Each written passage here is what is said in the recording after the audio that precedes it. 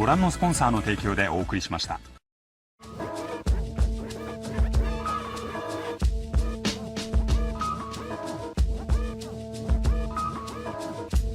My comprehensive catalog of crafts. I'm daft, I battle all like I don't have it all. Avantgarde, Battlestar Galactica, got rhymes per capita. I'm shining through the aperture, but I'm not gonna. Figured out that Idris Elba was British. Oh, that fucked me up. That fucked me up. No bust no caps for ya. That's another genre. I'm the black bomber, track charmer, sack burner, distract burdens. If it ain't that urgent, nerve prince, word sentinel, invisible, infidel, interstellar, hella clever endeavors, immeasurable with only heaven. Music power.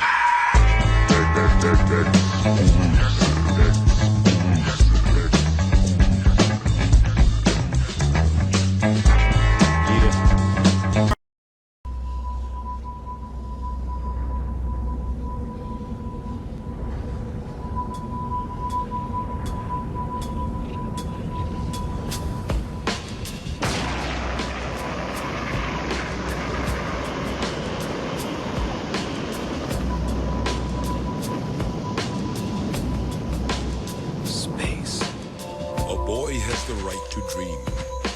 There are endless possibilities stretched out before him. You have to trust in your own power.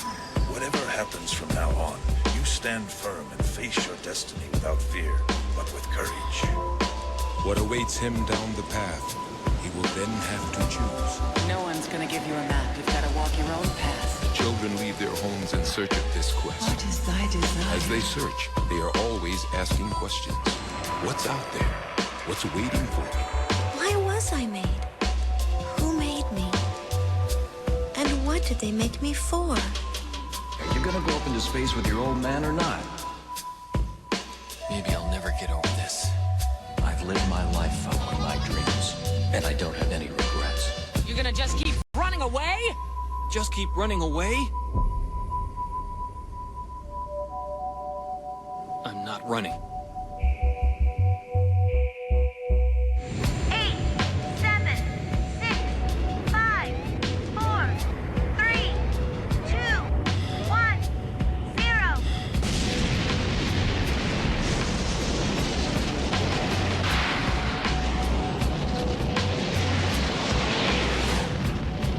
Believe in yourself and create your own destiny. Don't fear failure.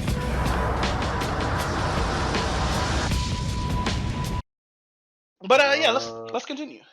Slice of Life Anime of the Year, Whack Ass Dress Up Darling, #1. How is Dress Up Darling whack? I honestly don't like It's just a cosplayer who teases her boyfriend. Yeah, that's just nothing but incel fuel. Incel fuel? Wow! That anime is called incel fuel. Let's be real on that. Incel fuel? Really? Even though he probably fucks the girl at the end? Probably. I didn't finish it. I wouldn't say this is incel. I'll say this is anti-otaku stuff because, like, no, it's waifu. It's honestly a waifu anime. Let's all be real. This is made for like the character to attach to the viewer to attach itself to the main character, since the main character is like socially awkward and shit. But my theory still stands about anime. Incel fuel. Wow. So socially awkward people are incels? Wow. Dang. Go ahead, King. No. That's not what I'm 100% saying. Dang. That's not what I'm 100% saying.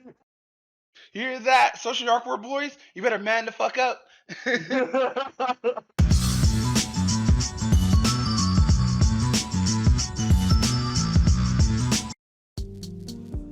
Yeah. Ay. Whoa. Ew. Yeah. Pop me a perk and I go through her wallet. Met her drip like faucet. She let me do what I want cause I'm bossy. She let me do what I want cause I'm awesome. Cut a little beat, awesome, Johnson. We gon' get married like Nas and Khalees. We gon' break up just like Nas and Khalees. Bombings on my legs, Nikes on my feet. You gon' paint my motherfucking feet. I'm gon' paint her motherfucking feet. We gon' live amongst daily. They came a long way from hanging in trees. My bitch hair long, look at her weave. All a nigga had to do was believe. Can I have some pussy, bitch, please? Can I have some time to myself, bitch, leave? Been going through some shit, can a nigga just grieve? Damn it, hoe, that's a new pet peeve. Thumb in her hoe, red bitch like sleep. Chain on my neck,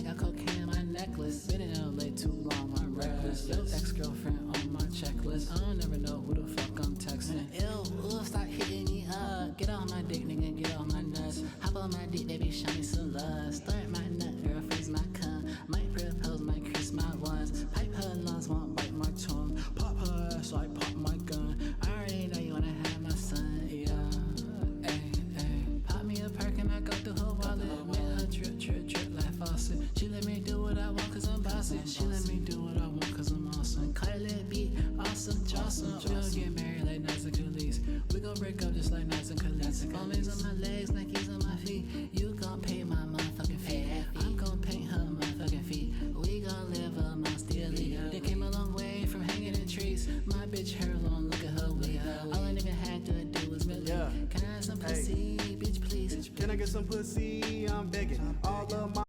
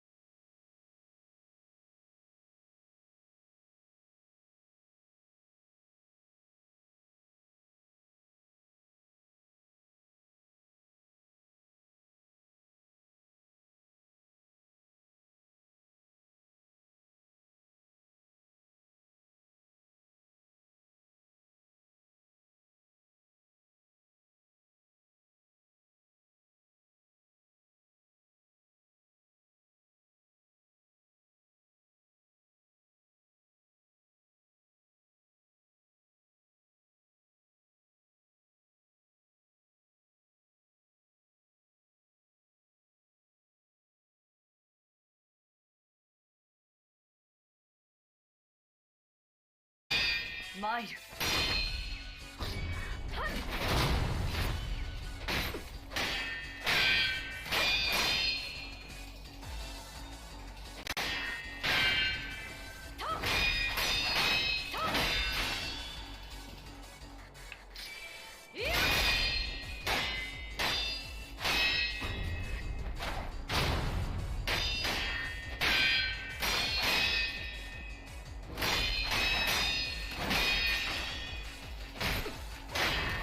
No damage, let's go! Take that!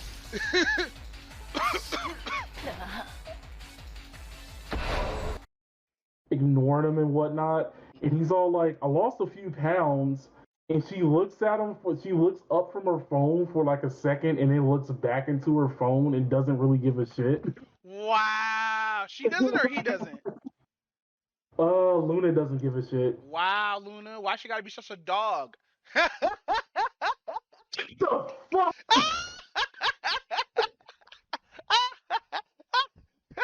Best pun ever. Don't call her a bitch, call her a dog. One lonely evening alone home, end up with carpal tunnel syndrome. It might seem Coming soon to... You've just seen clout in action. Why? Because fuck them, that's why. Stupid faggot little cocksucker! Hi. Main system, activating combat mode.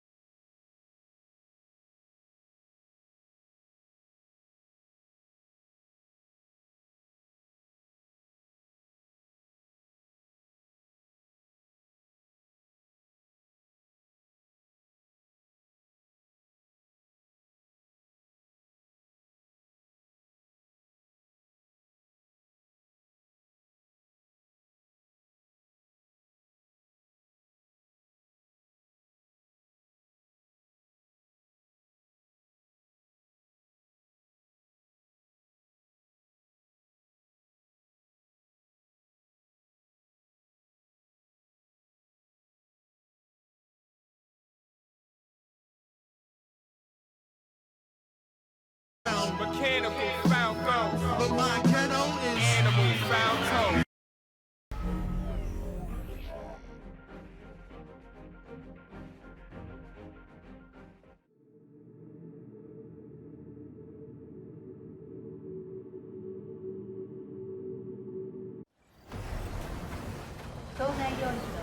視は低下。短距離レーダーへの影響はありません。各機のデータリンク開始。招待の通信回線を開きます。いや、またよろしく頼む。アビスは別の担当になっちゃった。今日は何して遊ぶんだっけ？イモータルによって汚染された特定施設の破壊です。そうだった。ネーションの支配域内で汚染された AI を生産し続けられて間もなく連にとっても秋分の類だ。どのくらい壊していい？好きなだけやる。ただしセイビアから言われたことは覚えてるね。うん、ちゃんと覚えてる。仲間を撃つ。で、コウの言うことはちゃんと聞く。それでいい。ないぞ。へへへ、褒められちゃった。おじさんいい人。壊すときは痛くないように壊してあげるね。そりゃ嬉しい。当該施設の周囲には多数の敵性 AI が確認されています。ご注意を。あちらさんもそう簡単にはやらせろ。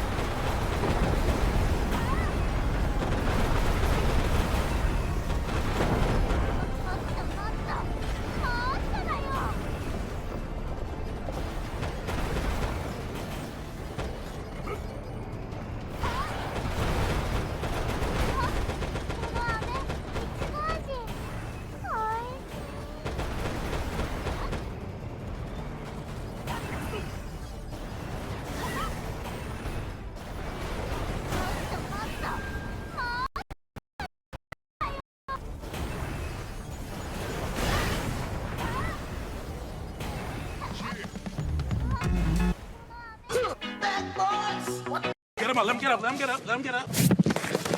Jerked you off at super speed so it'd...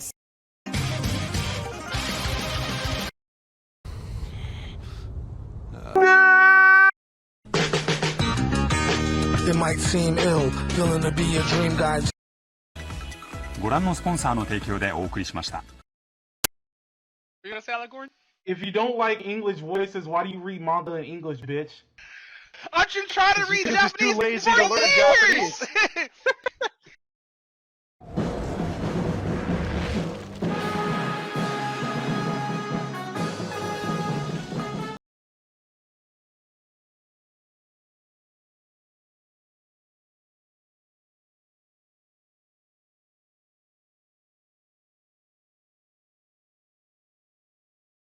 Hold on, hold on. I said, hold on, hold on.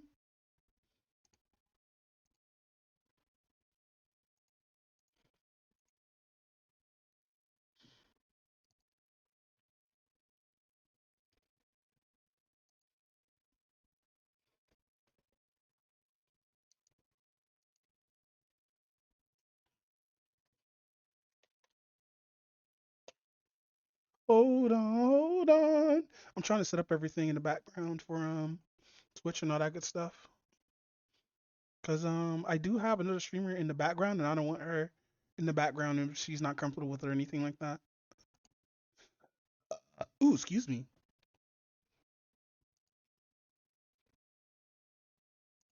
Okay, it works. You're about to see all the porn that I'm about to be looking at while I set this up. But I should have the shit set up beforehand, but fuck it. Wait, the Phantom Exodia Exile, what is this? It's a fake card, hold on. Now it's time to mute her stream or just turn it down because you know. So I was gonna say. Actually no, let's actually mute it. Say something, thank you. Alright. Why is it taking so long to have this video play? What's going on here?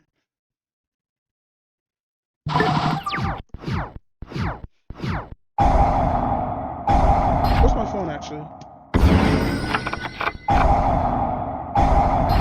Oh my god. It's watching this new GoPro. haven't touched this program in a minute.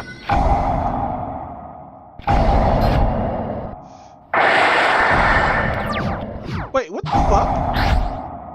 What is this?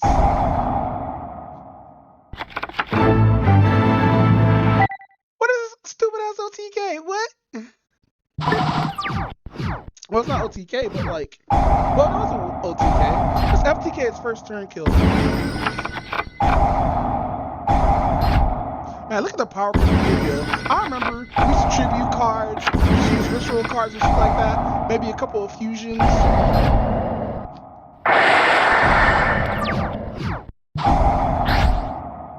Alright, where is the switch?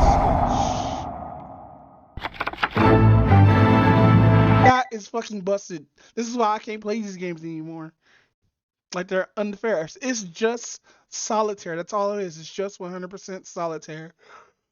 And it gets kind of boring after that, cause it really gets really boring playing a card game, and you're not allowed to play said card game because you want to play with the deck that you want to play with or that you like want to fuck with or whatnot. But no, everybody's playing the same fucking deck. And I know that sounds like a scrub quote, and you should be like, oh man, I have better cards. But out of 90% of the time, you're not going to have those better cards in hand. And if you draw into it, you're probably already dead or not.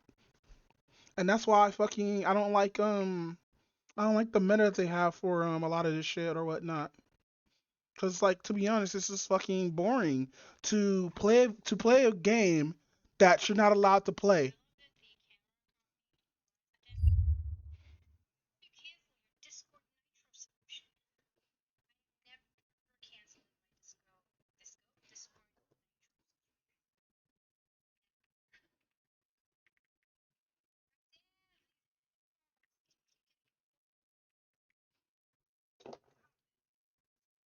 But no, where's my glasses first of all? I do have a playlist set up, but we're not gonna watch the hour-long videos for today because that's gonna take way too fucking long, and I'm only planning on streaming for like 3 hours. But we will watch It's Gundam video because I think this shit's fucking hilarious.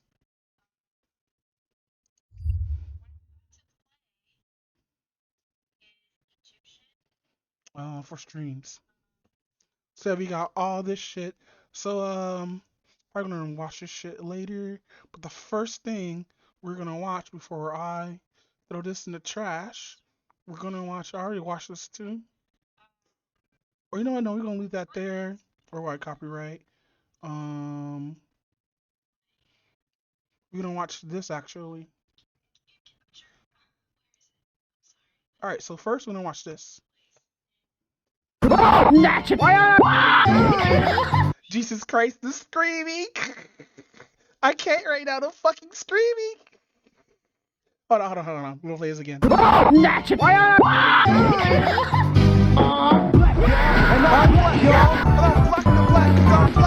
would you look at the time? Black History Month. And it's already been. You know what? Hold on. I keep pressing that by mistake. You know what? I miss playing CB4 on Black, y'all. And I'm black, y'all. And I'm black in the black because I'm black, y'all. Oh, I'm brilliant black in the black, and I'm black because I'm black and I'm back. I used to know the whole lyrics, but I fucked it up. It appears they don't allow people of color in this community. So I'll do my part to make them talk of blackness better. Let's talk about representation. I've spent all of my life consuming all types of media and pop culture. Engaging with these, I found myself growing attached to these characters and in some ways never get into Lilo and Stitch. Like her sister's bomb as fuck, but Stitch, parallels of life Lilo and heroes and villains. I don't know. I'll probably watch it one day. A lot of times, minority groups don't find themselves in these media or represented well at all. But the ones with solid rap, damn, that shit good. Just like me for real. Just like me for real. This is the greatest game of all time. Welcome to media representation, the way social aspects such as race, gender, and identity are portrayed. Representation matters because media shapes not only how others see us, but how we view ourselves. It's important for everybody, not just the quote-unquote standard, to feel represented. So for this video, we're gonna talk about a powerful medium of expression. Okay, so we don't need to be representing everything.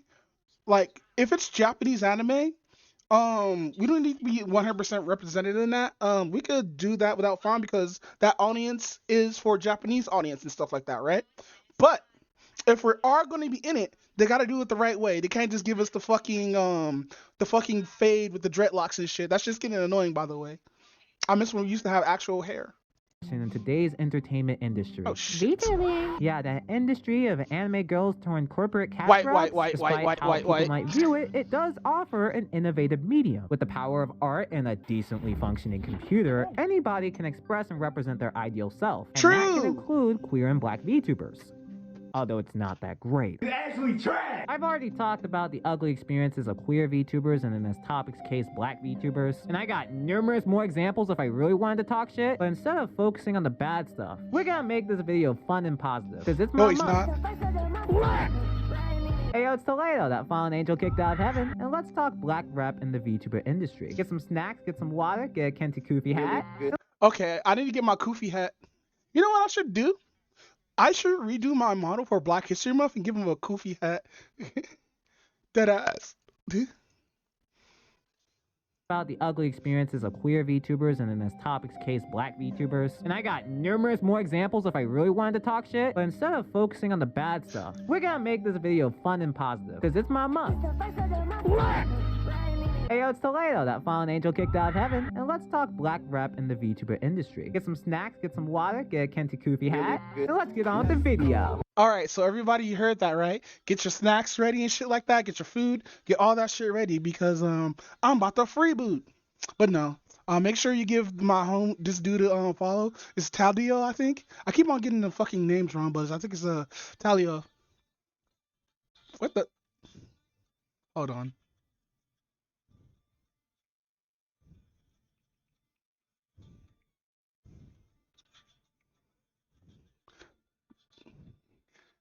Why is it skipping so hard? Hold on. Because I got somebody stream on my phone. Because I usually bug them and have them forced to speak Arabic every now and then. But you just upgrade it, please. Your streamer. No, I did that already. But no, be right back. I'm about to grab my food because I had some food cooking while I was getting ready and stuff like that. So it took me a little bit longer than normal. And yeah, fucking give me like a second.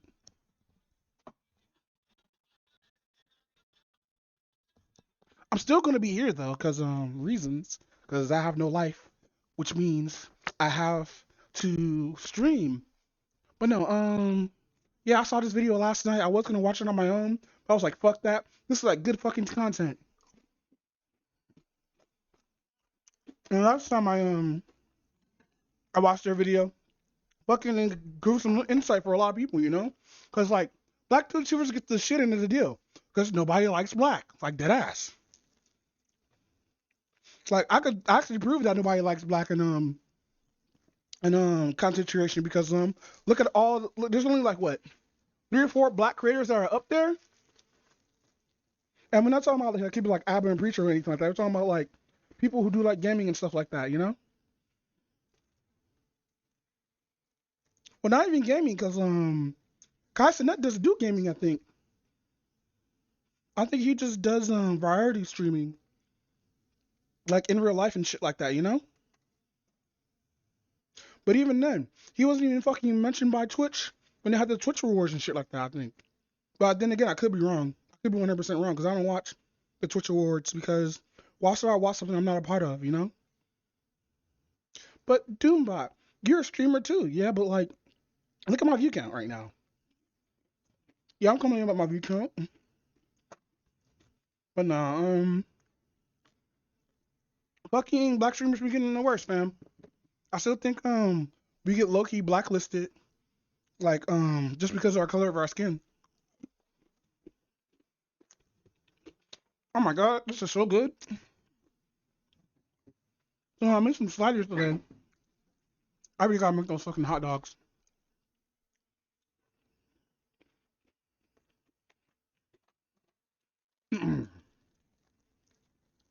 I gotta get some more buns. Damn, it's only the first week of the month. Damn. And it's also pouring outside outside my house right now. Like, we got flood warning last night. Shit woke me up. But no, we needed this rain because last year we got no rain, dude. No, not even last year, the year before last. We got no rain for like 2 years, dude. Alright, so that's set up. Now I gotta get my tater tots. Because bitches love tater tots. But no, I can't say bitches. Everybody loves tater tots. Yeah, I'm fucking foaming at the mouth for these tater tots and shit, bro. I must be really fucking hungry.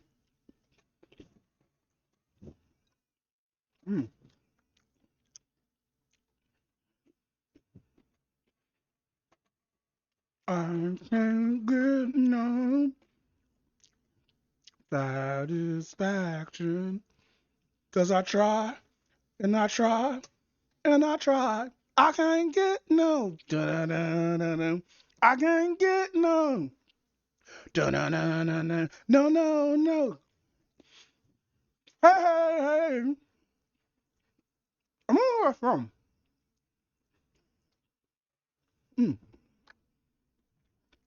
Alright. We got tater tots. We got our sliders. Now I'm about to finish the rest of this. And it got louder. One of these days I'm gonna be on this video, watch. Video content and social media allows fellas to make content for whatever audience they want to target. Streamers, YouTubers, TikTokers, artists, and celebrities. It's a pretty popular medium. And for Reb, there are numerous out there for multiple types of people. If it wasn't obvious by my video edits, my favorite content creator is Jenna Marbles. Wait, who's that black guy? Officer, right there. Come on in. Many people appreciate not just the content, but the creators behind such video media. And some love those that also represent similarities to who they are. With VTubing being a medium of content creation, that also extends for some folks in that niche. Man, look at all the fucking white people in this. White and Asians. That's the only tan skin that I see. It's not even fully tan. How exactly is that niche on black representation? Let's look at VTubing agencies. Can you find a fellow nigga? No! No, stop.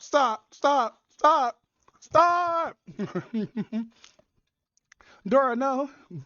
Fellow nigga? Good luck. Oh, I've had Tsukumo Sana. She graduated. Niji-sanji. Damn, I'm gonna have to watch the video on Nishi-sanji, because I heard that all like fucking disappeared. There's a running joke online that Niji-sanji's black VTuber is Kyo Kaneko. I did all this shit and here you are killing me before I even have a chance to breathe oxygen, okay? And here's why I gotta apologize and make shit clear. In my previous black VTuber video, I tried to make a joke. Wait, why is this character white? That's weird. Why is this character white?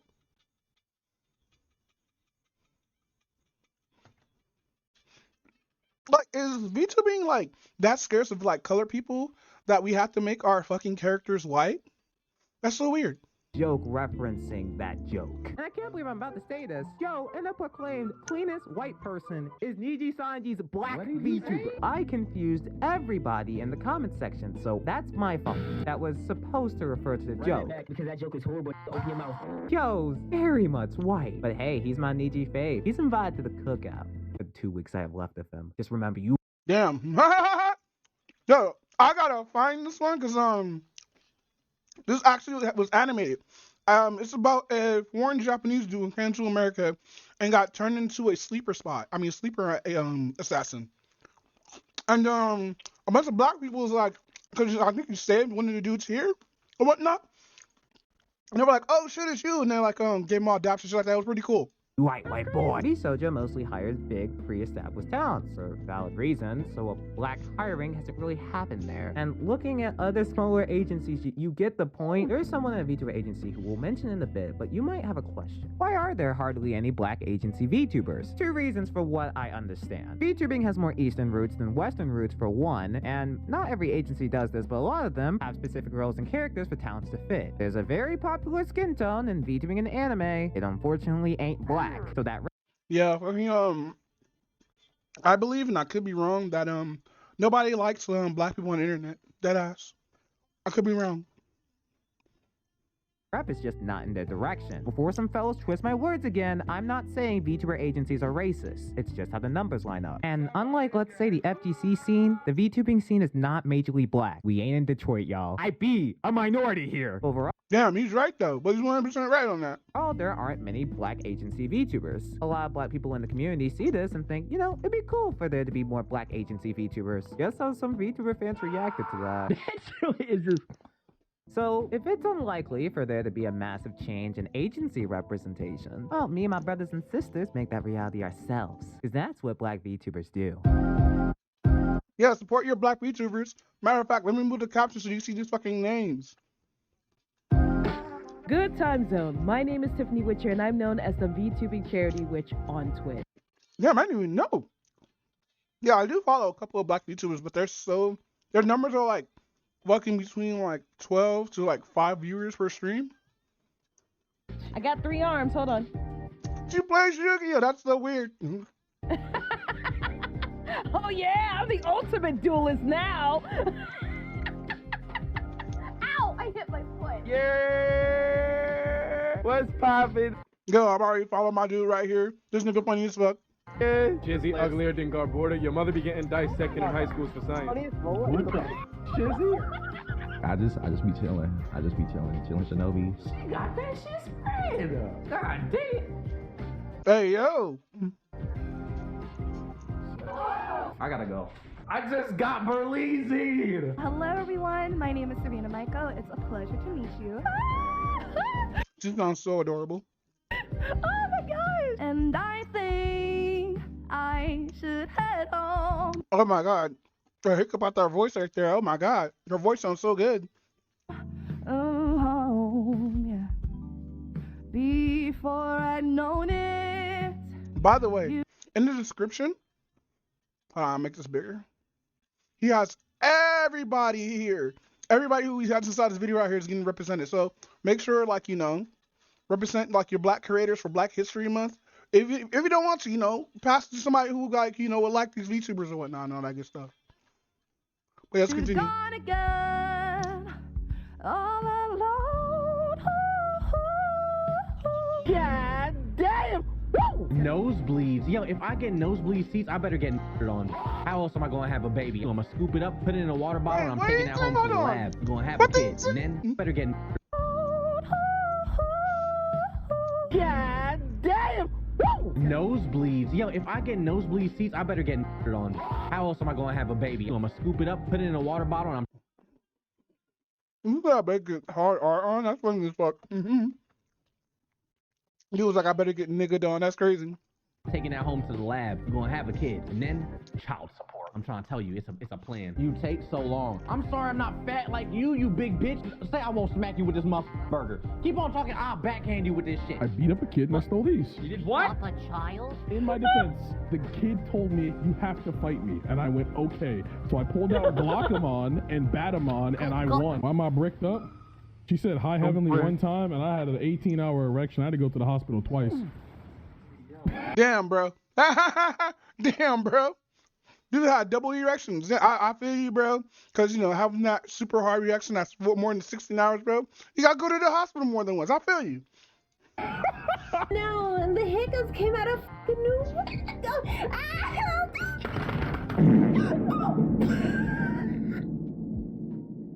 Wait, did that work? Welcome in, little booty. I grab you by your throat and I slam you to the ground. Oh, that's the American Heart Association. Hi. I'm so sorry. Hello? Hey, yo! Y'all, these black VTubers are funny. Y'all are missing out on black accents right here.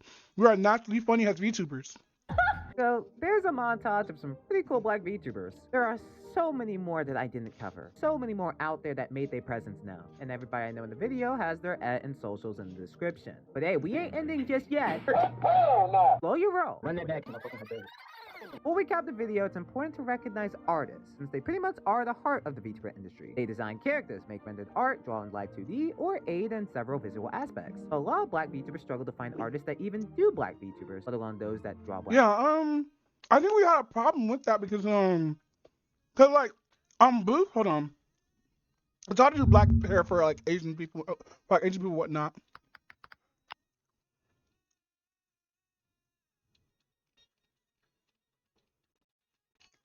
So in booth, how do I check who I'm following?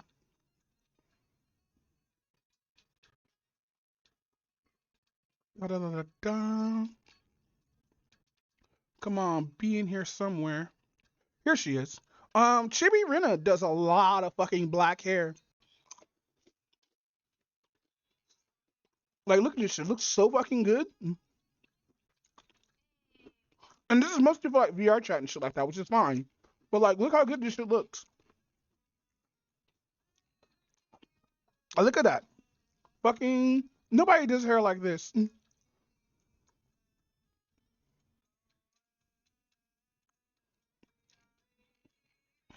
But now, there's also another artist that do black hair too. But Chibi Rena, like, follow her for dead ass. If you like rigs and stuff like that, and you want to do like hair and everything, buy off from her shit, bro.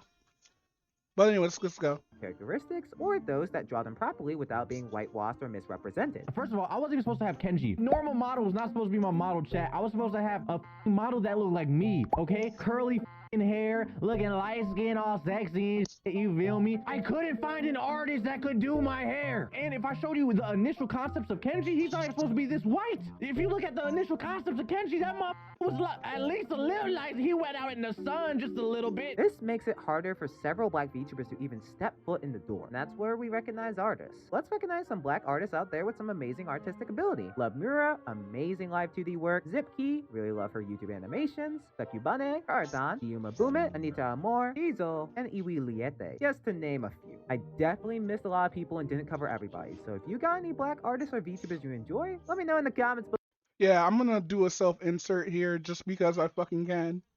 Prove that I am bad at my job. But why am I going over black representation in the VTuber industry? It's currently Black History Month. Look, if I'm forced to see this on my trending and other out-of-pocket race stuff in this industry, I have the right to gas up my people. But why is this an important subject? Earlier, I talked about the powers of media representation, how it shapes our perception of life, and how much it means for all types of people and backgrounds to feel included. We have our differences that make us who we are, but ultimately, we are people. All types of people exist, not just what society considers the norm. Content creation is a medium that inspires people. Yo, that stupid ass fucking haircut.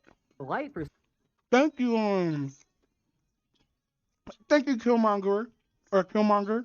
Even though the haircut was for Killmonger, thank you for popularizing this fucking haircut.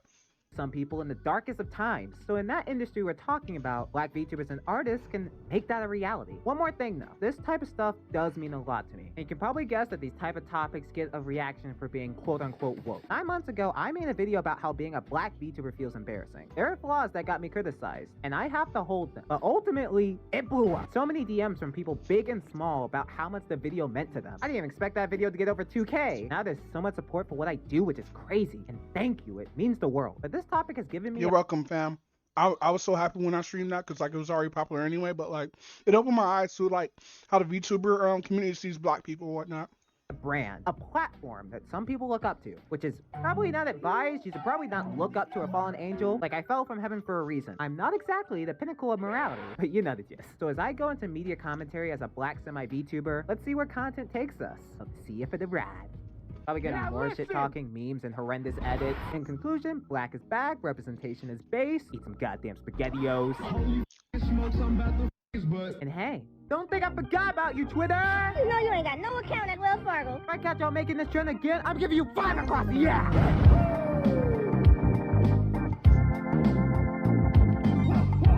Yeah, but you know, sub to his stuff, you know, Black History Month, sub to all stuff and all that sort of stuff. He make really good content while I'm sitting here with food in my mouth talking. But yeah, next video. Guys, to Asmongold for calling him a bald buffoon. He's right. An artist's opinion doesn't matter. And AI is totally cool when it takes people's jobs. I can't wait for the day when— I don't think AI is going to actually take jobs. But then again, I don't know. AI might end up improving in the next like 2 months or so. Because like AI is going through the same shit artists is going through. It's barely getting his hands perfect. Their feet are just nasty as fuck, bro. Have you ever seen AI feet? That's just gross. I lost my whole kink for feet just for looking at AI feet. Dead ass. AI takes streamers' jobs. And instead of people watching Asmon slowly bald while a box of chicken nuggets turns into a whole ecosystem behind him, They go and watch AI generated women with big jiggly titties. 2 days later. Slowly bald while a box. Ew! He's smacking roaches. I didn't see the first roach. Oh, that's gross. Sorry. I apologize. I just hate when people like with a shit ton of money and time on their hands, who sit in the room all day and like give out their opinion, have a dirty ass house. I hate it. I hate it. I fucking hate it, bro. Has me who stays at home 90% of the time and who fucking streams and shit like that, I will never, ever, mark my fucking words, I would never have my house get that fucking dirty, bro. Like, at least hire a maid. At least hire a maid. Like, there's no shame in hiring a maid. Hell, I have one, goddammit, but there's no shame in hiring a fucking maid. Because hiring a maid will make your house a lot more cleaner and you have way much better upkeep. And mind you, my maid comes every like couple of months. She comes in here with like, I have no work. Be like, here's some money anyway. A box of chicken nuggets. Oh, that is, oh my God. Oh, that's gross. It turns into a whole ecosystem behind him. Oh, that's fucking nasty. Oh, I hate it here on planet Earth.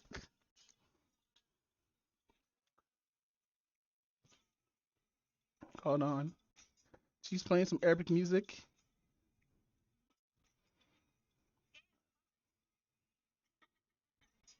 Damn, my shit's there it is.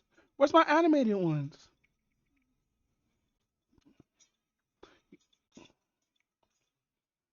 Alright.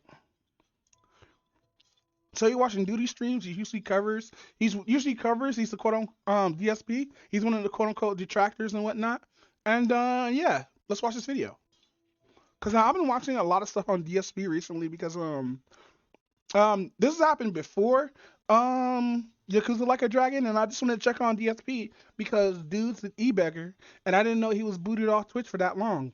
But now since like he's booted off Twitch and all that, he's now talking like mad shit about it, talking about, oh man, my detractors got me off Twitch. Which is really, it was his own fault for himself for getting off Twitch. What are words? No, seriously, what are words? Every time I try to speak words, it's like a hard mode happens. It's like I'm playing a Dark Souls boss every time I try to speak.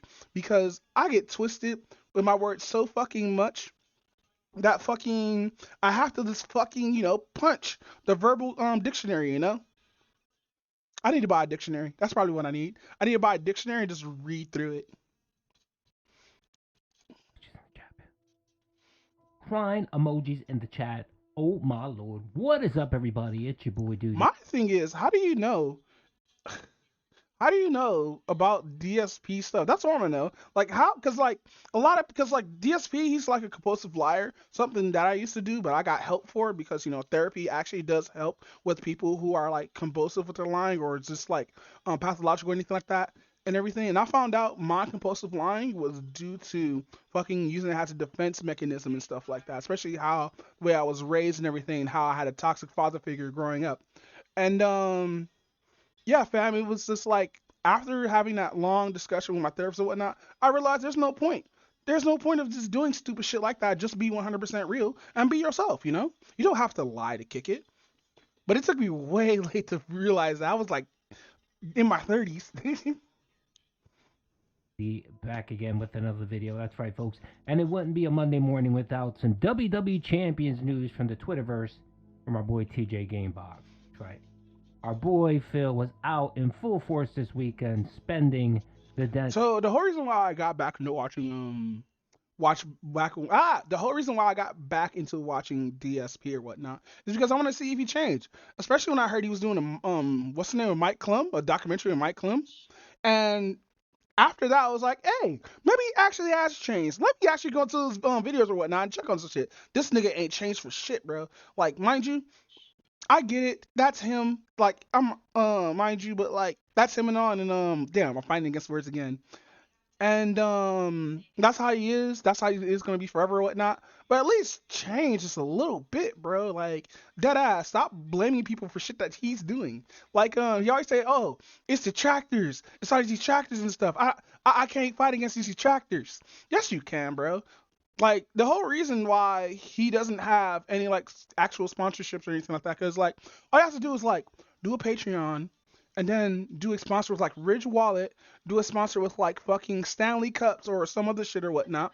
But the whole reason why DSP is at where he's at right now, because he's a legacy streamer or a legacy content creator, so he has that fucking notoriety and stuff like that, which is fine because I'm not gonna take that away from him and whatnot. He got up there while I've been working there for years or whatnot. Now, mind you, I could have been a legacy content creator, but I didn't feel like I was doing actually content back in the day until I actually started during COVID or whatnot. No, actually it was right before Logan Paul. It was like a couple months before Logan Paul did his shit, right? Then all of a sudden ads started leaving or whatnot. Then out of that, fucking the requirements to be fucking partnered with YouTube or whatnot, or like affiliated with YouTube, went up by like a lot, bro. And I'm sitting here like, fuck, they took away my fucking monetization. Like it sucked. It fucking sucked because I was below the threshold and I just get my shit taken away just because my content's not appealing to everybody. And that's fine. My content's not appealing to everybody. Like fucking, I don't mind working for it and everything. That's what I'm doing right now. But like, damn, man, it really fucking sucked getting monetized for like a year and a half just to have that shit taken away from you. It really does fucking suck. And like, YouTube's not gonna care if I do a complaint or anything like that. But that's besides the point. We're talking about DSP right now, and like DSP is just sitting there just blaming a lot of these detractors and all that.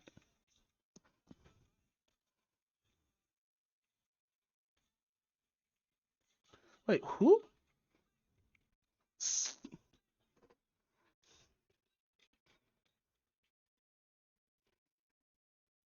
Now somebody sent me a message on YouTube.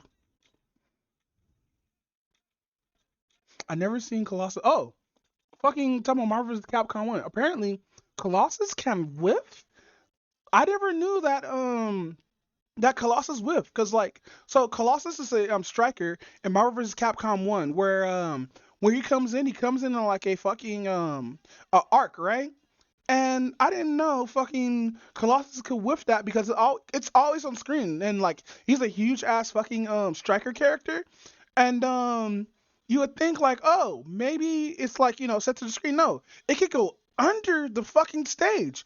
I thought that was weird as fuck. I've never seen, like, mind you, I play a lot of Marvel vs. Capcom, but I don't know how to do infinites and shit like that. So like, I used to play on like easy mode, but like I know the mechanics and like I know the game through and through playing easy mode and all that good stuff. Everybody be like, oh, you're not a real player. Be like, okay. your point? Anyway,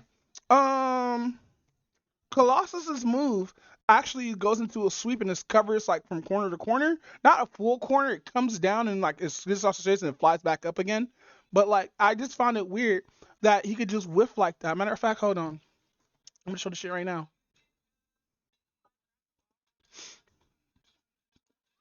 Let's go, Bob. Ready. Fight! So you see how Colossus moves, right? He moves down into a straight path, which means you have to jump over him or just block, right?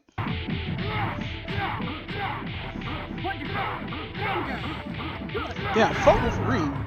But no, watch this. Venom is gonna come back. It's Red Venom too.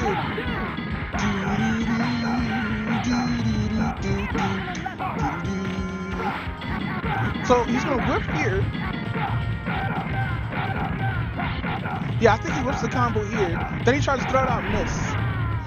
Oh no, so he throws it out with Wolverine. So he gets the block, throws it out, and look! It just goes under the screen. That shit's wild. Hold on. Oh, I can't even wind it. Damn. Yeah, dude hits a coin because he knows he's gonna lose.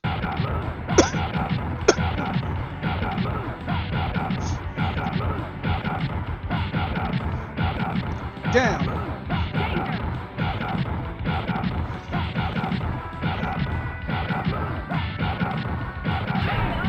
Damn, 88 fucking hit combo. Jesus Christ. And he can keep going too. It's just like I think who has the biggest life pool? I think Zangief has the biggest life pool, or the Hawk, one of the two. But no, fucking Yeah, fam. Fucking, I didn't know Colossus shit could whiff like that. Like probably because it was a grab, and the grab counts has your character being under the stage. Into Sunday morning playing WWE Champions, and it looks like he was trying to get who was he trying to get? I'm not sure who the hell he was trying to get here, but he was trying to get one of these sweaty JPEGs. Bro, you know what's fucking hilarious about DSP though? Fucking through all his shit, he still is back at square one. And like the fucked up part is like DSP is that kind of person doesn't know how to control like his emotions and shit like that. So like I think I started watching side scrollers when DSP was on it, and like it kind of like opened my eyes a little bit more because like yeah, we all know DSP is a liar. We all know like he's an e-bagger or whatnot, but I didn't think it was this bad. Dude is in his 40s and he still hasn't like got out of that mindset that lying is bad. And you know, it looks like our boy Phil decided to spend a good deal of money just on one night. So it looks like our boy TJ Gamebox reported out that Phil spent $748. Is this just about? So pathetic. You know what? Maybe Phil, you should take the time if you're trying to throw people off the scent of WWE Champions. I just want to see. By the way, his new wife used to be skinny as fuck, and like I didn't know in like a few years she get this big. But then again, I got that big in a few months and shit like that. So like I'm not really surprised. It's just like how people are treating it or whatnot. Cause like people can get fat. Because I think I do have a couple troll tips here. It's just crazy that Phil is super skinny. Yep. Yeah, I'm not even kidding. Just listen to this. Someone tipped me $1 and says, "You struck down a commentary video from a detractor to teach him a lesson. You've been falsely claiming videos." I never struck down a commentary video of a detractor to teach them a lesson. This video here. Oh shit! He snitched on himself. Let's go! Let's go! They're all like, damn, dude really went off in March. Was from another channel doing exactly the same thing back in January 2022. I remember this particular day, someone had reached out to me in a very similar manner and said, "We found a channel that is doing this." Okay? I did the same thing. I did claims on them. And actually, in this case, with this person, after about a month or two, I said, "All right, you know what? I think they learned their lesson," and I retracted the takedown. I don't know. You took money for 2 months for a fucking takedown. That's not learning a lesson, nigga. That's falsely copywriting fair use. The fuck do you mean, my guy? Holy shit, I didn't think it was that bad. This is my first time watching this actual video or whatnot. Like, I just said, like, oh, fucking he copyrighted strike someone? Damn, that's crazy. Who you're This dude was like, oh, he learned his lesson and, you know. listening to, they're nuts. That's literally never happened. Never, not once. In the entire history. Hold on, I gotta check something real quick. Hey, you can't do that. Hold on, let's check this. Yet, quick You're side watching a hypocrite right now in action. note, there was something absolutely batshit crazy that happened with a Twitch employee that I haven't fully publicized yet. I hate it here on planet Earth. Why do people like to hold shit over people's head and shit like that? Just put it out there. Just fucking put it out there. Don't wait for years, months, decades, to out someone. Just do it. But now that my contract is over, I am considering doing that Oh wow. Okay. in another soon podcast episode. Is she podcasting by herself? Is this a blog or a podcast? But I didn't talk about it at the time, frankly, because I feel like Twitch gets enough negative PR and I didn't want to add to that. And again, you know, I had a close working relationship with them and it just didn't feel like the right time. But now that it happened a while ago, Oh, so she was like, fuck him. It happened a while ago. I'm not under contract. Eat a dick, Twitch. it's a wild story, but it would make for a good story. I bet you nothing happened. I bet you nothing happened. Yeah, now is the right time to get a bag of get the bag, LOL. Sell some more $70 cookies. Damn, bro. Roast our ass. of me being here on YouTube. There's been some things that have happened. For example, some of them were Machinima related. As I cleared up last year when I did my Machinima React event, Machinima was first doing things in my name that I didn't even know about. Then they stopped doing that and started claiming things in their name, and I had no involvement in any of that whatsoever. He's lying. If it's on your profile, that means you made the claims, nigga. The fuck you mean, bro? They took the volition themselves to do it, and they were claiming to me that they were going You know what I don't get? Hold on. Can you see this? Okay, so in quality mode, right? Why is there 1080p, then there's enhanced 1080p with enhanced bitrate? I don't understand that. Shouldn't this be 1080p? Like, what does this enhanced bitrate mean? Oh my god, she's over there fucking playing some jams. But no, I never understood that shit. Like, what's the enhanced bitrate? Like, is that like 8K or some shit like that? But no. to pay me money for any videos they claimed, and they never did. They literally were claiming detractor videos and never paid me a cent for them. So they lied, basically, okay? So they're fucking liars then. Just like you are, Phil. So maybe you and Machinima have something in common after all, but... Ew. This is what he does. Do you remember back during the interview? Every time the side-scrollers would confront him on something, what did he do? He had to go back into his 15-year history.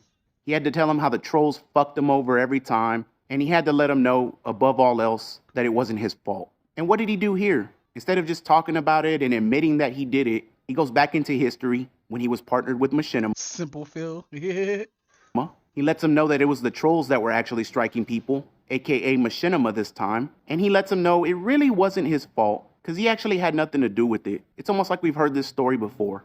And by the way, I like how he immediately declared it was a troll tip. Whoever sent it tells the truth 100%. That's exactly what happened. But because Phil doesn't want to hear it, all of a sudden it's a troll tip. So is that like a closet or is that like a door? Because if that's like a door to go outside of his room, that's a fire hazard. It has to be a closet. And gee, Phil, I wonder why when people call you a mobile game crackhead, you consider them trolls as well. I wonder why that is.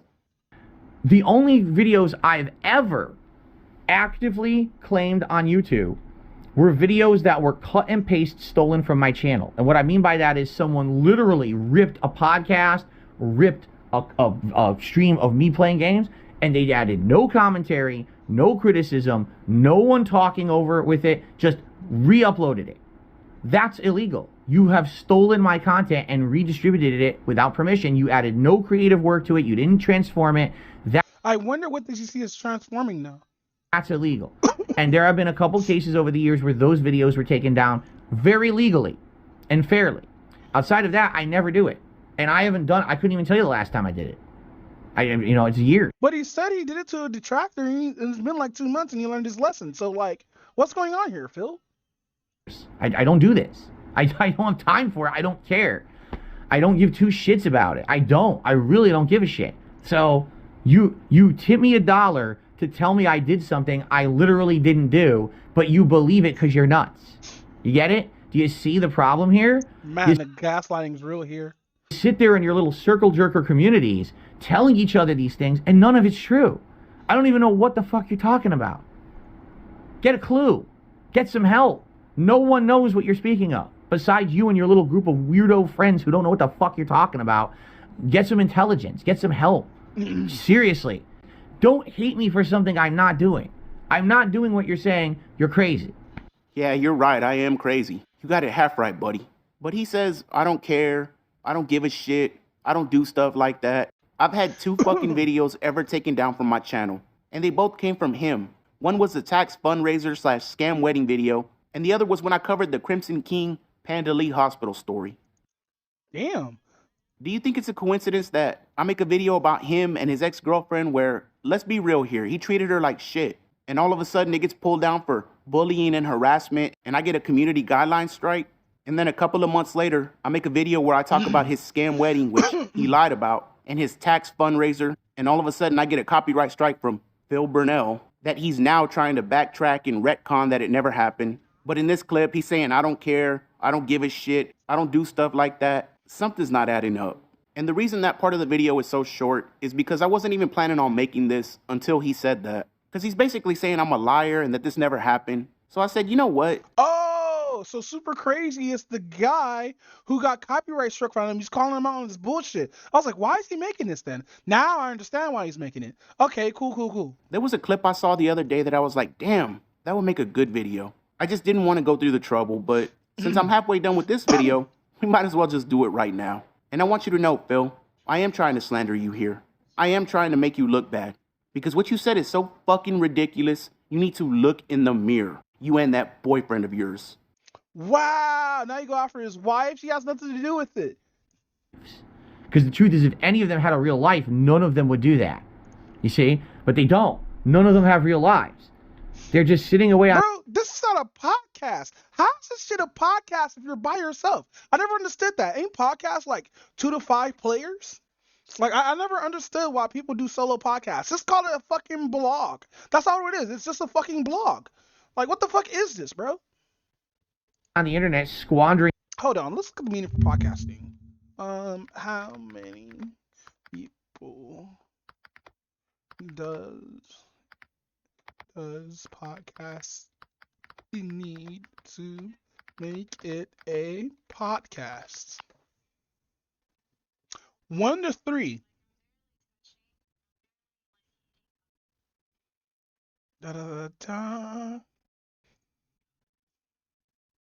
So, many people ask, do you need, how many people do you need to make a podcast? Metafilter founder Matt, Hungley, advised for a decade ago and still rings true. Your show should involve two or three hosts. I listen to a lot of podcasts. Mostly typical in format is 2 to 3. Let's see, but this one right here is the first one right here. It says 1 to 3. Here, we're gonna read both of these real quick. All right, so let's see. Is there a magic number when you're thinking about how many people have to? Wow, what is reading? Where are my fucking glasses? Hold on. All right.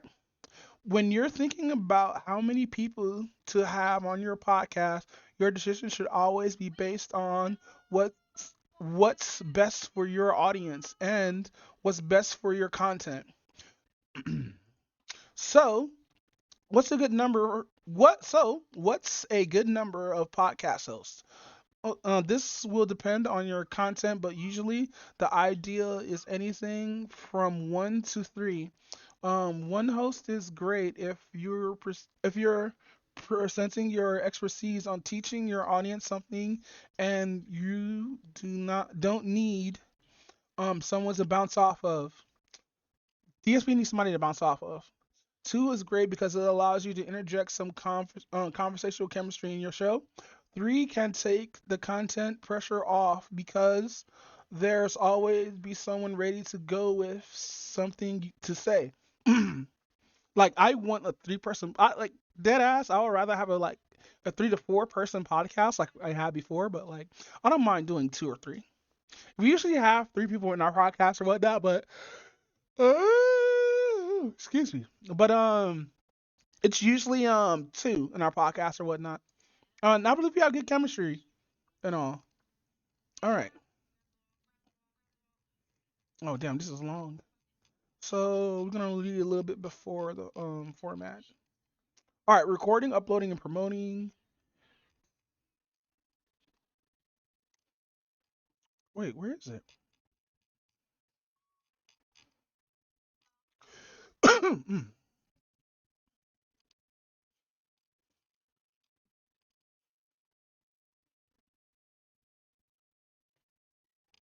Okay.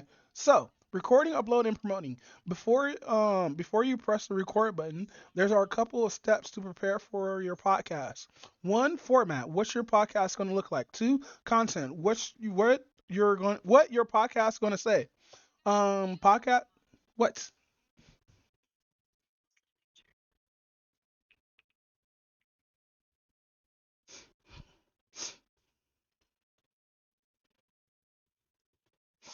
All right. Anyway, Um,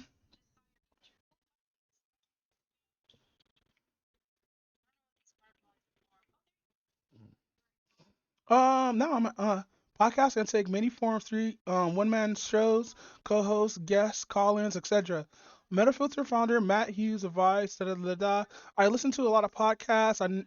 Da da da da. Mostly typical the format: the two or three hosts and sometimes one guest. I've never subscribed to a single person podcast before because I've yet to find a single person talking podcast that is interesting enough to stick with. Two or three people chatting to each other is the most common format, but it's possible to take it too far.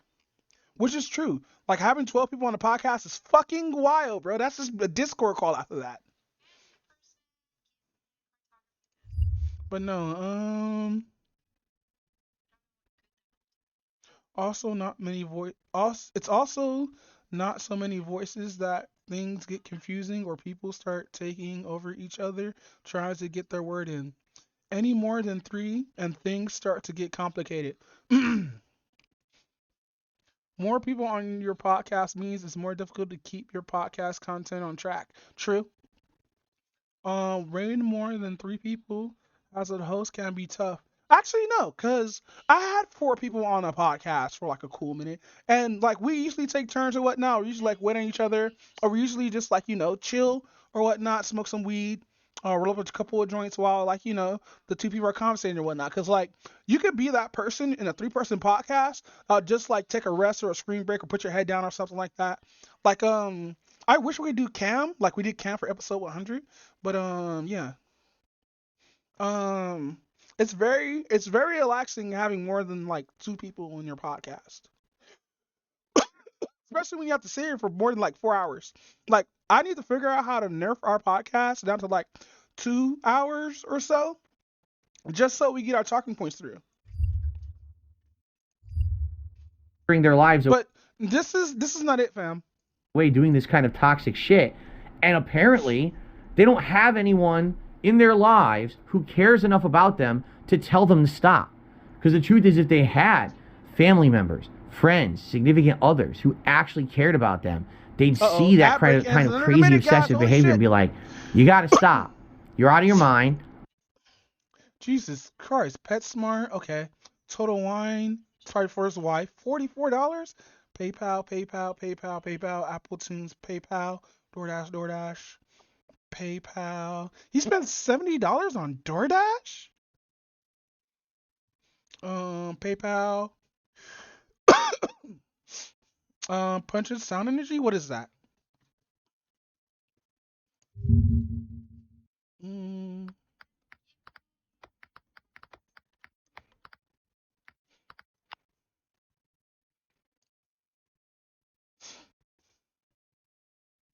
Oh, it's electric services. Okay.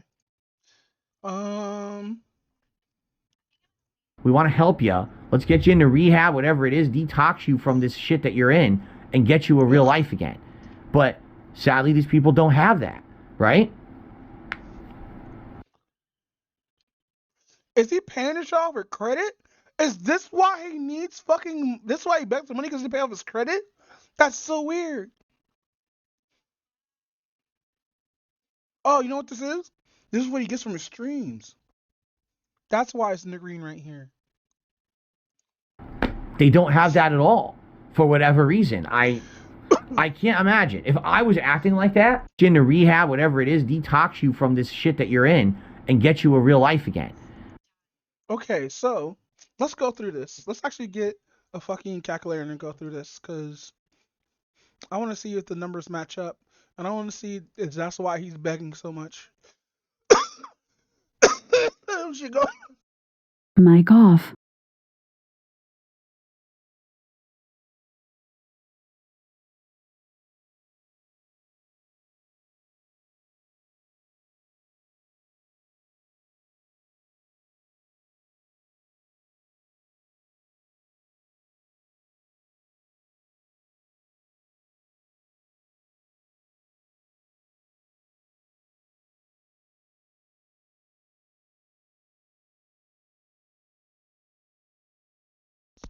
Mic on. All right, I am back. Hold on. Let's do this real quick.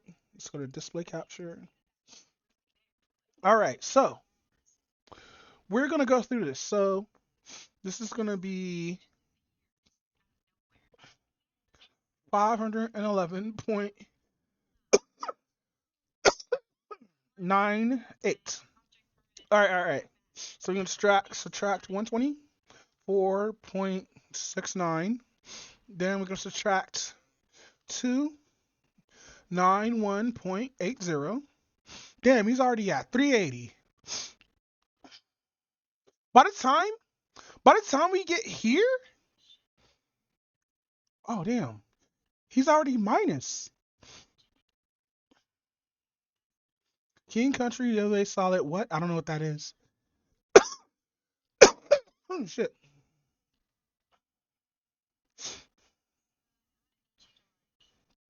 So Kaiser Foundation, that's his healthcare.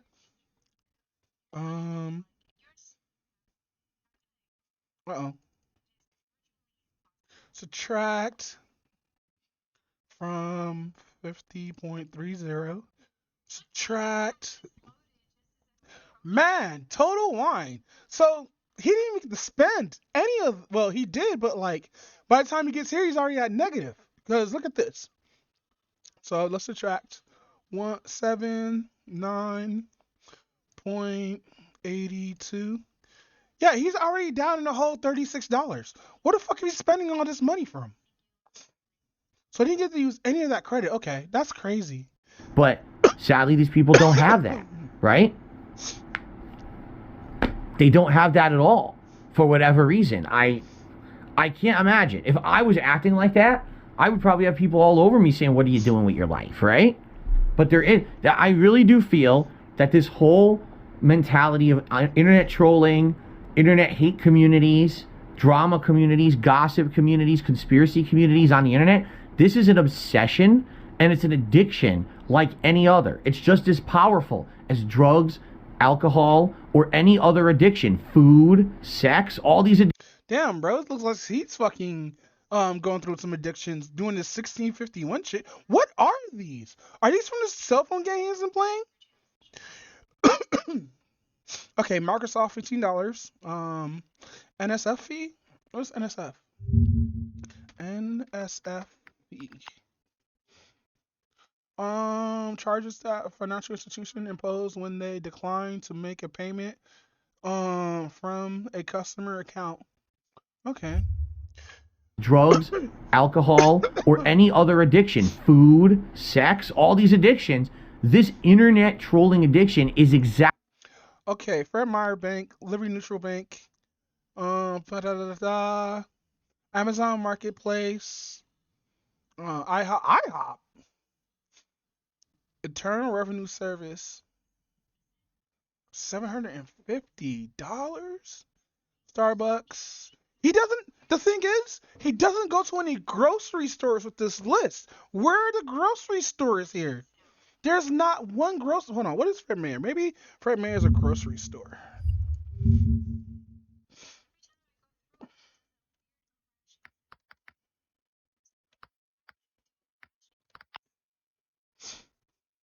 Okay, so it is a grocery store.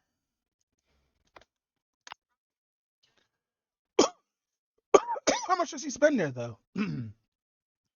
Spends almost $200. So he is buying groceries, but what is he buying, though? Exactly the same thing. You get used to it. It's part of your routine. You have social groups based around it, but it's not healthy behavior. It's squandering your life away for nothing. But it concretely hurts you and everyone around you, and you refuse to accept it, and you refuse to acknowledge it. You just keep doing it as if it's an accepted arbitrary action. When in reality, people who are outside of your bubble would look at you and say, what is wrong with that person? That person needs help. That's the sad fact, is they don't see it from outside. You know what's weird, too? Ooh, this is the total. Monthly average 2K. Dude, I barely spend like 1K a month. Like, it's like before like fucking rent and bills, I only have Yeah, before like rent and stuff like that, fucking only have $700 to my name. So like I use that to like save up or whatnot, or fucking use it to buy whatever I need right now. Like right now I have $100 in my account. You should always have your account in green. Like I admit I have overdrawn, but usually like some change is never over like $20, $30 that I've overdrawn is. It's usually like be like $1 and some change that I overdrawn it with. But like it's never been to the point where I overdraw more than $100. It's always been like I have like a couple of bucks in my account, or like I have like over $30 in my account, one of the two. And usually I just leave that there just in case for emergencies, shit like that. Inside the bubble. They're so in their own focus group of people, enabling them to keep this behavior up that they think that this is fine, and it's not. They need help, and no one's helping them.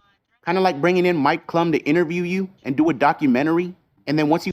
Yeah, fucking the Mike Klum shit was weird, cause like I didn't even fuck with DSP. Like after I left the first time, I didn't even fuck with him for like years, bro. Fucking years, dude. And Mike Klum comes around, tries to do an interview, and I'm like, wait, DSP is actually like talking to other people about his stuff in a documentary with Mike Klum? I'm like, oh shit, fam, this is about to be good. But no, he took 3 steps back to his little own little own den or whatnot, and was like, nah, fam, I'm not gonna do it anyway. Why? Why? Or do you actually don't want to do it? It's not because of detractors or anything. Detractors don't have anything to do with Mike Klum or whatnot. But like I think because he said he was gonna be busy, be like, word? You find out that he's Like, actually... does he have a job? That's what I want to know. Does DSP actually have a job and he's just hiding it from us so he won't get fucking fired due to like fucking toxic people who actually don't like DSP? Because detractors are the most biggest fans that DSP has, but I don't think detractors would go and fuck with his job, because if DSP has a job, fucking why is he begging? You know what I mean? Actually gonna ask you some real questions and want to see some real proof of what I really want to go over the Side Scrollers podcast, like the whole raw thing, because it gets bad, bro. you're saying. You immediately pull out of it like the little bitch you are. And look, I can't speak for Mike Klum and what Phil told him behind the scenes. But if I can throw a quick video together like this, proving to you what type of liar and manipulating piece of shit he is, what do you think Klum would have seen in person? How long do you think it would have took him before he realized he was dealing with Boogie all over again? Phil, you want to talk about your detractors needing rehab and intervention and that somebody needs to step in for us? What does that say about you and your wife? Whether she even works or not doesn't even matter. You make $120K a year by yourself, give or take 5 or 10,000. And there's days where you're damn near crying if you don't go from $35 to $50 by the end of the stream. And anybody that actually watches you knows this is the truth. And why would you even act like that, Phil? What grown man cries because they may be a day or two late on some of their bills? What grown man knows that mentally and physically handicapped people regularly watch him and still feigns distress and guilt trips some of these people out of what little money they have? You know what type of person does that? The kind that needs rehab, the kind that needs intervention, and the kind that desperately needs somebody else to step in for them. I'll talk Yeah, it's sad. to y'all on the next one. By the way, this is from Super Crazy. He's a fucking Timberwolves fan. So, you know, yeah, give him that follow or whatnot. Don't do it. Do whatever the fuck you want. But, you know. Now, I want to know about this shit. You may or may not be familiar with the genre of YouTube content called scam baiting. Scam baiting is when a YouTuber or group of YouTubers... So I do follow scam baiters. It's just the most funny shit. I had a couple of scammers try to hit me up until I asked them, you know, is this a scam? Then she started laughing. Then the other person, he just cussed me out. That shit was crazy, bro. I was like, I'm a computer engineer and I've been like recording this shit. And the dude, I wasn't even recording. I just wanted to fuck with him. Dude was like, fuck you, you fucking hard R head ass. He just started roasting me. And the guy just sat there, was like, you know what? That's funny. You're unprofessional. Goodbye. Purposefully involves themselves with scammers who are trying to impersonate the IRS, tech support scams, pension scams, consumer financial fraud scams, any of those scam calls that you get. These YouTubers will... I haven't got a scam call since. Like, mind you, they used to call from my number or whatnot, but I haven't had a scam call in years. It feels so good not being scam called. You know what I mean? answer those calls and have like a role play and pretend to give them money, and in the end expose the scammers. Well, one of the biggest scam baiting YouTubers goes by the name of Scammer Payback. Now, Scammer Payback has over 7 million subs. It's a huge operation with a bunch of different people, but the head of Scammer Payback is a man that goes by the name of Pierogi. Now, Pierogi here... Dude, pierogi, I looked up what the actual pierogi is. That shit looks delicious. It's like a dumpling. And like, I actually do want one, like, deadass. I want a pierogi. Has been scam baiting with his team for a very long time. But recently, as we've been seeing a lot of lately, Pierogi here has been caught up in some pretty serious allegations. Just as a heads up before we get into these allegations, this is just one side of the story we're going to go over. Pierogi himself has yet to respond. It's been weeks since these allegations came out. He's probably waiting for his lawyers to concoct a legal response. So keep that in mind as I read this. It is one side of the story and they are allegations. So yeah, always with allegations, always wait, like have somebody who do content creation and stuff like that, and who actually do cover like usually drama and everything. Always wait until new details come out, because sometimes you can talk out of your ass and be 100% fucking wrong. I have done this. There are people on the internet has done this. A lot of people have done this. But if you sit and wait and just let things push its course, you find out new information. Like, it's okay to give updates. It is okay to give updates. But always wait until there's conclusion or there's actually 100% proof to that allegation. And not just screenshots and shit like that, because nowadays screenshots can be faked, which is wild, because what a hard shot to do that shit. Like, Discord screenshots can be fake. A lot of shit can be faked nowadays. And the fucked up part is, like, you know what people should start doing? Just do the shit live. Like, do up a stream, bring it up, and show that if it's actually real or not. Because, like, screenshots can't tell, like, you remember back in the day when people would be like, hey, pictures tells 1,000 truths. Nowadays, shit like Photoshop exists and stuff like that. And, you know, people can get fucking, hit up for some shit they didn't even fucking do. So always wait. Always wait till some new development comes out. Always wait until, like, the shit has, like, a close or an end. Because some of this shit would get, like, with people covering shit like that, and then, like, half the story's not even out, because, like, we only get one side. We never get the other side until, like, they apologize or some shit like that. Even if they apologize, there's still two sides to the story. No, I'll take that back. There's three sides to the story. It's always your truth, their truth, and the truth, which you gotta wait for the truth to come out. with that in mind, let's jump into it. Hina was a translator for Scammer Payback and went by the alias Dictionary in their videos. Hina put out a tweet a few days ago saying, I started working for Scammer Payback before he hit 1 million subscribers. It soon became clear that his intentions were more than just professional. He groomed me to use me as his sex thing. He used to message me constantly, asking to get drunk together. How old is this woman? Like, I don't, like, grooming is weird. Like, can you get groomed as an adult? Because I feel like this woman's an adult. This ended in him asking for nudes. And we see a few screenshots that I'm going to show a couple of them, not all of them here, where we see Discord DMs between the two of them. Pierogi here messaging Hina over and over. Responding, you know, seeming to be friendly banter. They do get pretty sexual. I'm not going to show it because, you know, YouTube. And they continue this for quite a while. She says the Discord channel they were talking in, called HKD, means high key drunk. He'd create the channel, get drunk, get me drunk, and then continue with his demands, most of which were sexual poses, the position he wanted me to reenact. And we see some messages here saying, you know, I want to see you in the position, and they're, you know, going back and forth. It's Wait, what? Why is she saying daddy? What is this? You know what happened? You know what I think why she's upset? She found out this dude's married because I was talking with another streamer. Her name's Foxbug. Give her like a follow or whatnot. But I was talking about this with another streamer or whatnot. And you know I think what happened is this chick found out he was married and she got really upset with it or whatnot and then started posting this shit online. Hold on, holy shit, sorry for coughing. Give me like a second.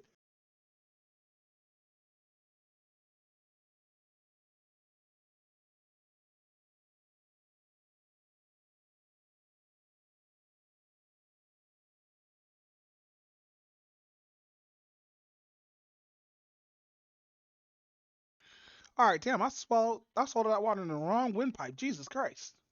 It's pretty two-sided. They're going Mic at it. off. You know, it seems they're calling each other mommy and daddy and getting very sexual. It seems to happen every day. She says, I complied for as long as I could, but it was unrelenting. He wanted to do this every day, all the time, asking me to help moderate how much he drinks and so on. And we can see a lot of messages in this video that she's scrolling through, including like very personal information, some nudes they send back and forth, just a lot of sexual roleplay. She then says, it got to the point where I felt like the only reason I was even being kept as a translator was so that I could help him, quote unquote, explode, as he would put it in these DMs. These are some screen recordings of his sessions of enjoyment that very much felt like punishment to me, but I know it won't come across as that. The only thing I will say is all of this stopped the moment I quit my job. It got to the point where I was convinced that ending my life was the only option. Quitting just wasn't. He was everywhere. My job, my friends, my gaming accounts, my Twitter, everywhere. It's crucial to emphasize that being under the influence of substances like alcohol or marijuana doesn't excuse or justify taking advantage of others, especially in a professional. No, she's right on that, but like, it looked like you really consent to a lot of this. Setting. Let's promote a culture of respect and responsibility. So Hina is saying, as she worked as a translator for Pierogi here, basically every day, all night, Pierogi was DMing her on Discord asking for sexual favors, and she was complying, and she admits that yes, she was doing this also, and it was wrong for her to do it. So how are you being groomed? How are you being groomed? Like, no, seriously, how are you being groomed? It's so weird. I'm sorry. He then moves on to post what would happen if she refused to respond. So if she didn't respond to Pierogi, he would message her over and over and over and at her over and over.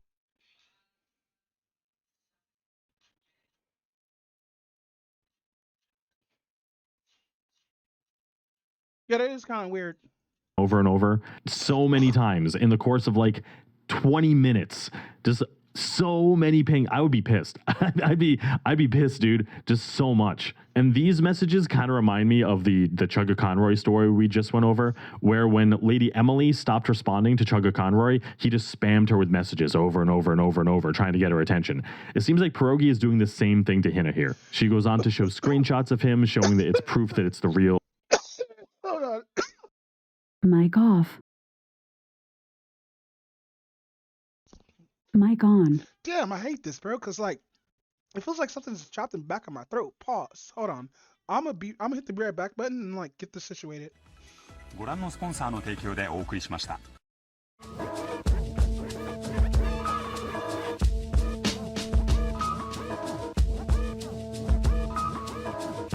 Check my comprehensive catalog of crafts. I'm daft, I battle all like I don't have it all. Avantgarde, Battlestar Galactica, got rhymes per capita. I'm shining through the aperture, but I'm not gonna. Figured out that Idris Elba was British. Oh, that fucked me up. That fucked me up. No bust no caps for ya. That's another genre. I'm the black bomber, track charmer, sack burner, distract burdens. If it ain't that urgent, nerd prince, word sentinel, invisible infidel, interstellar, hella clever endeavors, immeasurable with only heaven. Music power.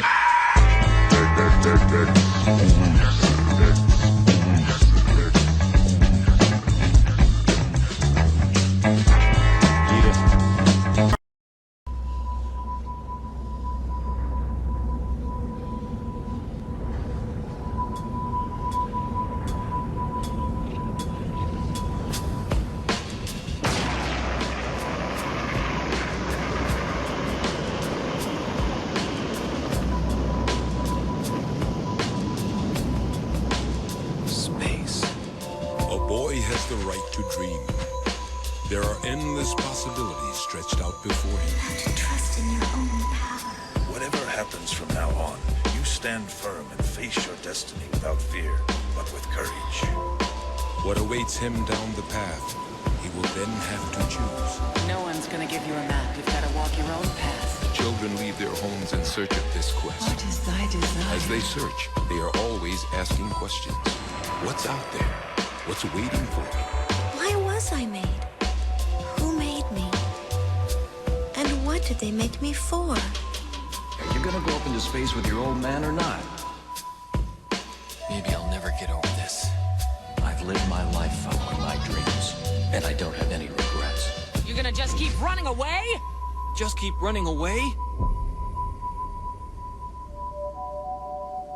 I'm not running. 8, 7,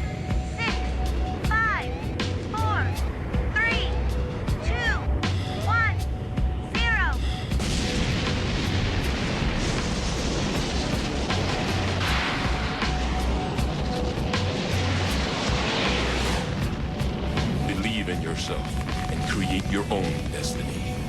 Don't fear failure.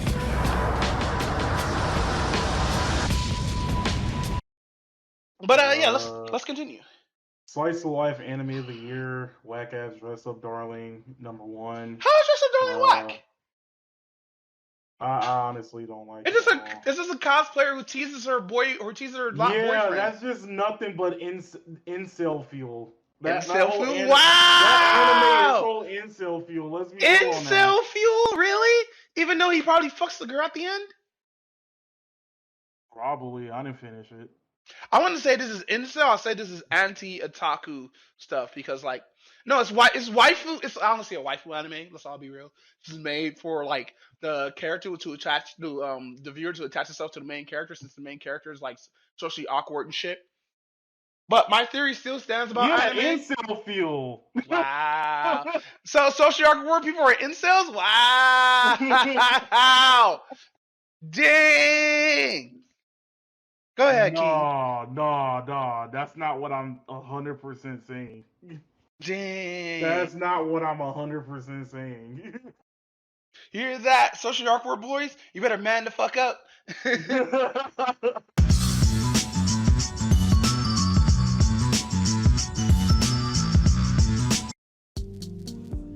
Yeah. Hey. Whoa. Ew. Yeah. Pop me a perk and I go through her wallet. Met her trip like faucet. She let me do what I want cause I'm bossy. She let me do what I want cause I'm awesome. Kylie beat, awesome, Jocelyn. We gon' get married like Nas and Khalees. We gon' break up just like Nas and Khalees. Bombings on my legs, Nikes on my feet. You gon' pay my motherfucking fee. I'm gon' paint her motherfucking feet. We gon' live amongst the elite. They came a long way from hanging in trees. My bitch hair long, look at her weave. All a nigga had to do was believe. Can I have some pussy, bitch, please? Can I have some time to myself, bitch, leave? Been going through some shit, can a nigga just grieve? Damn it, hoe, that's a good pet peeve.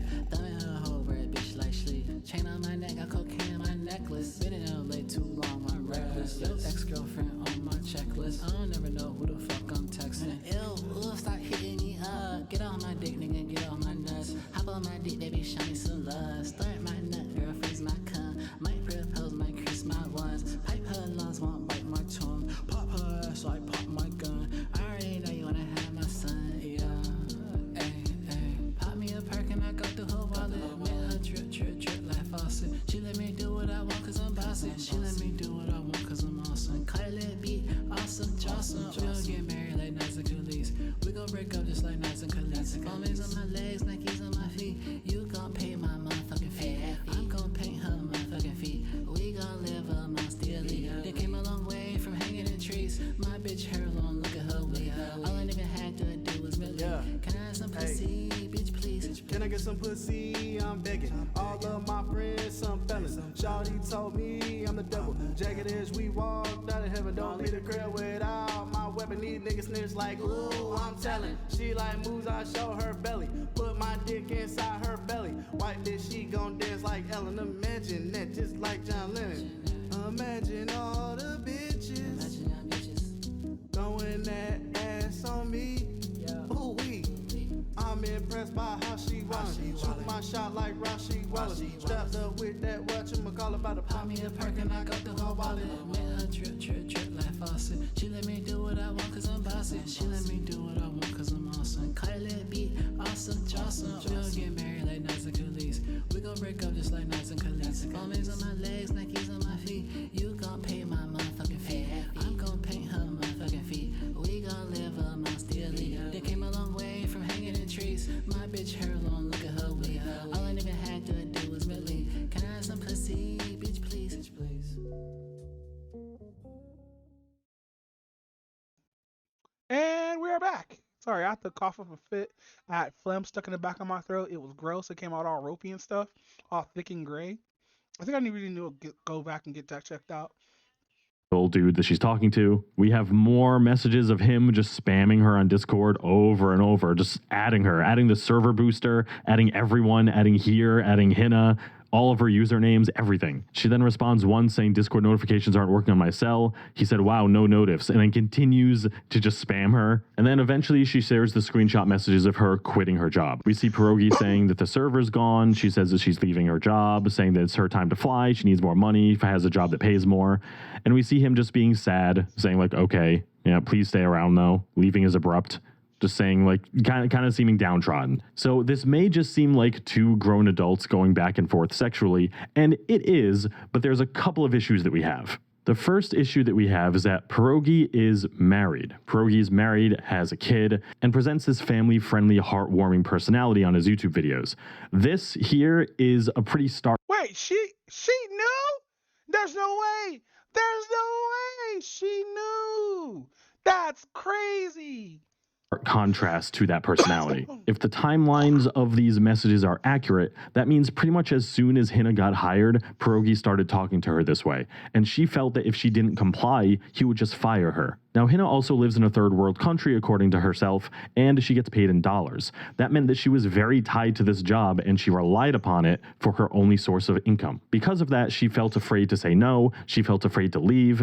That is according to her. Now, this feeling of being trapped in a job unless you do what your boss tells you is pretty serious, and that does constitute workplace harassment. So if all of these allegations are true, Pierogi is pretty caught red-handed here with workplace harassment and with cheating on his wife. As we see here, Hina is going through great lengths to prove that all of this is real. Anytime someone comments or says anything on her Twitter page, she's showing as many receipts as she can possibly show. But you know what? Home Chick is right. Women are psychotic.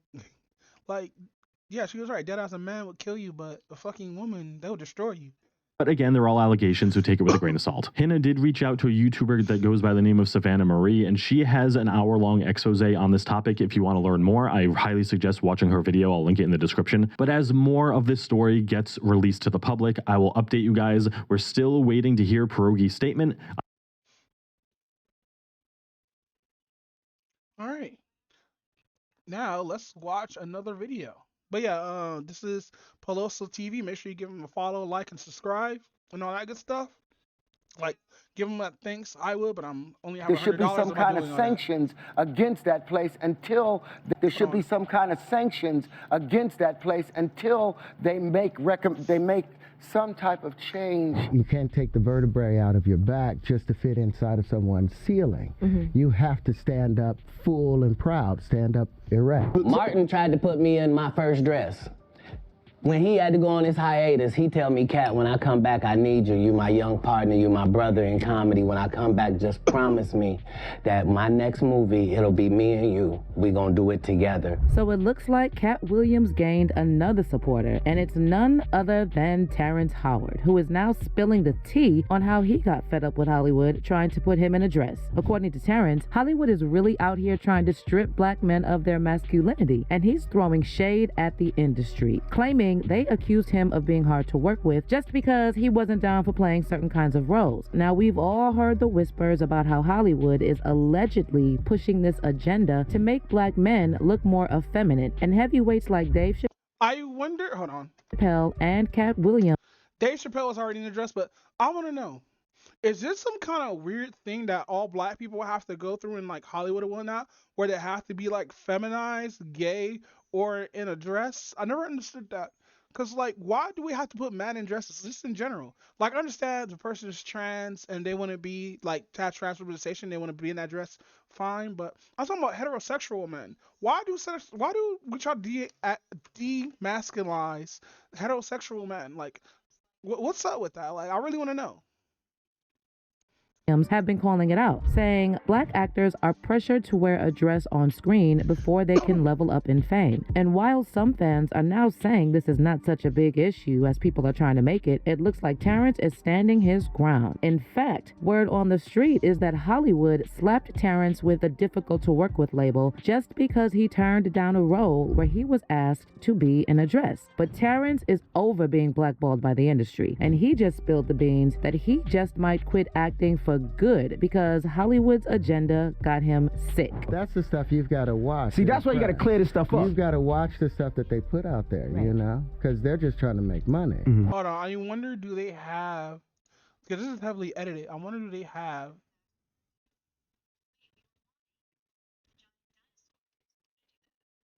No, they don't have the links here. Maybe it's inside there. No, they don't. So you've all probably heard by now that Cat Williams reignited the conversation surrounding the rumored agenda in Hollywood about black male actors being pressured to wear dresses on screen before they reach that A-list status. And now some sources are claiming Terrence Howard is one of the many talented actors who got blacklisted for saying no to the dress. Now, Terrence has been a talk of the town kind of dude for some time, and that's because his personal life drama often took the spotlight away from his acting. But let's not front on his talent, though. I always think it's kind of dumb that we have to put black men in dresses and stuff like that unless they're not already gay or trans. Like if they're gay or trans already, if they want to be inside a dress, do it. But if they're not, why? I never understood that shit. And it's always still like high profile black people. Like Eddie Murphy already did it, Martin Lawrence already did it, Dave Chappelle already did it. Who's that one dude that had black excellence? He played as a trans male in a film where it was just so stupid because like it was supposed to be a drama or whatnot. Because usually when they do films like that, where they put a woman inside, where they put a man inside a dress, it's usually for comedy. Like with Man in Tights. Like understand that was a comedy, but he was still in the dress. Whatchamacallit? Fucking Wesley Snipes did it along with two other people. I always thought it was fucking dumb that like why do we have to put black people inside dresses? Back in the early 2000s, Terrence was on the verge of being the next best leading man. His Oscar-winning performance in Crash had folks thinking he was going to be the hottest actor of his generation. Jump to 2008, Terrence showed up in the Marvel blockbuster Iron Man as Rhodey, and even though he's holding down a side gig, he's cashing in as the highest paid actor in the movie. But fast forward to 2010, and what do you know? Don Cheadle steps in as Rhodey in the Iron Man sequel. Yeah, I always thought that was weird.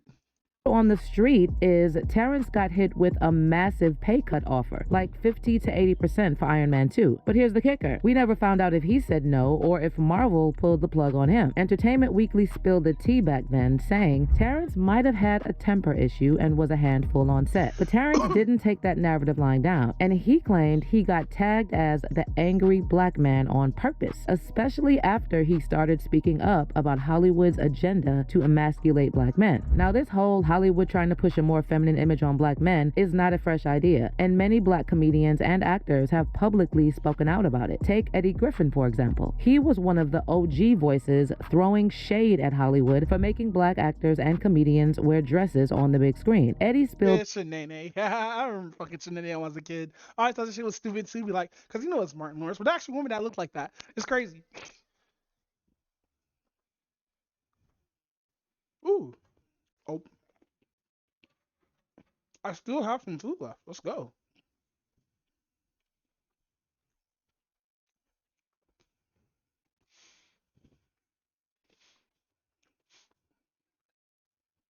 That's just the space bar? The beans on Hollywood's rumored dress-wearing agenda all the way back in 1999 in his comedy Foolish, where he not only starred, but also wrote the whole script. In Foolish, Eddie takes on the role of Miles Foolish Ways, an up-and-coming comedian hustling to make it big in Hollywood. Now here's the kicker. There's this unforgettable scene where the studio big shots are trying to talk Foolish into wearing a dress for a role and telling him all the A-listers have done it.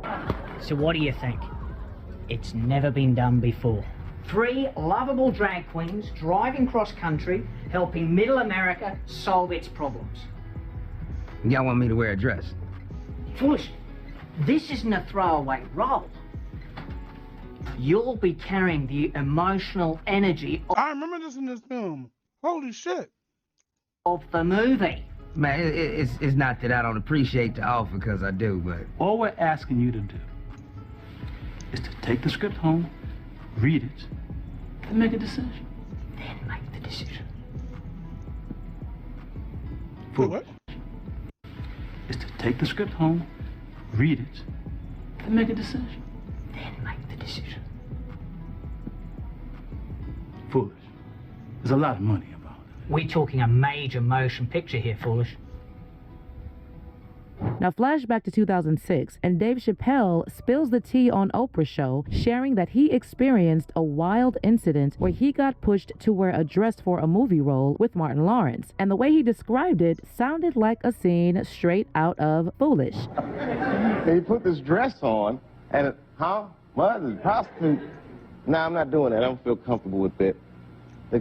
That should have been in the discussion. What? You don't feel comfortable with it? I mean, it's a hilarious bit. All the greats have done it. So fast forward a bit when Kevin Hart was asked to Wow, fucking we still don't talk about how fucking Dave Chappelle actually wore a dress. That's crazy. comment on Dave's story, and he just shrugged it off, saying that kind of thing never happened to him. Definitely haven't ran into to put on the dress. I mean, you know, you have to have boundaries. You have to have limits that you refuse to cross. You know, for me, I know what they are. But just a few years later, Kevin ends up Hey yo! No, not Kevin. They got Kevin. No. in an SNL sketch in a dress, and it was like a game changer for his career. Suddenly, Kevin's popularity and success skyrocketed, allegedly all thanks to that dress-wearing stint on SNL. But the dress saga doesn't stop there. Cat Williams jumps into the mix, claiming the whole dress deal is tied to whether you choose to dance with the Illuminati or not. I don't think there's no Illuminati. I just think like, if you choose to wear a dress as a man in comedy films or just in films in general, like I have been noticing that too, cause like even Dave Chappelle's fucking career skyrocket, and I noticed that it's weird because like you'll watch these dudes do this shit and then they just automatically come popular and everything. They're taking all these deals. They got this big ass house and mansion and shit like that.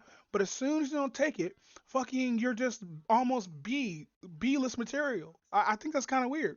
So, you know, some of us make choices. I think it's not a biggest choice for others.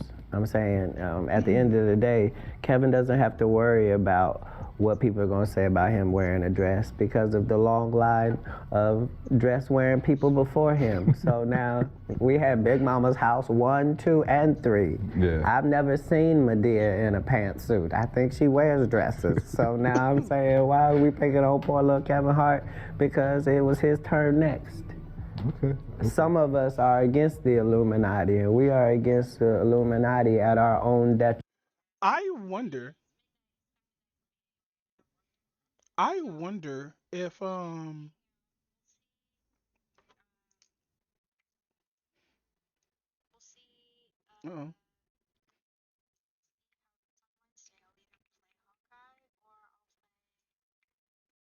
Hold on. I'm gonna have to do this just for like. There we go.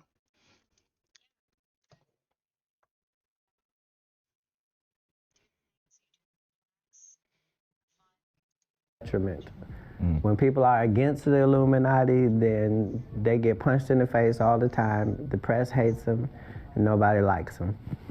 Back then, most folks brushed off Cat's words as some wild conspiracy theory. Fast forward to today, and people are revisiting his words and saying there might be some truth to what he was throwing out there. So during Cat's recent appearance on Club Shay Shay, Shannon Sharpe asked him about Dave Chappelle walking away from a massive $50 million deal shortly before he revealed that whole dress incident. And you won't believe what Cat dropped. Turns out, he had to pass up on some fat contracts too, all because they came with strings attached. Now, I've had to turn down $50 million 4 times. 4 times. Just to protect my integrity and that virgin hole I was telling you about. Right. That virgin hole. Shut up, Cat. Because P. Diddy be wanting to party. And you gotta tell him no. You got to tell him no. I did. I did. See, I got the receipts for everything I'm telling you. That's why I can say them so freely. But Cat didn't stop there. He also claimed that Martin Lawrence tried to put him in his first dress for Big Mama's house. And when Cat shut that down, Brandon T. Jackson swooped in and took the role. Martin tried to put me in my first dress. When he had to go on his hiatus, he tell me, Cat, when I come back, I need you. You my young partner, you my brother in comedy. When I come back, just promise me that my next movie, it'll be me and you. We gonna do it together. We gonna do some buddy cop. I said, Martin, you got my mother word.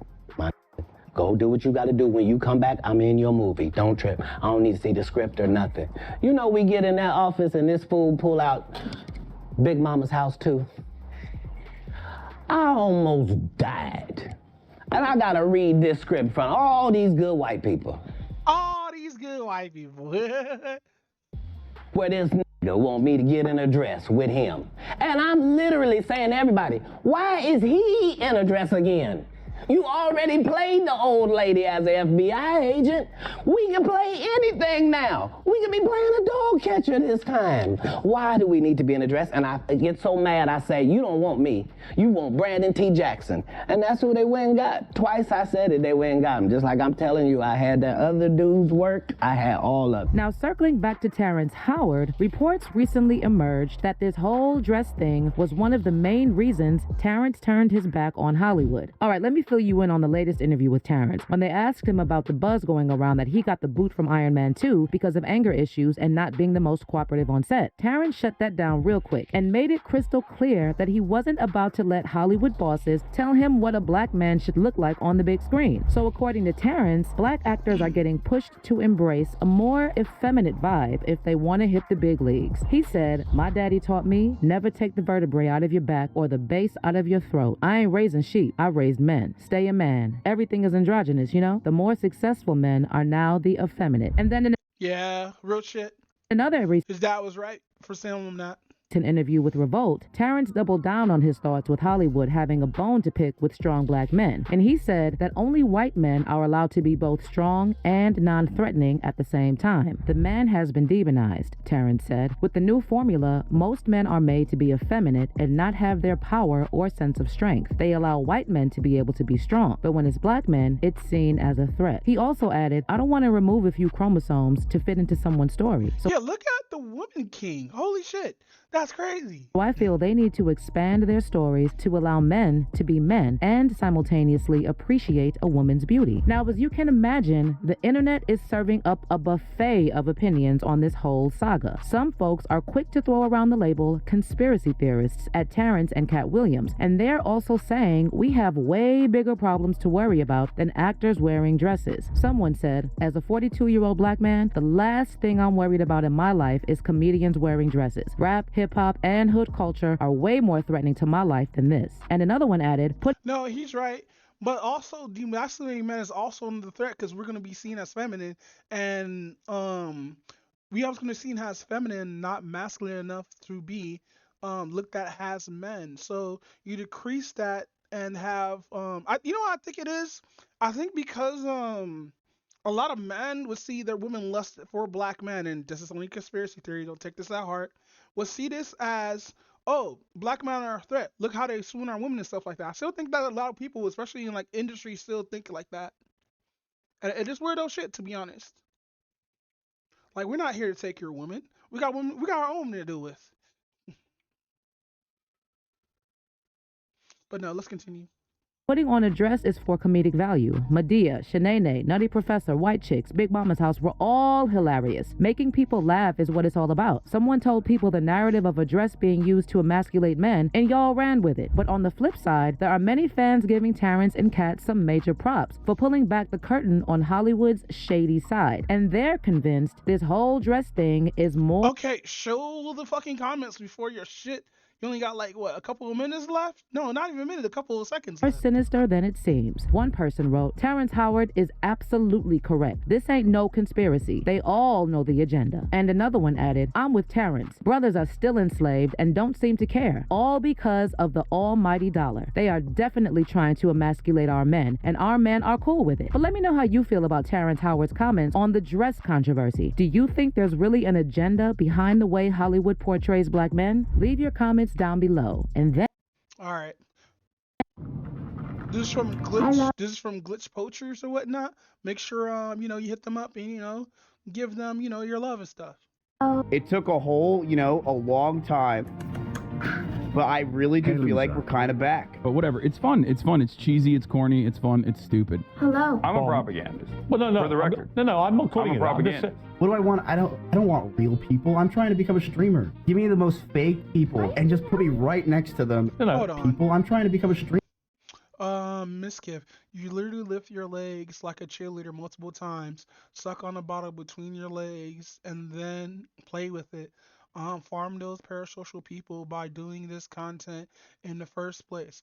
After claiming to me you don't want these weirdos and you hate this community and hate just chatting community. MU, I generally don't think things that are sexual when I'm doing it, especially since I'm wearing pajama pants. But I will stop. Okay, LOL. Let's see. I heard this 10,000 times. So done with this. I don't believe you at all. I'm not trying to attract weird people. I'm sorry. Bullshit. Damn, Miss Kiff. Jesus, Miss Kiff going ham. Streamer. Even though Miss Kiff is gross as well, but damn, Miss Kiff. The most fake people and just put me right next to them. No, I'm just saying. I'm going to play you. I'm saying I am. Okay, well then I want to I'm saying I am. Wait. It's so laughable to me that you have a guy like him. It's the gaslighter strategy. Hold on. Because you guys- And not because I'm a propagandist. As far as me being a propagandist goes, everyone is a propagandist. I'm just honest about it. You're a propagandist. Just going to give that back. Hold on, wait. Oh, you want to get rid of it? That's you. Bro, that's ridiculous. Yeah, that's all you, bro. Wait, what? Bro! Amarath is collaborating with a beer company to brew her. Ew. This is the same lady I was talking about. I don't want to do this. My husband is forcing me to do this, and I don't want to do it. I just want to be a normal girl on the internet. Cut to her on Kick with her titties out. Oh, bro! I'm a time traveler. That's why I'm a. Yeah. It used to be illegal in my day and age. You look 16. The woman. What? I'm toxic. Do you understand that I'm toxic? I'm not the person you're supposed to look up to right now. No, wait. We love women. We love women. But not like genders. The guy that I was like, I don't need to listen to my parents. I can listen to my streamer growing up. So I think Sneeko, when that shit was happening, I think he was like, you know what? Maybe I am influencing these kids. I don't know what Sneeko's doing now, but Sneeko's been quiet. Like, he hasn't been under my radar for like a cool minute, but like, I hope that woke him up to see what kind of people that he's fucking dealing with. And now this guy's turning around saying everything I fucking heard and I told my parents to f off about. And now I'm like, dude, I don't know. Maybe I hedged my bets in the wrong place. Do you guys have friends? I do it. DSP is on here. Let's go. do my content completely different from every other YouTuber. Creativity, let's be real. What do you mean? But the truth is, most people don't do that on YouTube. Most people are more lazy. You don't do. Yeah, like me. Hold on. The most laziest fucking wait.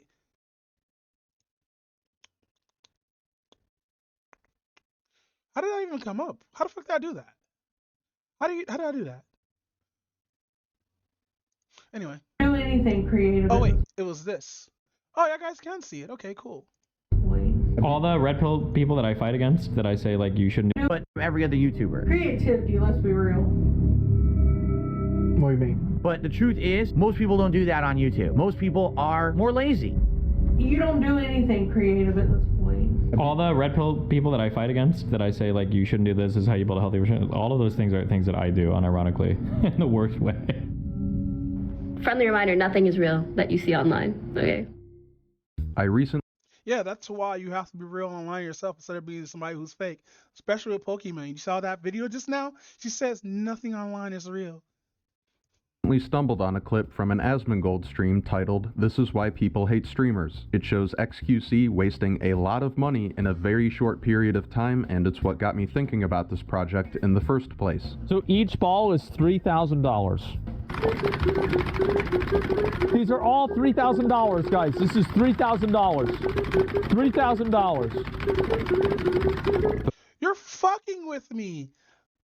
So 585,000 down to 432,000 in 1 minute.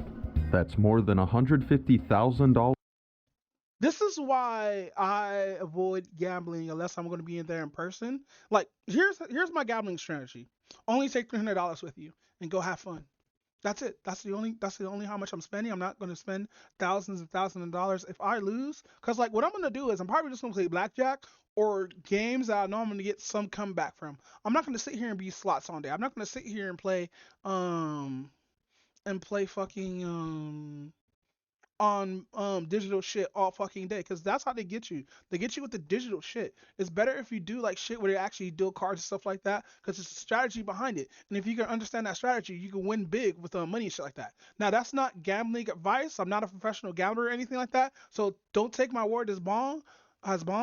but fucking do not use slot machines or any kind of digital shit because it's all rigged. It's all 100 fucking percent rigged. There is no way you're gonna sit here and be like, oh man, you know, I make a shit ton of money off of slots. Slots are made to keep you inside of the casino. Why In a the minute, casinos are so more dark? than some doctors make in a year. It's important to note this likely isn't XQC's money, but rather a balanced gambling sites will allow him for promotion purposes. Either way, the point Asmongold is making is valid, that this extravagant overindulgence and materialism is off-putting to I a don't know. Asmon doesn't clean his house, so like, do I really listen to Asmongold? lot of people. But he does got money because he's a Warcraft streamer and stuff like that, or used to be a Warcraft streamer. I don't know what he streams anymore, but like, do I really listen to somebody who doesn't clean their house? Like, it's like that thing where like that person you hate made a really good point. It's basically just that. Although from where I see it, this is just a small part as to why people hate streamers. If at any point during this video you find yourself wondering, who is this? Who are these people? It's not important, they're just names. Asmongold expands on this point of jealousy in an earlier clip. He's talking about the increase in popularity for streamers during the pandemic. In like, let's say 2020, streamers and like content creators, their popularity like skyrocketed. So Hell yeah, I can tell you this shit right now. I've been doing this shit since 2017. Fucking as soon as COVID hit, nigga, the amount of people that was in my stream was wild. I think that there's a lot of people who they see this and they thought that like, oh, this streamer was my friend. You know, these are like the jaded parasocial Andes that thought that they had a lot in common. Oh, by the way, do not be parasocial with me. I swear to God, if you be parasocial, I'm drop kicking you into the stratosphere. With the streamer, and then they realize this person's in the 1% making $1 million a year, and it's like, wait a second, this person isn't my friend. I don't make any money. I can't get a job at Walmart. While being a successful streamer who makes $1 million a year is an enviable position to many, what he's kind of skimming over here, and an important part of all of this, is how the pandemic played a big role in popularizing streaming. You know why? Because everybody was fucking at home. People were bored. I was one of those bored people. That's why I pushed making content and started editing videos. When you go through my COVID history during COVID, you can see the spike in videos that I fucking had and shit like that versus now. Especially with the podcast, because we were doing that shit. We started doing it once a month and we started doing weekly. Now we're doing the bi-weekly, which is fine. Doing bi-weekly is on 100% fine or whatnot. Now we were supposed to do the podcast today, but we're gonna do it tomorrow because I don't go by my own schedule. I go by whoever's working because my co-host, he works, so I go by his schedule and everything like that. And I don't want to like if he's too busy, I don't want to force him to do the podcast or whatnot. But also I don't mind people communicating with me when they're gonna get back. Like, as long as we have proper communication, 100% fine or whatnot. If we don't have proper communication, I am gonna worry just a little bit, but like, I'm not gonna end up like bugging the boo or whatnot, you know? Streamers, whether they were aware of it or not, they wound up capitalizing on the biggest catalyst to the epidemic of loneliness and social ineptitude. No matter how you perceived the pandemic and the lockdowns, it was bound to affect your outlook directly, or at the very least the outlook of the people around you. There's just a small group of people who can claim they directly benefited from the pandemic, and streamers— Oh, that is definitely downtown LA. I know this fucking block, though they're on the other side of fucking Hollywood. are in that group. The loneliness that's next to AT&T building? Oh, I know exactly where this is at. That's the 209. Oh, that's crazy. caused by the lockdowns led to the parasocial behavior that streamers benefited That's dead ass to 209. from. Parasocial referring to a connection between a person and someone they don't know personally. Even though parasocial behavior is something that's being brought up more and more, it is often used as a vague scapegoat in passing. The fact that parasocial behavior is now a two-way street is overlooked. And there's a lot of power that fans have over their creators. And oftentimes when I talked about parasocial relationships, I talked about how fans could be susceptible, maybe too attached. Yeah, I'm on that part where parasocial is one way, but I can see how people kind of use that parasocial relationship to make it two ways. Perfect example what I was talking about earlier was with Amarath, where like she used her quote unquote issues with her husband in order to get her fans to fucking care for her or whatnot, make that parasocial bond stronger. And now look at her, she's making yeast beers and fucking still showing her titties on Twitch. It's crazy. It's so weird how people can get away with that shit, and nobody's batting an eye. I bet you nobody even asked her like, hey, what's going on with you and your boyfriend? Is everything still cool or whatnot? Y'all guys still good? Because your titties are still out, and I just wanted to know what's going on, because like we still haven't got no update with that. She still hasn't been like, cause like the only update we got of that shit is like, oh, he's cool now. That's it. To the creator. Most of the time, I've noticed over the past couple of years, it works in reverse. Creators, singers, artists are so susceptible and so obsessed with what their fans say. They look up indirects of what people are saying. They look at all their tags, all their mentions, all their DMs, and they form what they do in their life to heed to a lot of the requests of the fans. Ludwig is one of the few people who is willing to talk about parasocial behavior at any length within the streaming community. Not very often, but still. His video, I'm Not Your Friend, kicked off this conversation, although it's hypocritical. Hell yeah. Thank you, Ludwig. Fucking thank you for doing that. I gotta find that video. Hold on. We gotta watch this video. I am not your friend. 3 years ago. Let's go. What is up, boys? Welcome back to the YouTube channel. Look, I know this might be a bit of a harsh title, but I think this is a topic I haven't really spoke about on YouTube, even though I've talked a lot about it on Twitch, and it's worth bringing up to you guys because it's kind of important.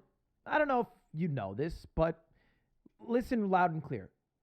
None of your content creators, your favorite ones, including me, are your friends. Now, again, it's not just to make you feel bad or whatever. It's just the truth. Look, I have 1 million subscribers, but I don't know 1 million people in the world. I don't know how many people you can know. I don't even think I know all my Facebook friends. All right, I don't even know all the people I follow on Twitter. How many people are you actually friends with? So, I have about 309 people who follow me on Twitter, right? Hold on. Actually, no. Let's actually look at the actual number, because it's probably less than that. So, yeah. So I'm following 254 people, and I have 297 followers, right? I only know 12 people throughout all my followers or whatnot. The same thing with Discord. I only met about 10, 15 people in real life in Discord or whatnot before I started hopping on Discord. I don't know 90% of these people on the internet or whatnot. That's why I'm always like, that's why I am always like, hey fam, I don't throw the friend. Everybody who I meet on Discord or online are just associates. They're not friends, because unless we shook hands in real life and we met each other in real life, we are not friends. We are only associates. Because on the internet, people love to throw that word friend out loosely, where 90% of the time, motherfuckers will backstab you. Dead ass. I'm not even joking with this. Motherfucker will claim to be your friend, but then backstab you, talk shit about you behind your back, do all this fucked up shit or whatnot. And I've been inside a situation where I have to find, because this shit happened in real life too, and this was between two women, I remember, and the other one was talking mad fucking shit, didn't even know her, because like I was friends with her, and we took the bus again, we actually sat there, talked, I got to know her and all this other shit, right? And fucking and they were acting like they were friends with her, being on buddy and shit like that, but talk the most maddest fucking shit about a person or whatnot. But like, if you dislike this person that way, why act like you're their fucking friend? But then again, I get cussed out for it, for saying something, for telling her that not to fuck with this person because they're a fucking backstabber and shit like that. Nah, fam, fuck out of here. Don't come at me with that bullshit, bitch. Fucking, you're really fucked up for that kind of shit, for talking about somebody behind their back like that. That's real fucked up fucking behavior. That's high school behavior, bitch. And fucking the chick who I talked to, she was like, thanks. She was like, thanks for opening my eyes or whatnot, because like, ain't like the other bitch lied. She told the truth or whatnot. But I still think it's fucked up that people will just go around here and talk about people behind their back. That's why I always say, if you got something to say it to my fucking face. Because I'm going to do two things. I'm going to just laugh and go to sleep. Or I'm just going to be like, okay. And just end it off with that. Just a simple okay or whatnot. But if somebody comes to me with some shit talking about Of course I'm gonna ask the other person. I'm a grown ass man. I want to fucking get context before fucking I be like, oh, you're doing this, and that, because this is how drama starts. Drama is always a one-way street. You never get to hear everything, or you cover your ear, or you cover your mind to everything that's going on and focus on that drama. That's why I don't fucking put myself in the middle of drama after fucking dealing with that shit that I did all those years ago and whatnot. And this is decades fucking decades ago. So what he's saying is right. People on the internet or whatnot are not your friends. Be like, I barely know how 90% of y'all. And like, if I talk to you on Discord or whatnot and all that good stuff, yeah, you're cool with me and all and whatnot. But until we shake hands, like, let's say if I know you for like over 7 years or whatnot, and the only interaction we have online, of course we're gonna be cool. Of course we're gonna be homies and shit like that and everything. And I'm gonna probably say, yeah, you're my friend because I known you for X amount of years. Now, if it's just like a couple of months or like just a year per se, or whatnot, you're gonna be associates, dead ass. We're just gonna be associates. We can't see each other as friends until I shake your hand or I known you for over 5 years or whatnot. And because like, yeah, people love to throw around the whole, yeah, we're friends shit, even though y'all barely even knew each other for 6 months online, dead ass. Be like, don't throw that word around so freely because sometimes that word's not free. For me, it's like 20, 25. I don't really know. I guess it's the list of people I'd invite to my funeral. Do you get to make an invite list for that? I don't know how that... And I know this might seem random, but I'm bringing it up for two reasons. I hate it. Look, we has a fucking cat and this shit's just covered in fucking cat hair. First of which is because somebody made a YouTube video called I'm Not Your Friend. And I'm going to play most of it here for you because I kind of want you guys to watch it. It's really well made and it actually... Damn it, I got to find another video. Hold on. Is it here?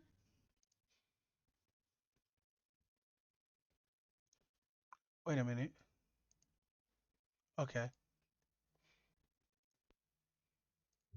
So you actually did post it here, okay. Features Slime and Miles, two of my real in-life friends who talk about this. And I actually had no idea this was going to be made. So big shout out, by the way, to Skip. The video you can find in full down below, and I implore you to check it out because it's really well done. All right, look, we were about to go to here. 8 minutes? Okay, cool.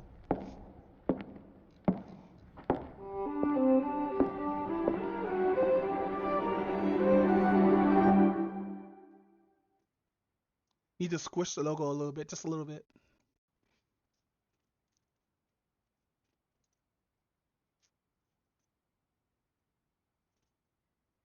When was this dropped? This was dropped 3 years ago. Okay. How could we not get attached to someone like you? Just treat it like you would treat the TV show Mad Men. You shouldn't form a relationship with me. At the end of the day, I'm entertainment. If I stop entertaining, you stop watching. That's it. That's what I want from you guys, because I'm not your friend. I will never, ever hang out with you, and I don't care about you because I don't know you. I can't. God damn, you know how right this shit is, bro? I don't need to finish this anymore, bro. This nigga's right. Can't. There are 13,000 people here. I can't care about all of you because I don't know any of you. So all I do is I turn on Twitch, I treat you like a dude, look at this chat go crazy. Coherent body of people, and I stream to entertain. That's all I do. Okay, let's pause for a second. Who is this guy? What is Twitch? Who is he talking to? And why do they supposedly want to be his friend? Let's start from the beginning. This is Ludwig. He's one of the most popular streamers on Twitch, the biggest live streaming platform in the world. Although Twitch started out as a platform for streaming video games, Ludwig is known as a variety streamer, which means that he broadcasts himself doing activities including, but not limited to, cooking, painting, wearing costumes, shopping, ranking things, telling stories, tasting food, reacting to content, hosting game shows, unboxing things. The list goes on for longer than you can imagine. These aren't just solo Oh, you got a Christmas Eve? That's cool. performances though. On Twitch, viewers can interact with streamers in real time. Any message you send in the chat is visible to the streamer and to everyone else watching. Every streamers host the hundreds of interactions between Ludwig and his chat and between the chatters themselves. So with all that said, the question remains, why do Ludwig's viewers want to be his friends so badly? Well, who better to answer that question than his actual friends? Right away, it was pretty apparent that Ludwig loved entertaining, and he was always, you know, funny, quick-witted guy, and sometimes we would even have to tell him, ouch, you know, we're your friends, not your audience. Like, stop. We want the real Ludwig back. But that is the real Ludwig. Like, he's being so genuine, and he has such a passion for entertainment that This feels like a kiss ass video, but then again, you know, they're friends, he said, so. It was just clear in the beginning that if he wanted to make a career out of Yeah, me and him do have a messy bed. Damn, I can't even talk shit. My bed is messy right now. it, that the sky would be the limit. He got very big very fast because he has this innate ability to absorb material and understand systems. He just watches Twitch all the time, you know, and he just learned and understood what worked and what didn't, and what he enjoyed and what didn't. I mean, the basics are all there. Very charismatic, very witty, handsome guy, friendly, and I think that's what a lot of people are looking for in a friend. Since he began streaming in 2018, Ludwig has quickly risen the ranks to become one of Twitch's top streamers, currently sitting at over 25,000 paying monthly subscribers. As the platform grows, a lot of its creators are starting to experience a phenomenon most commonly experienced by celebrities and sports stars: parasocial or one-sided relationships. Viewers get to know Ludwig through the hours and hours of personal content he puts out, while from his perspective, his audience is just thousands of faceless chatters. But what makes people partake in these relationships, knowing that they're inherently one-sided? I think that people wanting to feel connected to humans that they like on like a screen or something is very natural. It's just Yeah, especially during COVID, because not a lot of people, because like if you're a social guy, if you're a social person or whatnot, and COVID had hit you, it fucked you up. You didn't get to see all your friends all the fucking time and shit like that. You gotten to the point where like you are fucking isolated, and sometimes being isolated really destroys your brain. It gives you a unique kind of mind rot that you're now seeing on TikTok and Twitter and all that stuff. It's still there, but like it's now more noticeable than ever. But like it really fucks up your brain chemistry where you can't see another person for like 2 years or whatnot, for X amount of years or whatnot. Because like me, I'm a social introvert. I'm fine with not seeing people in real life because like I'm introverted, you know? And even though I got like God family that stays here or whatnot, not in my apartment, but like in a complex or whatnot, I'm still able to be social or whatnot. Cause like if I want to talk to somebody, I just go to my God bro spot and chill with him for a couple of hours, shoot the shit, like watch some videos, play some video games, talk or whatnot, and still be able to do that. Hell, like the whole reason why I became like a shut-in or whatnot, because my friend group, people who I thought was my friends were not really my friends, and I was just there to get clowned on and shit like that and be disrespected and shit like that, and I got sick and tired of it. So I was like, you know what, fuck these guys, I'm cutting off 90% of you motherfuckers, because 90% of y'all niggas is toxic. And that's exactly what I did, and my life has been a little bit more better. I kept the friends who are my real friends, you know, in my friend group, and fuck everybody else, you know? Because you do have people who treat you like shit out there and who will like, oh, think it's just okay just to disrespect you and everything and try to call it respect. There are people out there who do that, and it's called gaslighting a little bit, you know? Those are friends that will gaslight you, to like clown you and stuff like that and tell you that, oh, this is how I show respect. It's a very natural inclination to feel a connection to someone who is not engaging with you, and you know, that's still meaningful and significant. Twitch sort of, especially parasocial relationships on Twitch, tend to cater into a niche, and that's where a lot of his viewerships and his jokes, a lot of those jokes are geared around playful banter at this guy who seems so handsome, so successful, in a way where you feel like you're his friend because you're able to play those same jokes that we did for many years. That's what friends do, right? And I think his encouragement of that does make people feel like they have maybe a closer connection with him as a person than they do. There's like these extra header wires of engagement that you can plug into that are just so much more than anything that we've kind of dealt with as a society. Like your TV just doesn't talk back to you. It's just not the case, you know? Because you can type to someone and they can look over and they can see it, or that they can respond to you, or you can give them something like money or bits or whatever, and they can respond to that. And I think it's just this reward system that is very natural and embedded in our heads, that once again, many streamers, it would be detrimental if they explained that reward system was based on a relationship that wasn't really two-sided, and because that makes people feel bad. But yet they need that to continue doing what they do to be financially supported, right? And that's the system that Twitch created. It's Well, like at the end of the day, we are entertainers or whatnot. Like I could kind of see why DSP sort of begs for money, but like I don't think it's deserved. Like if you really are entertaining, people will just give you money without you asking, and that's the point everybody's trying to push. But DSP doesn't understand that. And I know I shouldn't be talking about DSP or whatnot because this is talking about parasocial in a way.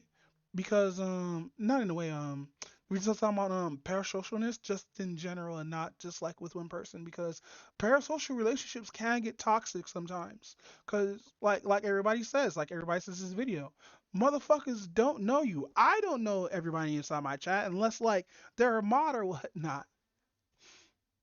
Like hell, fucking I talked to this Rave in the face for like four or 5 years, and I still don't know him. Like at least with like Rich Rowe, and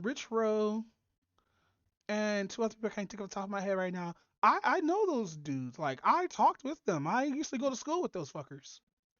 often a competition of, especially in a chat that's moving as fast as somebody like Ludwig's, who can say the funniest or edgiest things, so to, you know, catch attention either from the streamer or from other viewers. What we actually see represented in Twitch chat is just a small piece of the swarming mass. And that in a way gives me comfort, because it makes me believe that many people are just simply watching, and maybe they'll throw an emote. And that's, I think, such a better system than this sort of hybridized, hyper-engaged content machine that is so lacking in sincerity. Dude, I gotta know how to stand like that, because apparently if you could spin, you can stand right up for the momentum. Across the board, due to the nature of needing someone to support you, but also having to look the other way when you don't like them. I think the relationships that viewers have with streamers aren't really ever going to be fulfilling, because it's very much a ghost at a feast kind of thing. It's the same as fast food or porn or any of these, you know, modern day extrapolations of something that we've created in order to fill a need, you know, whether that's sugar, fat, salt, you know, sex drive or friendship. I think if you're getting that through something like Twitch with a streamer, you're looking for it in the wrong place, and I think that's likely more harming for people than it is good. I mean, if you can separate it as purely enjoying it for entertainment, that's great. I think once you start feeling connected to somebody who's performing online, that's dangerous territory. But what I will say is I think that the communities that spring up around these people are very real and authentic places for people who maybe are lacking certain things in life to create friendships, and people have made friends that they still talk to daily, and I think those relationships are 1000% real and very important too. So I think there's a double-edged sword in terms of the relationship with the streamer, but the relationship with other viewers and how they can interact together to form a community is very real. There were 7.8 million unique streamers on Twitch in October. That's 7.8 million communities. For every chat like Ludwig's, there are thousands of others where a single message can make an impact. Yeah, fucking sometimes I see somebody in chat, my eyes like light up, fucking I get happy, I start getting blushing and everything, talking about, oh, you trying to notice me and shit like that. Then like 5 minutes later, nothing, silence. Then I'll just go back to regular Sunday me, talking about baka, should have been replying. Rather than calling them parasocial, the relationships formed in these communities are better described as symbiotic. Sometimes, it's nice to feel like you're a part of an intimate community, and other times, it's nice to be a part of the swarming mass, to feel like you're a part of something bigger. The very nature of online streaming means that the boundary between performer and friend will always be a tempting one to cross, and that's not going to change. The machine is working as it should.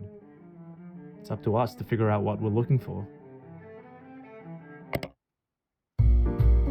I'm not your friend. You know what? Thank you, Patrick Atala, for this video. Now I'm gonna watch Ludwig's video since like he suggested me this or whatnot. I'm not gonna subscribe. Y'all see y'all guys' job and everything, but like, yeah, make sure you guys give these guys a subscribe and like, and maybe a membership or whatnot. But let's just watch some of it here. How could we not get attached to someone like you? Just treat it like you would treat the TV show Mad Men. You shouldn't form a relationship with me. At the end of the day, I'm entertainment. If I stop entertaining, you stop watching. That's it. That's what I want from you guys, because I'm not your friend. I will never, ever hang out with you, and I don't care about you because I don't know you. I can't. There are 13,000 people here. I can't care about all of you because I don't know any of you. So all I do is I turn on Twitch, I treat you like a coherent body of people, and I stream to entertain. That's all I do. Okay, let's pause for a second. Who is this guy? What is Twitch? Who is he talking to? And why do they supposedly want to be his friend? Let's start from the beginning. This is Ludwig. He's one of the most popular streamers on Twitch, the biggest live streaming platform in the world.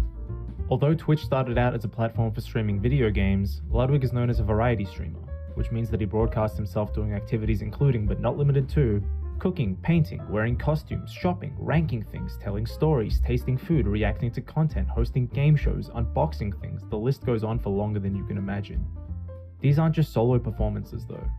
On Twitch, viewers can interact with streamers in real time. Any message you send in the chat is visible to the streamer and to everyone else watching. Every stream is host to hundreds of interactions between Ludwig and his chat, and between the chatters themselves. So with all that said, the question remains, why do Ludwig's viewers want to be his friends so badly? Well, who better to answer that question than his actual friends? Right away, it was pretty apparent that Ludwig loved entertaining, and he was always, funny, quick-witted guy. And sometimes we would even have to tell him, we're your friends, not your audience. Like, stop. We want the real Ludwig back. But that is the real Ludwig. Like, he's being so genuine, and he has such a passion for entertainment that it was just clear in the beginning that if he wanted to make a career out of it. Holy shit, Ludwig played the whole 8 minutes? Holy shit. Ludwig, no, don't play the whole 8 minutes, Ludwig. But no, since you already watched this, I'm going to skip to here. And yeah, I think that video covered. The machine is working as it should. It's up to us to figure out what we're looking for. And yeah, I think that video covered almost everything that I want to say, but it's true that the problem's not nearly as bad on YouTube as it is on Twitch. Because Twitch, you can directly interact with me, but it's still worth bringing up on YouTube because I never talk about it here, and there is still some of that that's left over, whether it's in the comments or wanting to come to my Twitch afterwards or whatever it is. So that's why I want to show it to you. And there's another reason I'm bringing this up, and it's because of JSchlatt, who recently on his other channel, The Weekly... Okay, so this is really, really old, like 4 years ago. So, yeah, just a little bit over 4 years. So this is probably like, old. Slap, where he gives advice to watchers based off of emails they write in, said this. And the last bit that I want to talk about, and I think this is the most important one, in my opinion, is this parasocial relationship that sometimes exists between the people who, consume content and the people who make it. I remember seeing a clip from Ludwig, who is actually the only other person I've ever featured on this channel. And he was talking about this kind of thing. And he basically said, like, I want you to treat my shit like a TV show, I want you to think of it like Lost, almost. Like, you tune in every week on ABC to fucking change the fucking TV show. Let's go. Watch it. Holy shit, it's entertaining at first. They're on an island. There's fucking bears in the forest. Like, what's going on? This is fun. I want to watch it every week. But then, maybe in the third season, starts getting a little weird, falling off the rails a little bit. You don't even know what the fuck's going on in the fourth season. They go to some church, and then they open the door, and then they're filled with light. Are they dead? Was the island real? Who the fuck knows? Either way, you stop watching it. Because it's weird, it's Resident Sleeper. If I'm ever boring, I don't want you to keep watching what I'm doing. I want everybody who watches to be here solely because of the content. And that's part of the reason why I enjoy putting on this bombastic character I do, because it's fun, it's entertainment, and that's all it is. I would be a character, but like, I don't know, I just like being myself. I don't think I could be a character, even though I'm using a character right now to talk to everybody here. And this is the same reason I don't spam my Twitter feed with personal shit. And even my alt is literally just memes and me typing things in all capital letters. Like, it should be pretty clear to you guys that I don't want you to know all about me. I don't really tend to open up this window of, yeah, here's everything about me. Here's my I'm a Virgo, like, you're a number for me. I'm sorry. I don't love you. I could tweet that I love you, but that's not true. And when I see relationships being formed Yeah, bakas. like this that are just so one-sided in nature, I can't help but feel kind of concerned. Again, my shit is a fucking TV show. The TV show will never love you. The characters have no idea who you are. They're not even real. And that's basically it. And it sucks because this channel is kind of a contradiction of everything I just said. And it feels kind of hypocritical for me to have this channel while also maintaining that I don't want people to get too attached to me as a person. And that's what I've been And that's fine. It's fine for people not to get attached to your streams or whatnot, because like a lot of people would be like, hey fam, why don't you only watch me and me only, because I can only give you that content. Yeah, I can only give you the content that you want. Fuck yeah. struggling with. It's definitely a gray area, and I wish it was an easier situation to kind of reconcile with in my head, but it's not. And I thought that was pretty sick of Schlatt to do. I love the weekly slap, by the way. I hope he continues to do it, because even though I think it reveals maybe a deeper side to him, I think it's useful, because Woody's gamertag was really useful to me as a kid. And I think at the end of the day, most people kind of get it, you know? Like most people just kind of watch it. Maybe they pull some personality. I think it's the younger people, because I think that's why we get a lot of like reveals of people being like nasty and gross on the internet, is because it starts with all of that parasocialness or whatnot.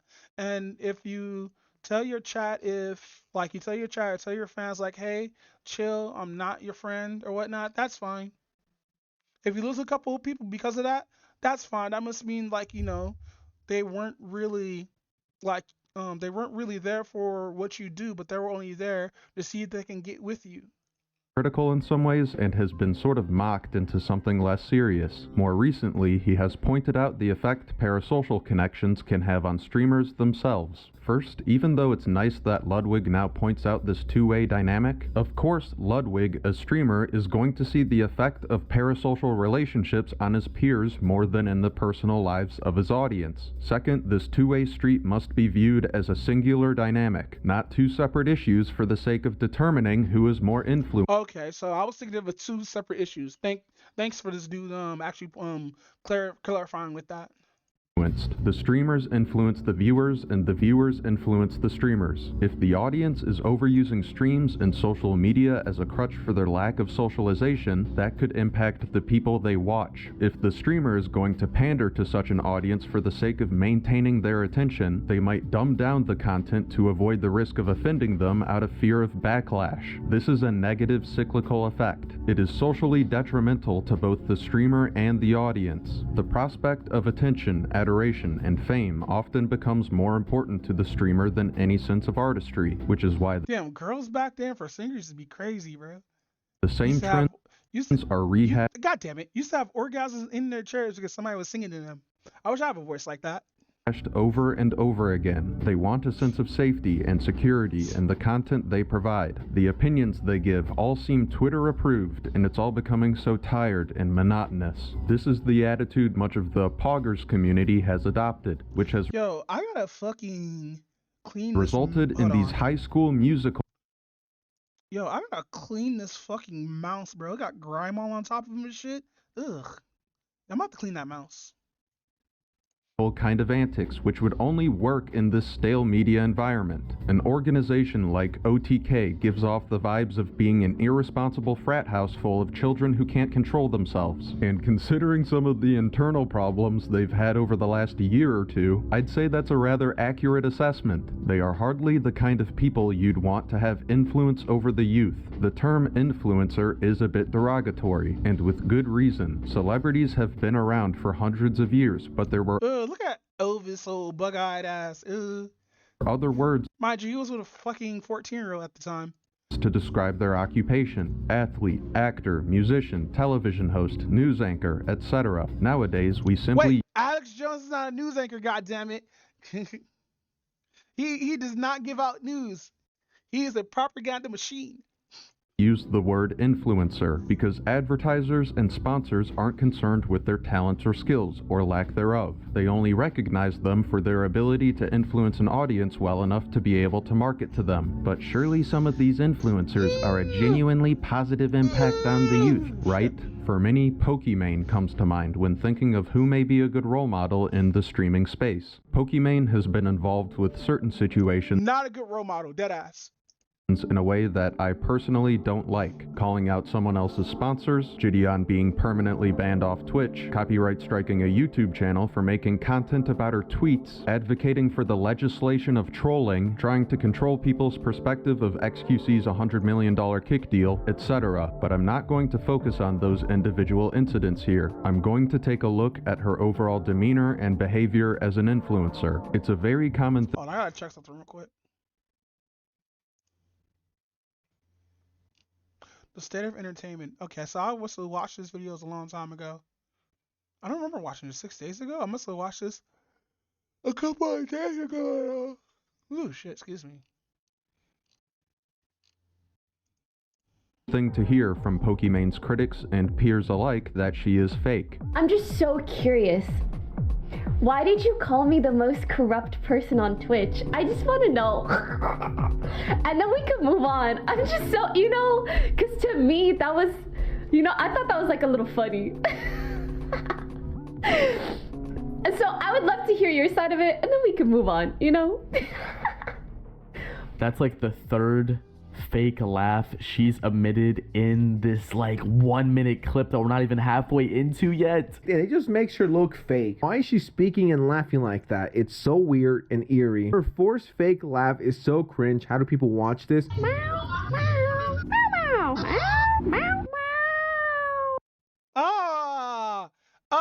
I can't meow anymore. Oh, no, why? Why would you do that back and back? Like, whoever edited that shit, they need to be stopped. She wants to appear all cute and innocent in front of the camera, and if you attack her for acting this way, people are like, oh, well, she's just having fun. She's just being herself. Yeah, no, this is definitely a fake-ass persona. She portrays herself as a cute, bubbly girl, so no one can talk shit about her content, because she's just so innocent. She's one of those girls that's fake and pretends to Hey, Brittany Venti, let's go! be nice to get ahead. Pokimane acting allows her to get away with things without being called out on it. And it might just be because I'm manic, but I also think that I'm not completely wrong. That Miz, Hassan, and now Pokey are fake bitches. She is so fake. It is infuriating. Going after the two dudes extremely adamantly, while not only having a close friend that does it, she's more of a friend with her than she is of us probably, right?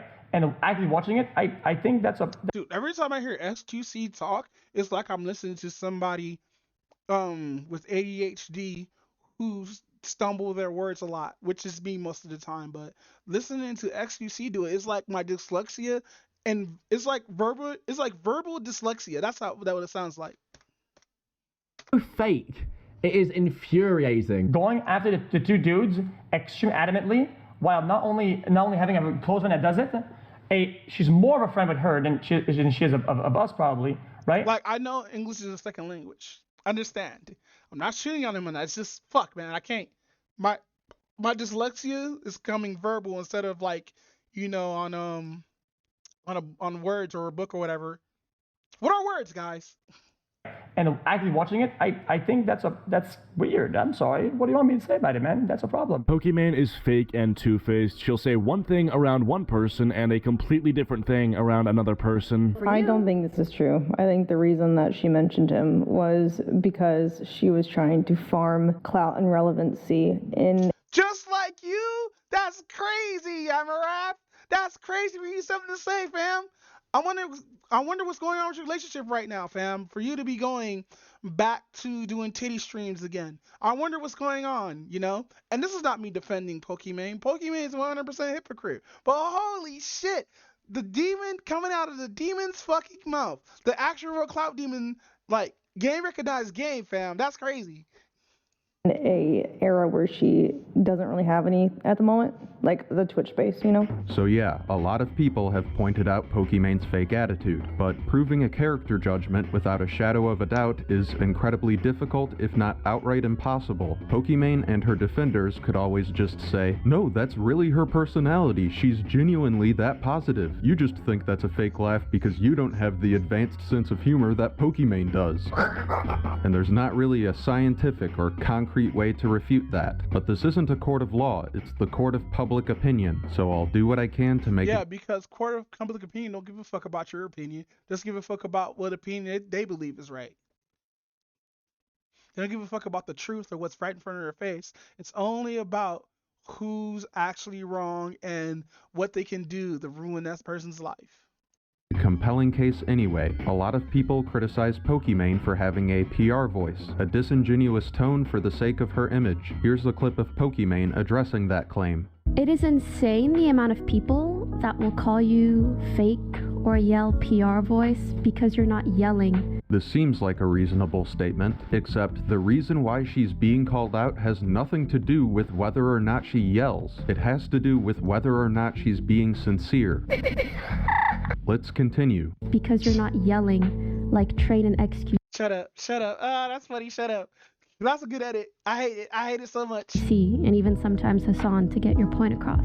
Now she's using a whataboutism to throw her peers under the bus and the technique of practice of responding to an accusation or difficult question by making a counter accusation or raising a different issue. Okay. Make herself seem better. It's funny because she's familiar with this logical fallacy and has pointed it out before. Is Amazon perfect? No. But what is this whataboutism? That was in regards to Amazon's low ethical standards and proximity to gambling, a hypocrisy she was called out for due to her moral stance against Kick, another streaming platform. Let's go. This dude, 2 months ago, he needs to do an update right fucking now. He needs to do a fucking update because this shit is fucking hilarious. He need to do an update. Ooh, my neck. Oh, that feels good. Those who don't know, I'm gonna get up and stretch. Hold on, guys. I'm gonna keep this playing, but I'll actually get up and stretch. Amazon owns Twitch, the platform that Pokimane is signed to, so she definitely knows what a whataboutism is. Let's not get into some whataboutism. Even though here she's making the claim to hide her own hypocrisy. Anyway, back to the PR voice clip. Don't you think that important discussions should be had calmly and clearly showcasing effort to speak calmly, I think is a good thing. And the fact that you view it so negatively goes to show your lack of in-person social skills. And that's really, really embarrassing on your end, if I'm being honest. So if we're able to communicate in a way where people take us at face value, where people don't find us to be fake or phony, then we're lacking in-person social skills and are embarrassing. I feel so sorry for you that when you try to demean other people for not communicating in the exact same way as you in this sort of soft and flowery voice, that people don't wind up taking you seriously. Right? What a mystery. Like, of course if your tone of voice doesn't match your passive-aggressive statements, then people aren't going to take you at face value. It's just so reflective of what is considered normal in this community and industry. What's normal is bro, no. Once again, the criticism wasn't that she doesn't yell or bark at people enough, and now she's just mocking her peers in the most childish way possible. But hey, I'm not a communication expert like Pokimane is.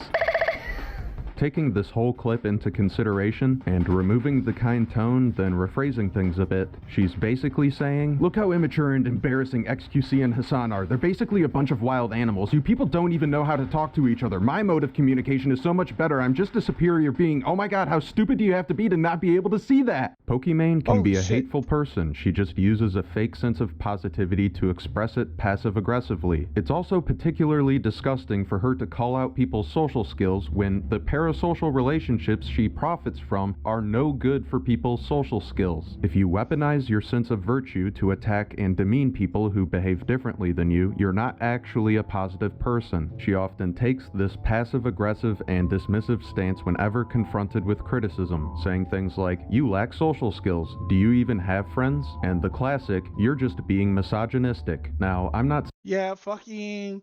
She used that same excuse for when talking about leaving Twitch for YouTube, and YouTube's way worse than Twitch. I can tell you that shit right now. Like, mind you, I'll stream on YouTube and shit like that. Like, I don't mind because I have a low, like, you know, I have a low view count as it is or whatnot. So I don't mind streaming on Twitch if I have high, or Twitch or YouTube even if I have a low or high view count. But this is Pokimane you're talking about here. She's gonna have to see those comments that hasn't been posted or she hasn't responded to or is out for a review. She's gonna have to see all those comments, bro. On Twitch, you don't get to see comments. You get to see live fucking comments or whatnot. Or people paying for, like, you know, people paying for, you know, those super chats and all that stuff, right? But she's gonna have to see all that now, and she's gonna see how fucking rough it is on YouTube than this Twitch. I think she should have stayed on Twitch or with the kick or some shit like that because the gauntlet's about to be fucking real. Saying that misogyny doesn't exist online, but pointing to misogyny when there's a genuine criticism being levied against you is a misdirection. When the whole Twitch versus Kick drama was still in full effect, she says misogyny is the reason why people are upset with her, and that people not getting upset with Asmongold is proof of that. Well, thinking back to what she said in the PR voice clip, maybe she should consider that she's not as good at communicating as Asmongold, because she definitely comes across as condescending here. Moo Kitty properly points out that Pokimane isn't able to deal with criticism, whether it comes from men or women. And once again, Pokimane takes a passive-aggressive and dismissive stance. I could continue. You're joking. Call me a bully and claim the misogyny I speak out against doesn't exist? How is that criticism? Laugh my ass off. Oh my god. You're clearly just pandering to incel. Ooh. And people that hate me. And I hope you realize someday that they are not a good target audience. Continue, but I think I've made my point. It is rational for people to see Pokimane as fake. On the other end of the spectrum, we have some. Hey, what up, Kumatron? What up, fam? We're watching about 2 e-girls and all this shit. We're watching about a hypocrite versus a non-hypocrite. Well, I don't know. She still counts as a hypocrite. But what up, fam? Welcome to the stream, bro. Like Amaranth. I'm not going to devote a whole segment to her because it is a bit obvious. If you think there are problems with parasocial behavior, the adult entertainment industry, or simping, then you're probably not going to like Amaranth or content creators like her.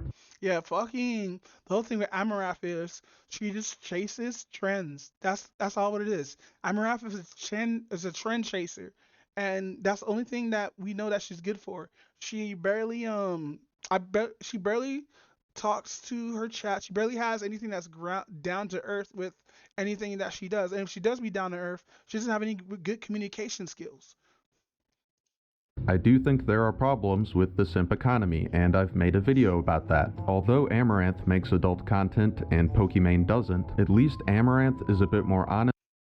I wouldn't say pathological. I just say Pokimane is a hypocrite. She's a huge hypocrite, and then she'll try to push that onto others. I hope Pokimane becomes a locale because this shit's stupid. It's so stupid. And forthcoming about her behavior. As a side note, I think we can all agree that the whole Amaranth making beer out of her own yeast is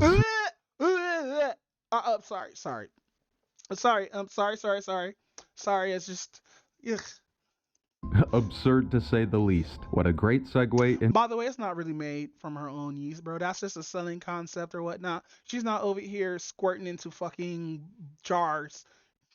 Into materialism. Going back to the clip of that would be unsanitary and gross, to be honest.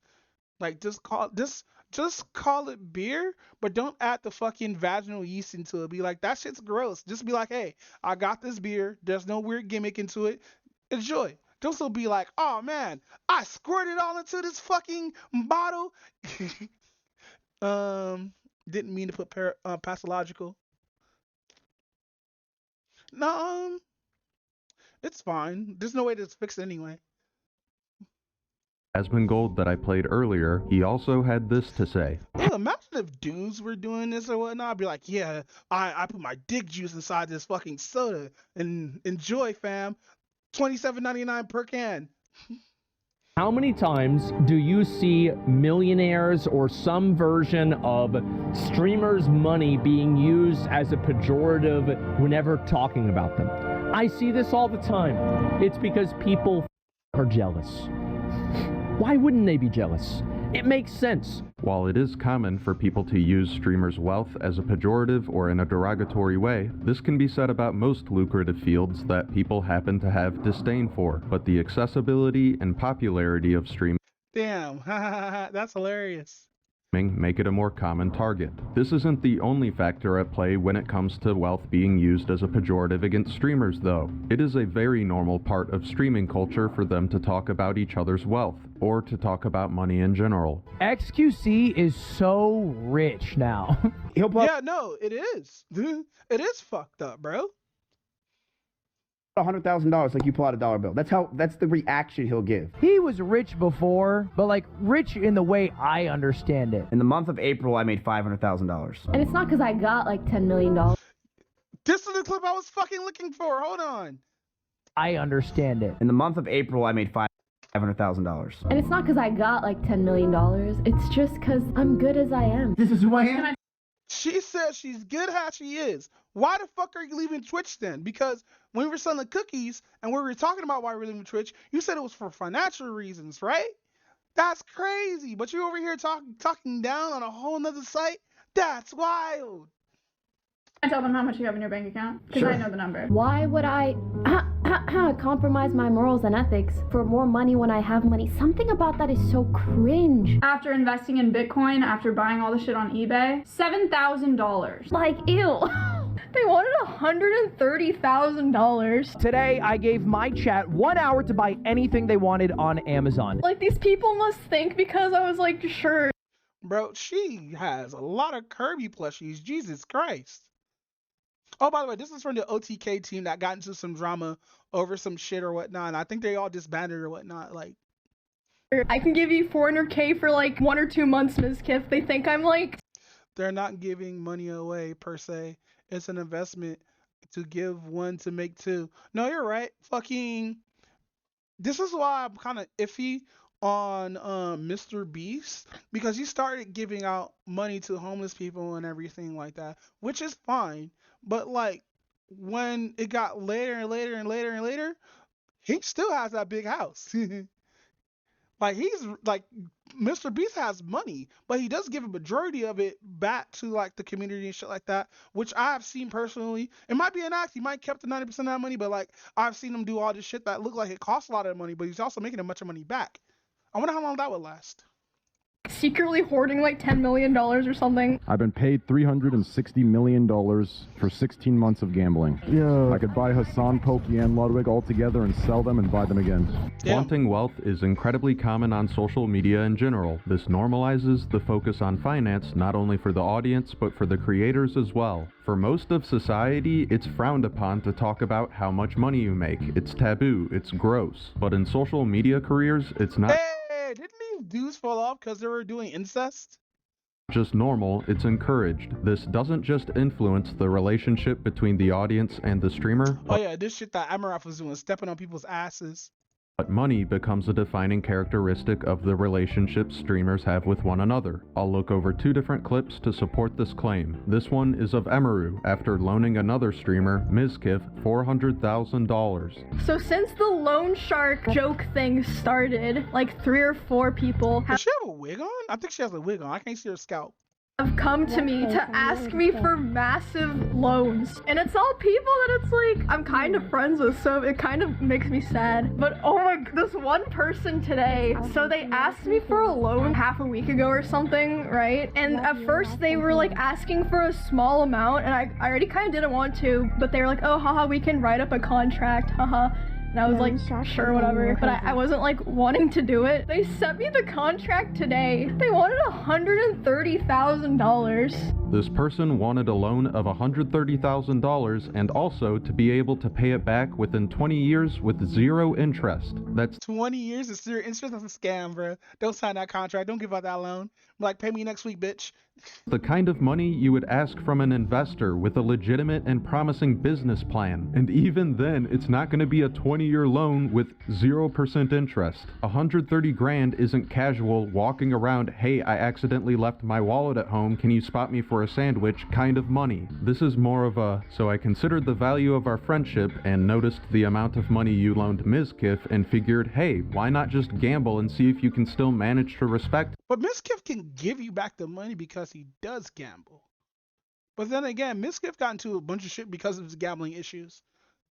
Me after I ask you for such a large amount of money. If a friend of mine asked me for a smaller amount of money and then sent me a contract asking for 130 grand, I wouldn't be able to forget that. That would change the dynamic of our friendship forever. And this isn't the only friend that did this to Emaru. It's just probably the most egregious example. I know that the influence of money. Damn, knowing that Mizkif gambles a lot, she's not gonna get that money back, bro. Damn, that's crazy. Isn't exclusive to streamers, but knowing how much the top streamers make and how much that income can vary from streamer to streamer. DSP's out here again with his ugly ass, begging for money probably in this video. Along with the already strong. He's probably like, man, today has been a slow week, and you know, I really need that money. I need that money. I need that money. I really need that money. I need that money. And I hope you guys pay me for my entertainment, even though half of my videos are not entertainment. It's just me begging for money or talking about how my detractors and stuff is not allowing me to, you know, get paid or get sponsorships or open a PayPal. I mean, not open PayPal, open a fucking Patreon and or GoFundMe because detractors will just stop me from making money and stuff. It's always detractors. I like blaming outside forces for my unfortunate spending habits on WWE purchases. Emphasis on wealth in social media, it's easy to Man, he got 30 Bugattis. to imagine a culture of materialism within the streaming community. Money just changes people, man. And people say it's changed me. You want to know why? You want to do something about me? I'll leak my entire life for you right in front of you. I don't give. I'll leak it off for you, okay? There's a point in my life, recently, I guess, where it just felt to me like everybody around me, just that's all they cared about is just money. I'm not trying to act like a victim or something like that or whatever. The only thing that I'm trying to make you understand, okay, is that I didn't change for the longest time, and it felt like that's all people wanted. So yeah, I bought really dumb shit. I wasted money on the stupidest thing I could ever find, right? Just to show that, hey man, listen man, look guys, if you're gonna care that much about it, I care too. And I was financially self-destructive because they f***ed me. I was just tired that he says this while playing Counter-Strike. I would buy myself nothing, do nothing with all the money that I have, and just sit there with idling it when everybody around me, everybody cares about it, wants a part of it. I was like, you know, dude, yeah, you want a part of this? Here, man, I'll wear one. I'll have one here, and you can see that that's how little I care about your shit. Okay? Only thing you care about, I'll wear it, dude, because you're an idiot. I hate these people. They're annoying. Yeah, that's what he said. Dude, victimity. Do you not understand how that works? Is that it just annoyed the out of me. It was a way for me to just voice back at them. That like if I cared about them, I'd do that for them. But instead, I'll waste it because that's how little I care about people that just care about money. I would rather see that money go up in flames on useless than being. That's just bad spending habits, though, because, like, mind you, I used to have bad spending habits until I got help for that shit, and that's just 100% just bad spending habits, because if you're doing it just to impress your fans, it's gonna fuck up your bank account or whatnot. That's why you should take 3 steps back and not do stupid shit, but, like, this is, what, months ago? This is a 2 months ago video, and XQC has changed with how the way he does his money and shit like that, from what I've been like seeing or whatnot for the content creator sphere.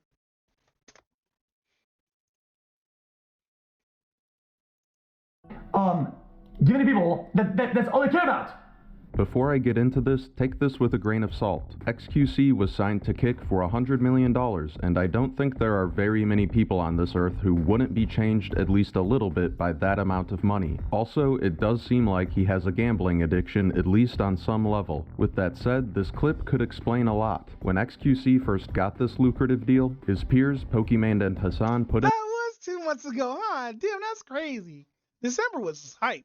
A good deal of effort trying to debate him. This was under the guise of, we don't like gambling, we think gambling is immoral, there are problems with gambling. But tag teaming somebody for 2 to 3 hours in a debate to try to make Amazon seem like an ethically superior company has to do with pettiness and envy, not some strict moral code that Pokimane and Hassan abide by. It wouldn't matter where this $100 million came from. Oh my god. When that means after this came out, that means it's true, because the whole shit that's coming out with this one, it's just 2 months ago, right? With what Pokimane's doing right now, she only gives a fuck about the money. She don't give a fuck about anybody in her chat. She just sees him as people who give her money People like for Pokimane her shitty ass opinions. would still treat And yes, I'm gonna say shitty because everybody has an opinion, just like everybody has an asshole, and just her opinions come out her ass. That's all. him differently. The phrase crabs in a bucket comes to mind. If a crab at the top has the opportunity to escape, their peers will try to pull them back down. But in this clip, that's not necessarily what XQC is. So with food, spending money on food like that, totally understandable because you have to eat. But like also, it's really difficult to not eat junk food because how cheap and accessible it is versus going to a grocery store and just buying food and everything. Like mind you, I do get my food delivered or whatnot. And I do spend like over $200 to $210 on groceries and everything like that. And yes, I do buy junk. I'm not going to sit here and lie like the little bastard that I am. I do buy junk food, but I portion that shit. And I'm running out of Ziploc bags too. I need to buy more Ziploc bags. That's another thing I need to do. And it's not bad as long as you're like not doing it all the time. You know, you're not like buying constantly junk food day by day by day by day. If you buy it just for like a couple of days to like a day, you're fine. But if you're like constantly buying, like, let's say DoorDash, let's say fast food every fucking day, it's gonna eat your fucking wallet up, bro. Is referring to. He's talking about the other end of the spectrum, the beggars, the ass kissers, the people who, after getting Oh man, we get DSP in here all the time, bro. his deal, all of a sudden want to be extra friendly with XQC. His annoyance with both groups changing their attitude towards him is completely understandable, and with money no longer a concern to him, it would make sense that he starts to act irrationally out of spite. This would explain his more recent flippant and wasteful behavior. Don't get me wrong, I bet he enjoys spending that money too, but would he be as extravagant with things if it weren't for the materialistic culture amongst his peers? I'm not so sure. What we can say for sure is that XQC is a pretty lazy reactor. This lack of Yeah, just like me, you know. I don't say shit. All I do is like sometimes I'm not even on screen when I react. That's why I chose using the VTube character. Just so you don't know that I'm not actually sitting at my desk. action during reaction content is only rivaled by Hassan's bathroom breaks. ATM, where'd you grow up? What neighborhood you from? Los Angeles, California, South Central. South Central. And tell me about your... I'm about to grab my water.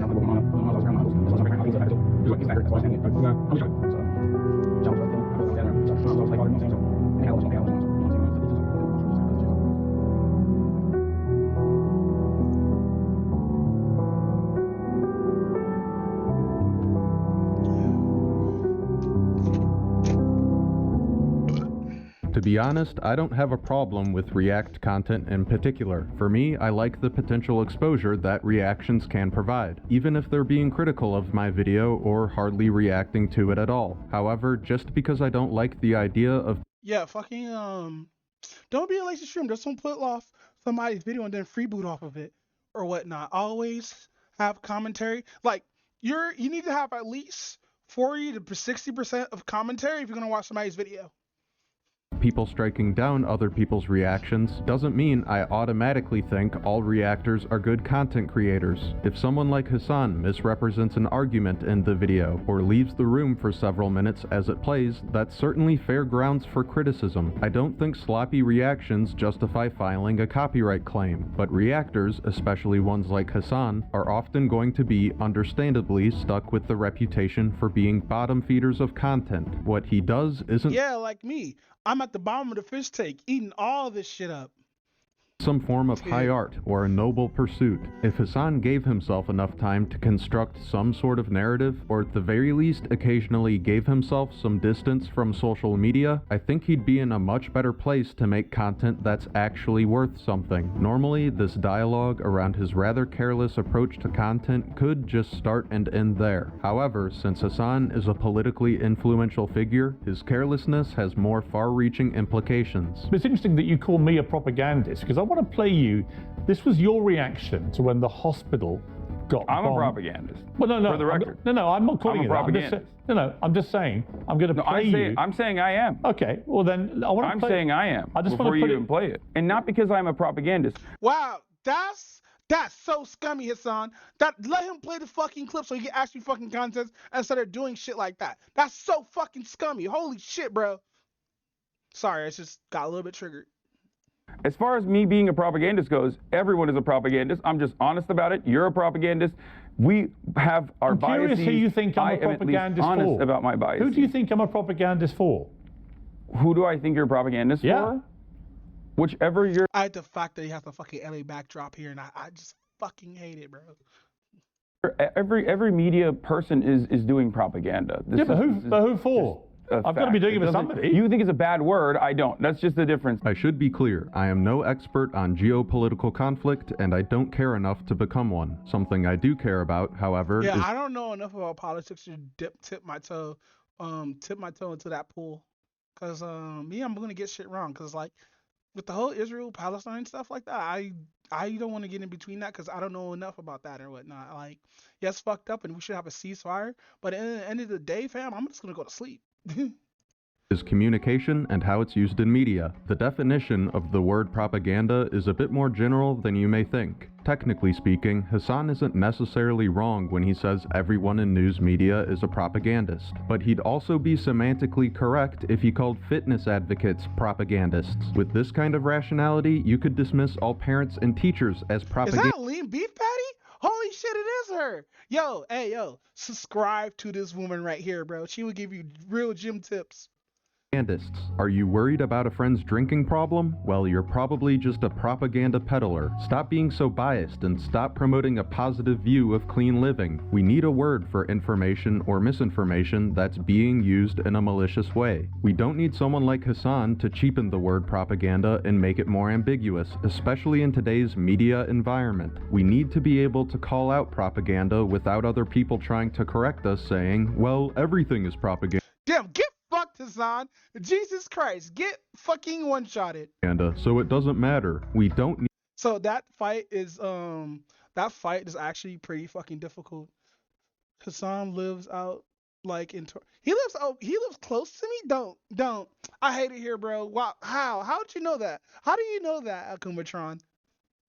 Need to be conflating whatever good, honest journalism we can manage to find with malicious, manipulative propaganda. They are not the same. Wait, does he live like near the beach nearby Torrance? Like nearby Hawthorne?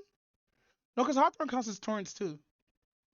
Same thing, and it's dangerous to say they are. The negative connotation attached to the word propaganda is not only necessary, but it's the whole point of using such a word. Hasan seems to know this as well, because Oh, you about to get fucked? Oh wait, no. Yeah, no, he's about to get at fucked. one point He during wrote the too many Piers times. Morgan interview, And he he falls says, off the map. Let's see, go. this is why I call you a propagandist. Well, See, let me this is finish. why I call you a propagandist, Well, no, Piers. A call out and an insult that would be entirely unnecessary if everyone in news media was a propagandist, like Hasan says. And what would Hasan's impressionable audience think about this normalization and downplaying of propaganda? Is she crying? Hold on. Why does it look like she must be laughing, but that looks like she's crying. Impressionable audience think about this normalization and downplaying of propaganda. Oh wow, I never realized propaganda was so edgy, cool, and acceptable. I never knew propaganda was so based. Oh boy, I can't wait to tell my friends at school how counterculture I've become. The 8th graders might even let me sit with them. That's right, I don't just watch the news, I consume propaganda. From my favorite propagandist, Hasan Piker, who gives me the correct propaganda. In this interview, he also tries to claim he doesn't cover breaking news, which is just a straight-up lie. I usually have a policy of not covering breaking news, and sometimes that policy is violated but ultimately I am not held up by the same journalistic standards, even though I think I do a much better job than most other news outlets in general. I gotta have a coughing fit. Be right back. Give me like a couple of minutes.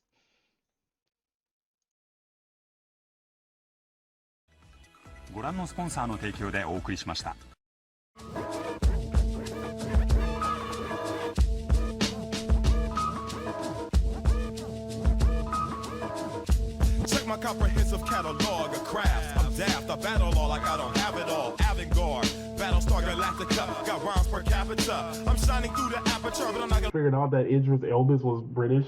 Oh, that fucked me up. That fucked me up. No bust no caps for ya.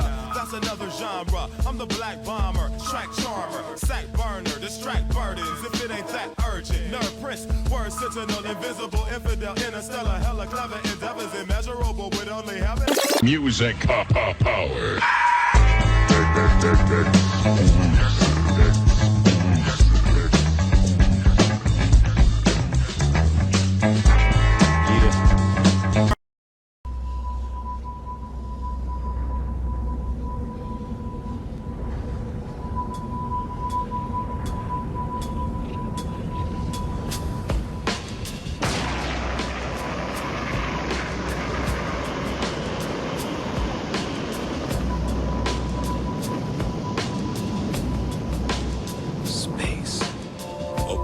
The right to dream. There are endless possibilities stretched out before him. You have to trust in your own power. Whatever happens from now on, you stand firm and face your destiny without fear, but with courage. What awaits him down the path, he will then have to choose. No one's gonna give you a map. You've got to walk your own path. The children leave their homes in search of this quest. What is thy desire? As they search, they are always asking questions. What's out there? What's waiting for me? Why was I made? Who made me? And what did they make me for? Are you gonna go up into space with your old man or not? Maybe I'll never get over this. I've lived my life following my dreams, and I don't have any regrets. You're gonna just keep running away? Just keep running away? I'm not running. 8, 7, 6, 5, 4, 3, 2, 1, 0.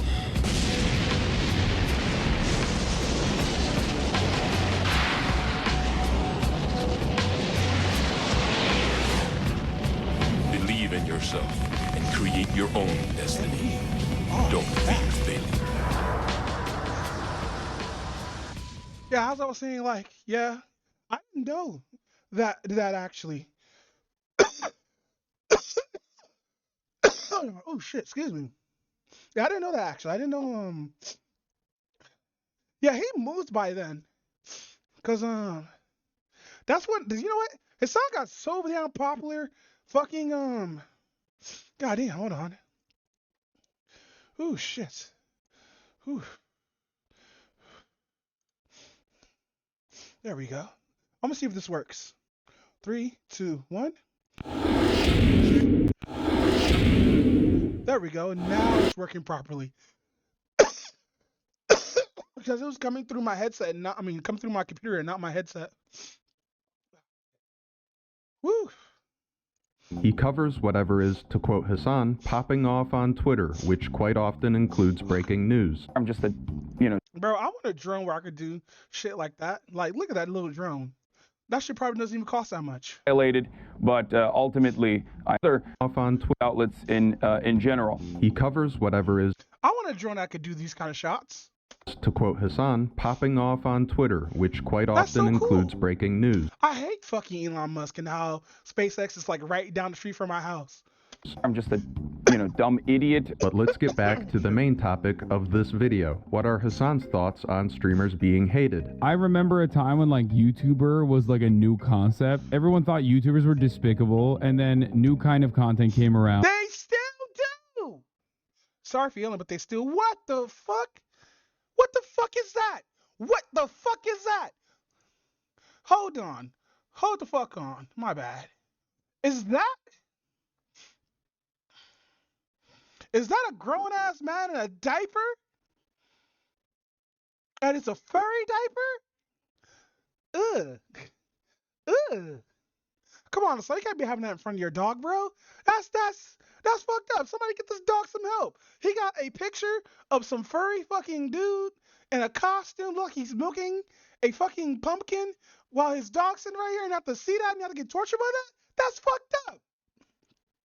Someone get this dog some help. And then people started hating whoever, like they hated Viners. But right now, No, nobody hated Vine. Stop it. Nobody hated Vine. Matter of fact, Vine was the reason why TikTok is fucking out here doing money right now.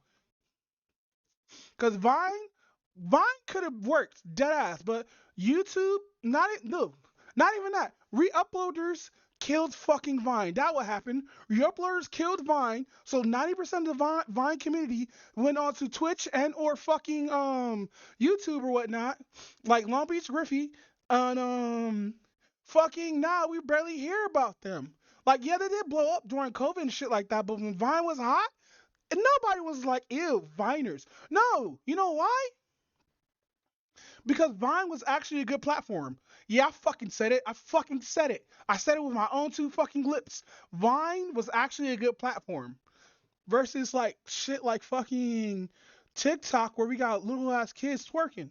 Dead ass. Have y'all guys seen like the fucking, let's say even how the algorithm, they give you so much fucking slock and slop, bro. Where's the cooking videos that these other countries get? Where's the fucking videos of us building shit? Where are those videos at? Where are those inspiration videos shit at? No, now we got motherfuckers on TikTok talking about, I manifest myself a boyfriend. And they ain't got no boyfriend. Because in the last video that they uploaded was so toxic to man and wondering, then she tried to manifest a fake one. And then after that, she's talking about, why do a man love me? Talking about, oh man, the reason why fucking all evil is because of man. And now you're sitting here crying, wondering why man don't like you. And this is not a projection at someone. This is just a more this is what I've been seeing on fucking TikTok. Especially with the transgenders. Jesus Christ. You know how many trans people I've talked to who complain about these motherfuckers and how bad they make the trans community look like? It's fucked up. It's really fucked up. Sorry for going on that 15 fucking minute rant. It's just I think TikTok is stupid. I really do. I really, really do. And I'm probably going to have to remake an account on there just so I can promote my fucking shit. So yeah, if you see me post my shit there, I'm still going to talk shit about TikTok, but I'm going to use the services to fucking gain more followers like I was doing before. But this time not for the podcast, because apparently motherfucking TikTok don't like me talking about people on their fucking platform, so I get my shit muted and report it off. Now, I don't know if my shit got reported off or not because I don't use the phone app. That shit's a trap. But fucking I still gonna have to use it anyway.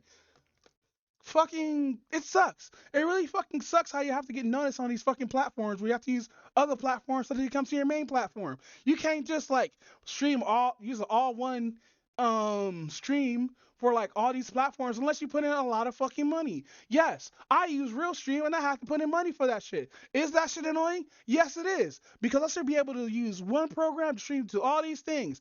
But no, I have to use it stream by stream because each one has a different bit rate and shit. I really do dislike this or whatnot. And I know I have to put in the work to get myself noticed and whatnot.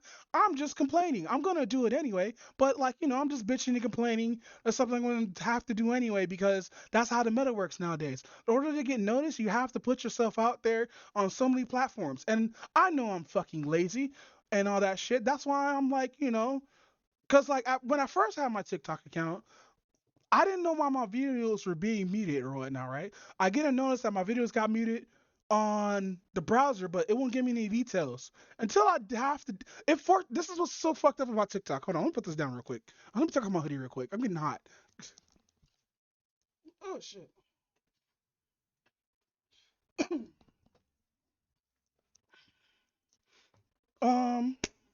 So this is what pisses me off about TikTok. Because YouTube, Twitter, and everybody else does this, even Instagram, because I think I got Instagram because I was just liking being horny on men, liking midget pictures or thirst traps. But that's besides the point.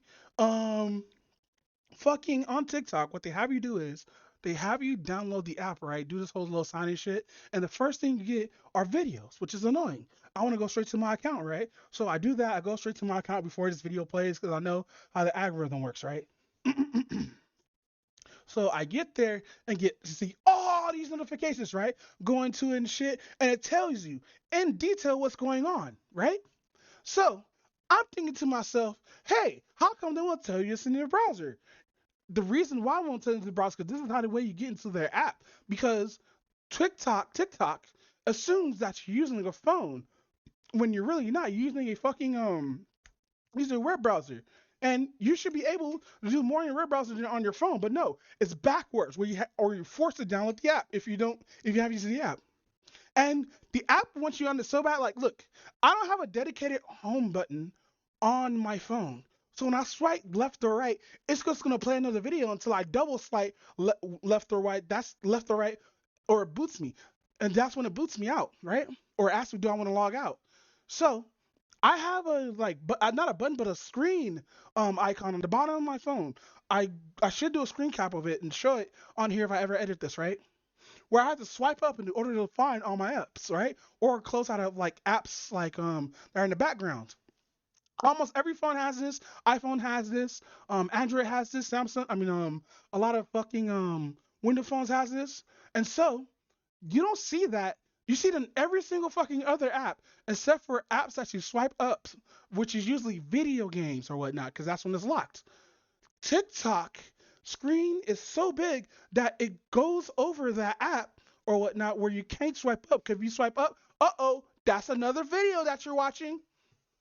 And I hate how TikTok has these dark patterns of letting you stay inside the app or whatnot. You'd be like, why don't you just turn off your phone? Nigga, that shit plays in the background, bro. As soon as you turn your phone, it's gonna be right there. Whew. Okay, let me catch my breath. I think I have an asthma attack right now from all the talking. But no, fucking being on the whole thing with pushing yourself out there or whatnot. I understand it's to open yourself to audiences that you never have opened up to or whatnot, and all that good stuff, right? And it is a fucking challenge getting noticed. Don't ever think it's fucking easy unless you have titties. Yeah, I said it. If you have titties and if you have a good personality and if you're like a quote unquote 15 out of 10, of course you're gonna have motherfuckers flock onto your shit or whatnot. Especially if you don't play video games. Just be a bimbo. Yeah, I said it. Just be a dead ass bimbo. Because everybody loves bimbos. Am I right? Look at fucking Nissan. He has a fan base full of women that want to fuck him right now because this tiny ass head and this long ass shoulders. You know how much pussy he can eat right now, bro, with a small ass head? That's 2 pussies on his face. Anyway, fucking, it is super difficult to earn a fan base, especially if you don't have tits. And yeah, I am putting that out there because even though not all tits are loved, if you, I don't know if I sound fucking misogynist saying this, but there are women out there who don't get a lot of views and stuff like that because they're not seen as hot or not as appealing or whatnot. But there are a lot of women out there that are unappealing that are the most fucking has the most best fucking personalities on this fucking platform. And the only people who are watching them are our friends and a few people on the outside, which is fine, and all that good stuff. Nobody's entitled to, what up, Kazu? Nobody's entitled to having viewers in their shit and all that shit, right? And that's a good thing. Nobody's entitled for that. That's not a bad thing to say, but it does seem kind of sad that there are really good streamers, not myself. I'm not talking about myself because I'm a terrible streamer, but there are good streamers out there that are not getting seen by the algorithm and whatnot. But no, with that said, I'm getting tired of looking at this dog's butt. We gotta listen to this song speak shit out of his mouth. Oh, it's streamers. I don't think this is that bad of a take. There are times when it's in fashion to hate. Damn, that Indian man's dark. No, that guy's not Indian. No, he is Indian. Damn, no, he's not Indian. There's another race that's this dark. It's not the Aboriginals, but there's another race that's dark. It's definitely not Filipino. That's not an Asian. That's just him smiling and his muscles are squishing down. Certain things. No, you're right. Sex does sell. Look at Amarath. She's selling beer out of her yeast. Sorry, Oh, just this. I'm sorry. It's just drinking yeast beer sounds gross. It's just, why would you buy that? Why the fuck would you buy that? Oh, it's so bad. Like, it's so gross that you have to appeal to these NAF fans and give me that much money for your NAF fans because you know that your fans are degenerates and you know what sells to your fans and you know your fans will just eat it up too.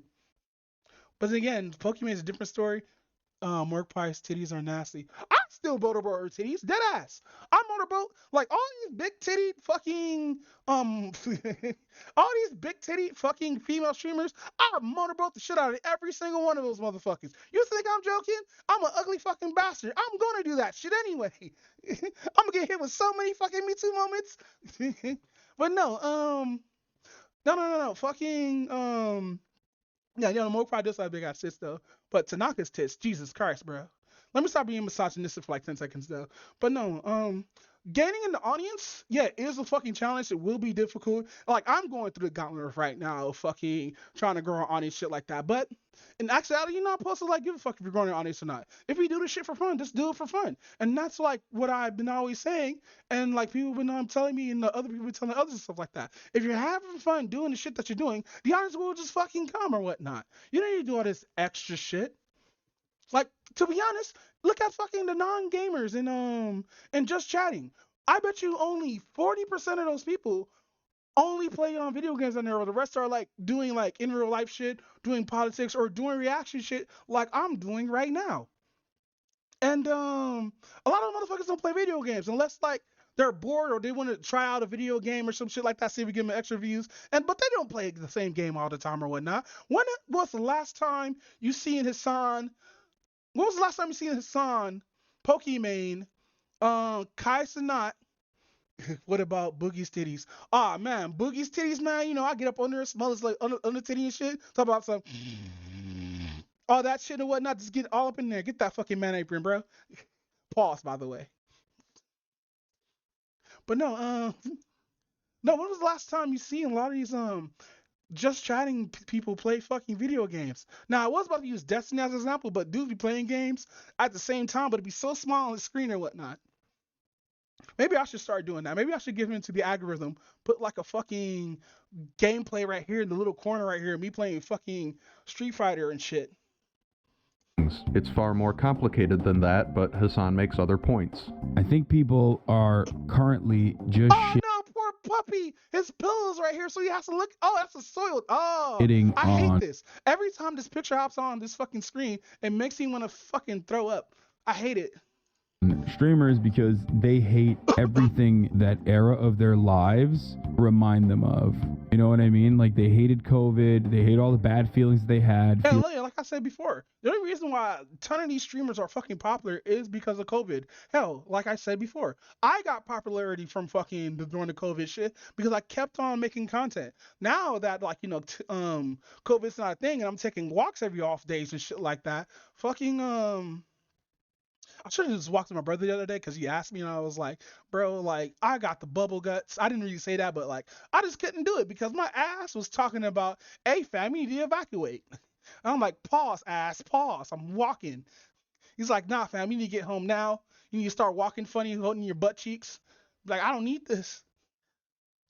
Feeling secluded, feeling so happy I didn't drink water because I'm like, alienated, feeling socially isolated, and they certainly hate having to be indoors and whatnot. And what did they do during that time? They watched a lot of Twitch streams. Once again, I think I watched porn most of fucking COVID though. I think I watched a lot of porn. I actually updated my bookmarks for a lot of hentai and stuff like that because I didn't know there was like fucking hentai that was like this. I didn't know Brain Eater was a fucking porn. I thought that was a very desirable shit or whatnot. But no, they should be showing pussy squirting and shit. It's gross. It's so gross. And I'm like, ew, I'm good with this. Let me put this in the blacklist. But I will use that shit for a meme. I don't think he's that far off the mark. But if watching, might as well. All money ain't good money, and money ain't everything. But it is up there with air. No, with money. So people say money can't buy happiness, but money can also buy drugs. It was a rapper who said that. Hold on. I had to play this song on here.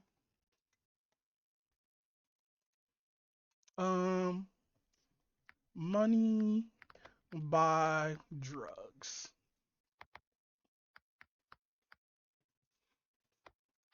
Here's the name of the song. Here we go.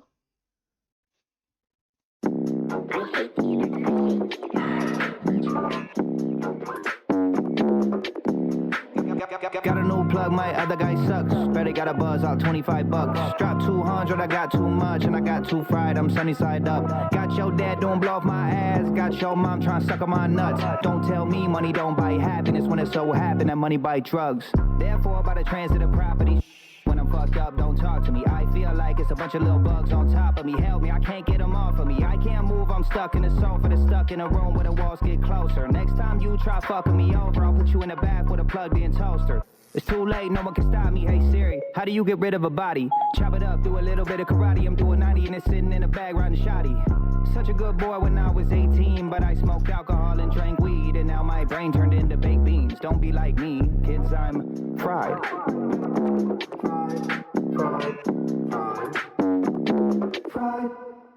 Got a new plug, my other guy sucks. Better got a buzz out, 25 bucks. Drop 200, I got too much, and I got too fried, I'm sunny side up. Got your dad doing blow off my ass. Got your mom trying to suck on my nuts. Don't tell me money don't buy happiness when it so happen that money buy drugs. I feel obligated to say this, kids don't do drugs. Drugs are dangerous, the brain can change in ways I can't explain, but it feel like I'm stuck in a simulation. 2 sedatives for the euthanasia. The voice in my head got too persuasive, the flu contagious. Everybody dead except a couple rich white dudes in spaceships. Ding ding, time is up. The world is ending, the climate sucks. I'm high and drunk, driving a Cybertruck. The AI talking to me like it's trying to fuck me. Such a good boy when I was 18, but I smoked alcohol and drank weed, and now my brain turned into baked beans. Don't be like me, kids, I'm fried.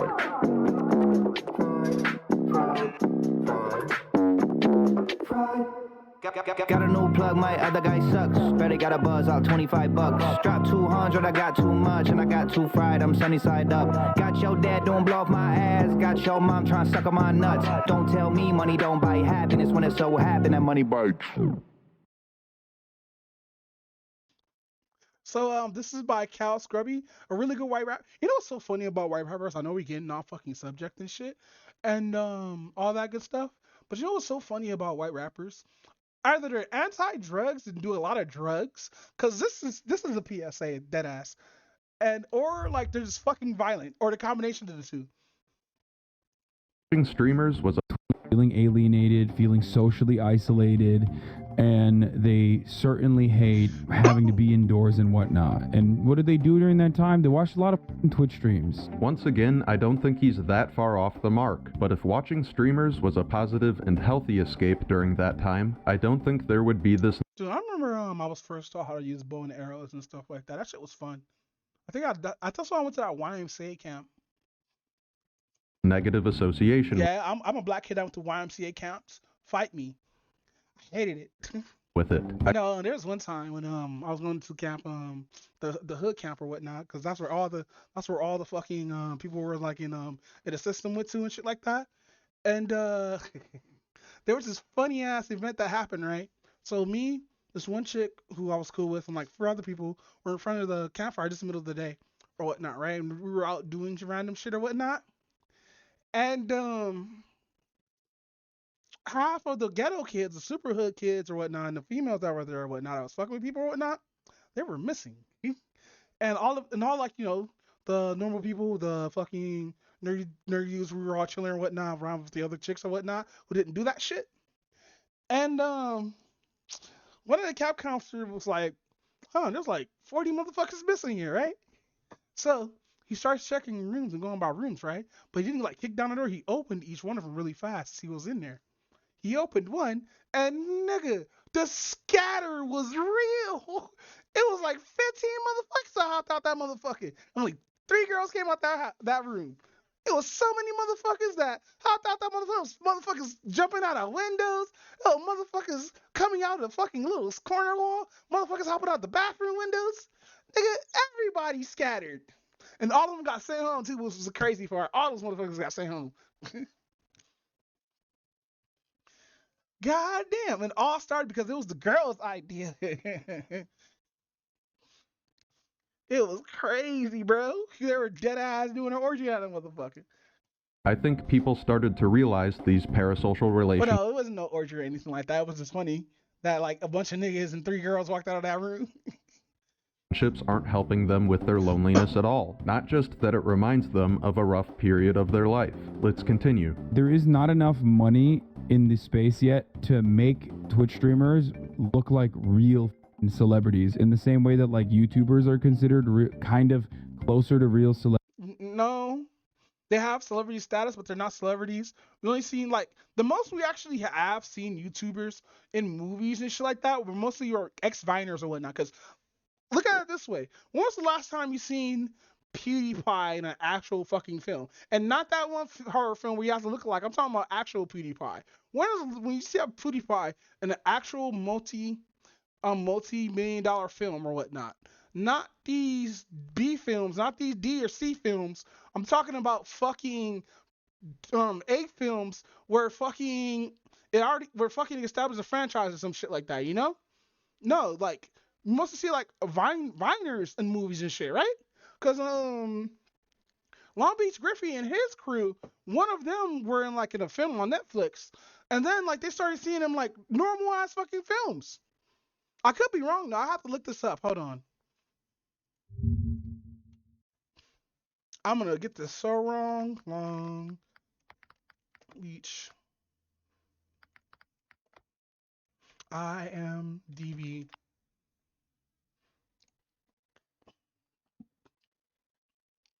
Okay.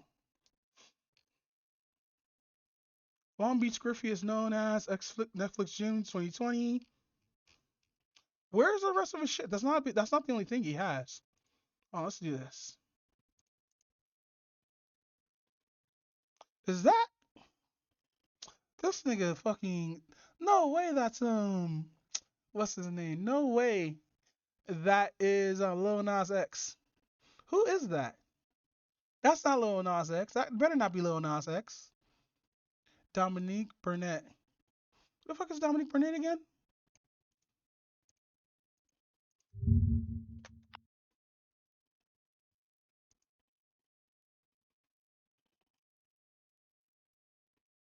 Doesn't give me any pictures here.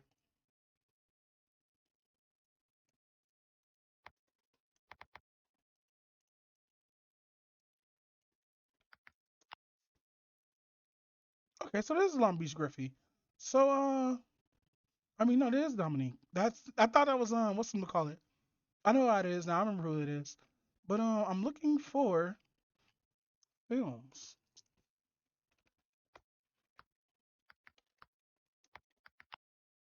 Spell films backwards. King Vader, Hood, Jujutsu Kaisen. Shut up. Oh, let's look up Long Beach Griffey real quick.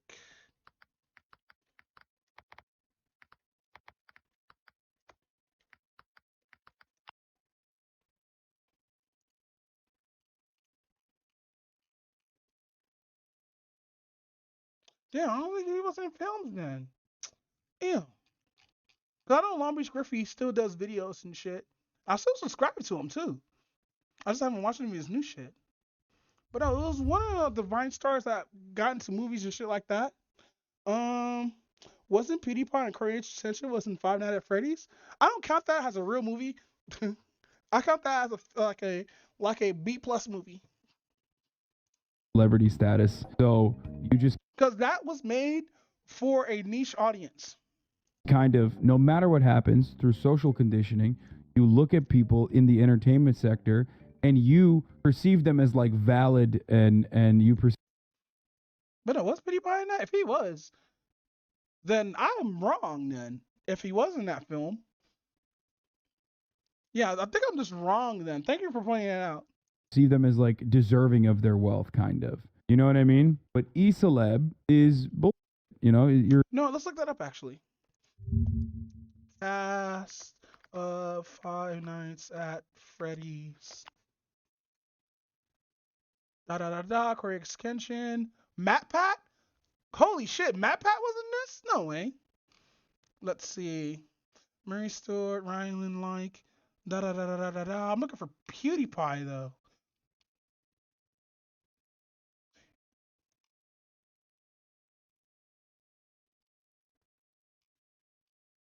Lucas Grant.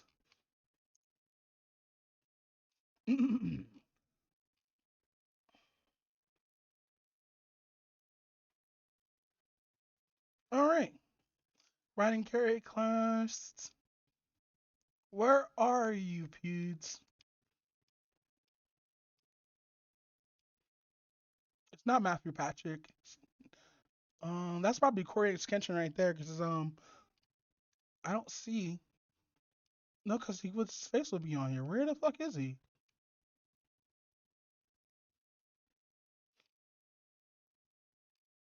Wait, let me see. Let me see if there are any guest stars here.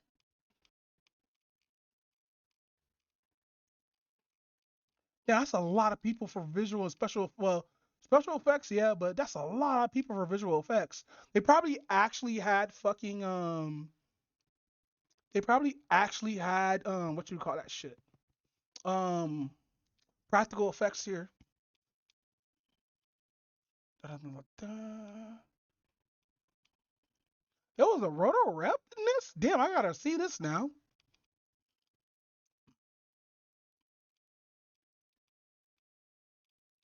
Alright, stunts, camera and electrical, casting, costumes. Where is guest star? Damn, this list is long as fuck. I'm not here. I'm not sure about Pies, but Corey is in there. Yeah, because, like, if PewDiePie is not... You know what? No, because Markiplier should have been in this film. Like, yeah, Corey Kenshin is fine, too, but, like, Markiplier should have been the dude who was in that film, too. Because Markiplier, like, because I was a fan of Markiplier when he barely came out and when he was doing Final Fantasy and all this horror shit. The same thing with PewDiePie, but, like, as we grown or whatnot, I kind of cut myself away from all that while he was still doing it. And I still do look at Markiplier's shit every now and then, but like now his videos, I want to know what he's doing outside of the videos, and he's doing a bunch of shit and stuff like that. That's why I like I dislike Mr. Beast, but I kind of respect him enough not to trash on him. I am bullshit. I'm not like a Bro, be right back. I gotta take a mad bow movement. Be right back. ご覧のスポンサーの提供でお送りしました。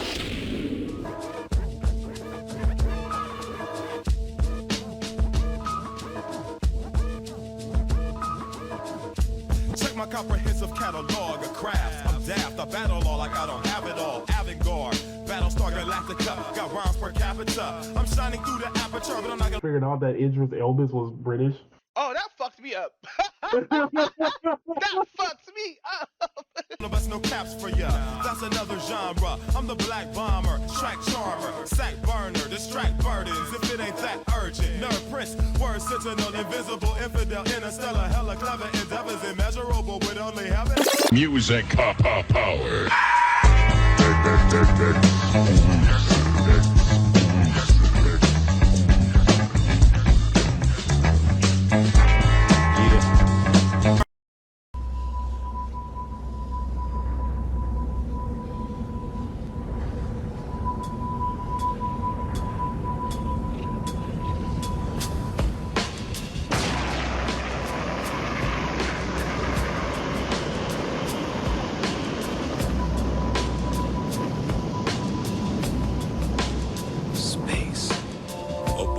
The right to dream.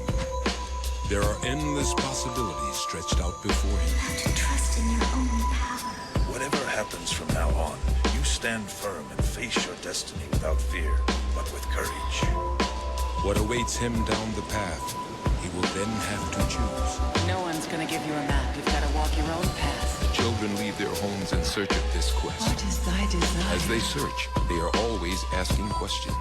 What's out there? What's waiting for me? Why was I made? Who made me? And what did they make me for? Are you gonna go up into space with your old man or not? Maybe I'll never get over this. I've lived my life following my dreams, and I don't have any regrets. You're gonna just keep running away? Just keep running away? I'm not running. 8, 7, 6, 5, 4, 3, 2, 1, 0.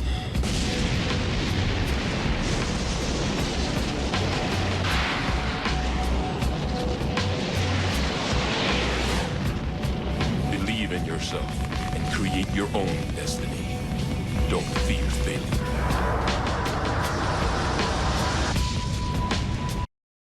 But yeah, let's continue. Slice of Life Anime of the Year, Whack Ass Dress Up Darling, #1. How is Dress Up Darling whack? I honestly don't like It's just a cosplayer who teases her boyfriend. Yeah, that's just nothing but incel fuel. Incel fuel? Wow! That anime is whole incel fuel. Let's be real on that. Incel fuel? Really? Even though he probably fucks the girl at the end? Probably. I didn't finish it. I wouldn't say this is incel. I'll say this is anti-otaku stuff because, like, no, it's waifu. It's honestly a waifu anime. Let's all be real.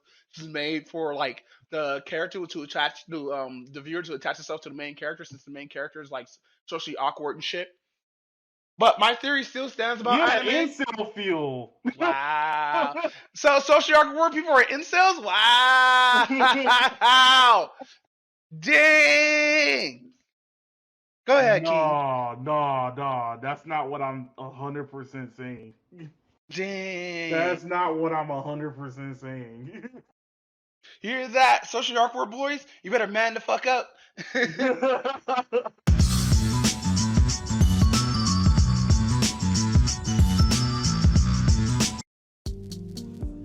Yeah. Hey. Whoa. Ew.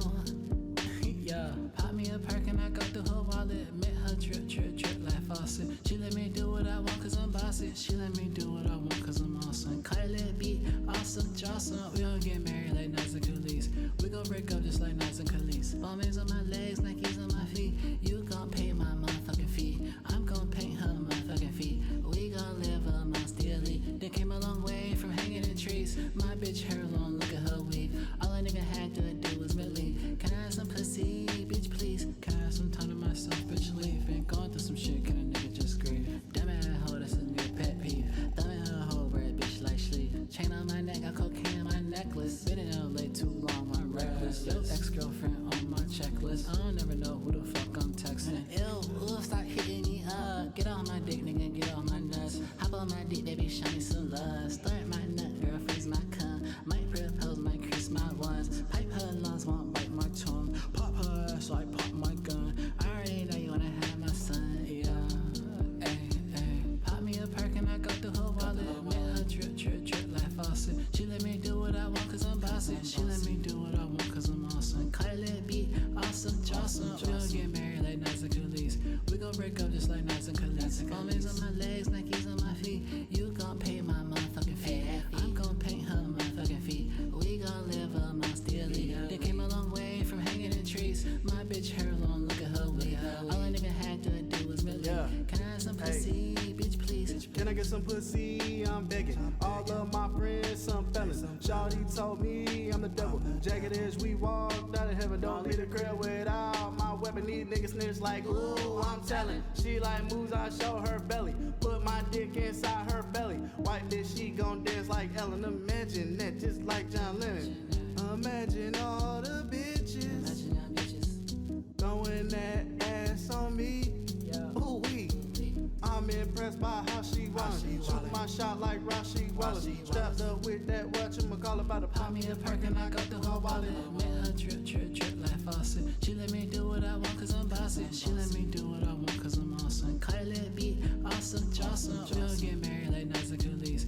We gon' break up just like Nas and Khalees. Bombings on my legs, Nikes on my feet. You gon' pay my motherfucking fee. I'm gon' paint her motherfucking feet. We gon' live amongst the elite. They came a long way from hanging in trees. My bitch hair long, look at her weave. All a nigga had to do was believe. Can I have some pussy, bitch, please? Bitch, please.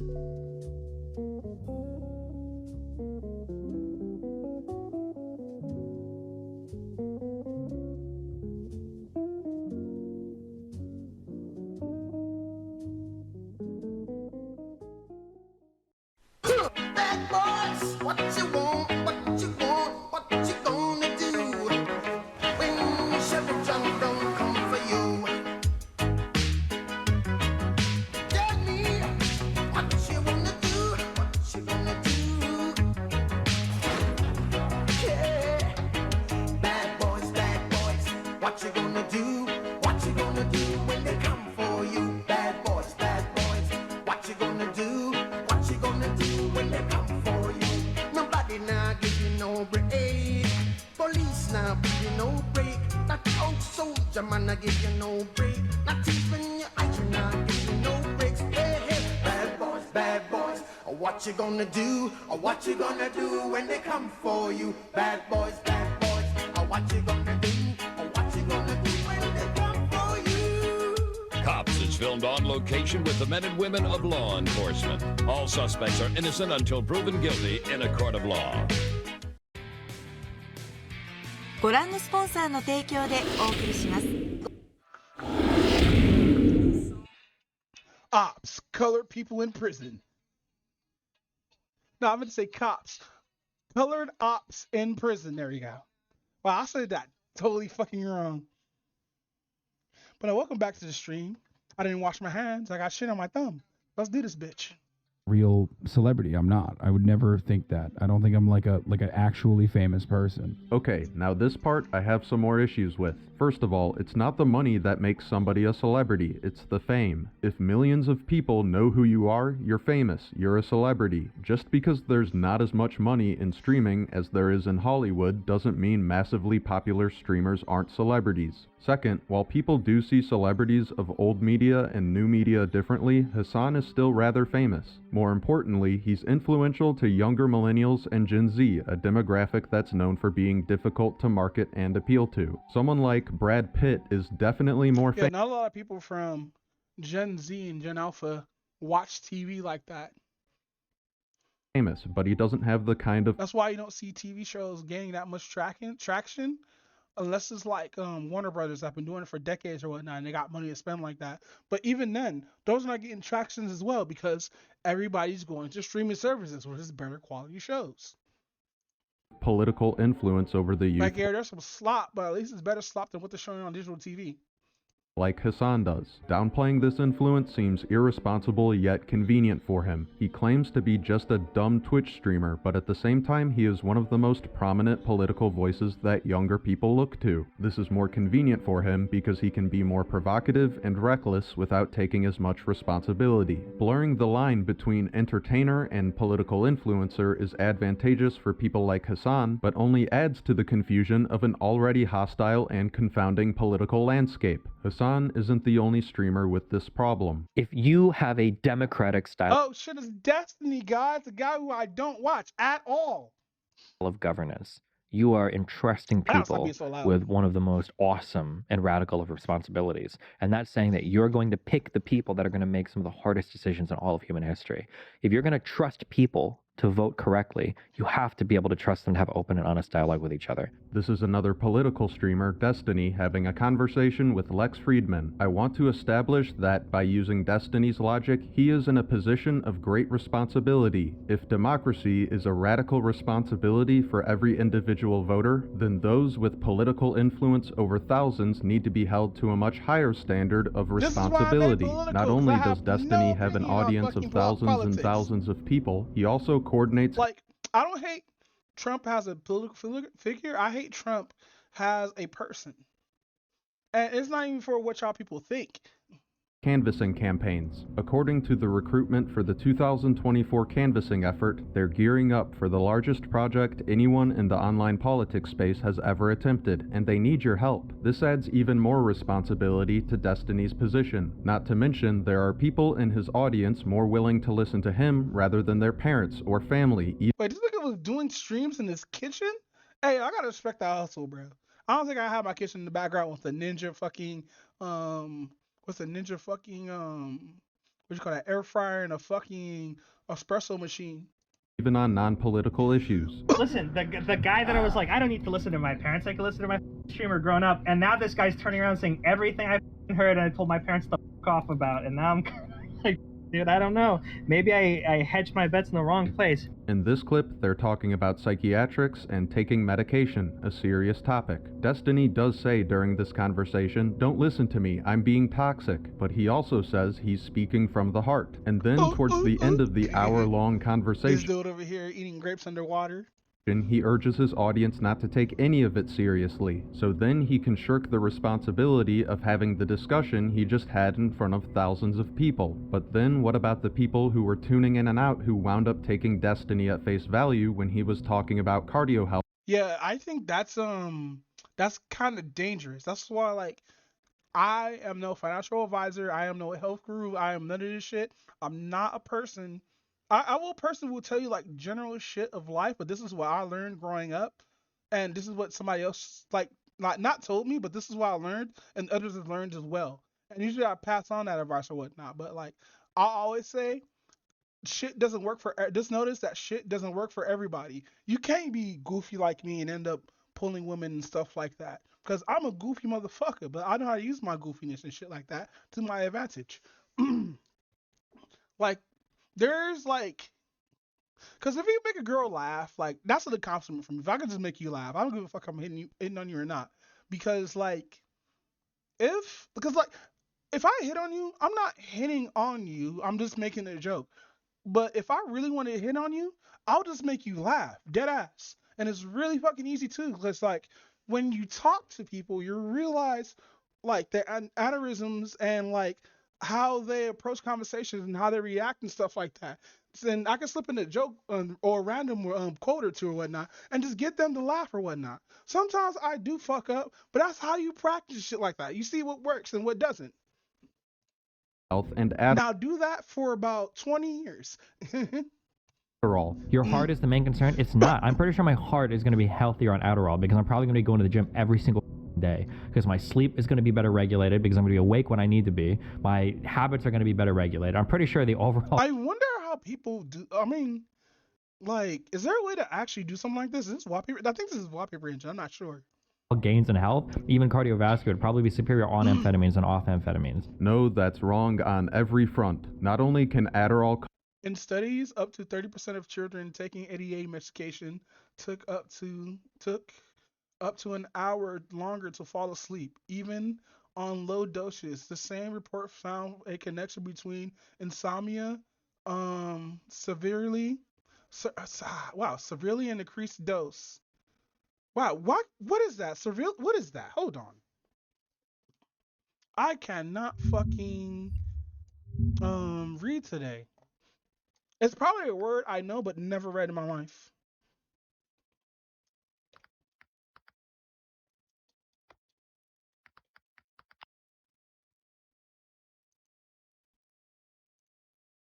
Severity. Severity. Okay, cool. I've never used that word in my life. Insomnia, severity. Oh wow. Severity and increased dose.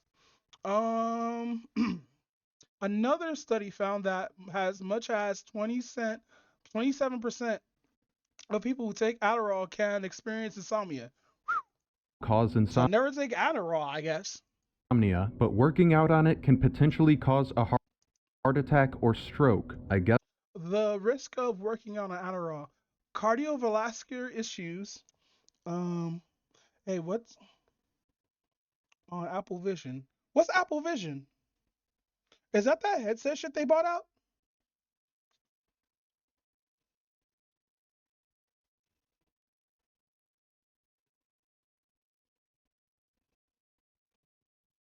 If it is the VR headset, if so, I'm gonna just say it's too expensive, and it's probably gonna be one of those shit that gets somebody killed. Okay, so it is that. Yeah, no, that's just too expensive, and I believe it's wireless, right? You could just charge it at like a fucking cell phone booth or some shit like that. And it's a shit with the funny little eyes in front of it, so it looks like somebody's talking to you, even though they're really not paying attention to anything you say. Like, why even have that? Why?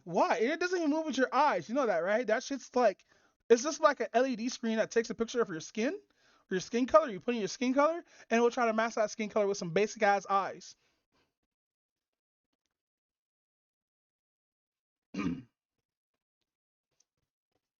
Matter of fact, aren't people like walking into the middle of the street with that shit? Hold on.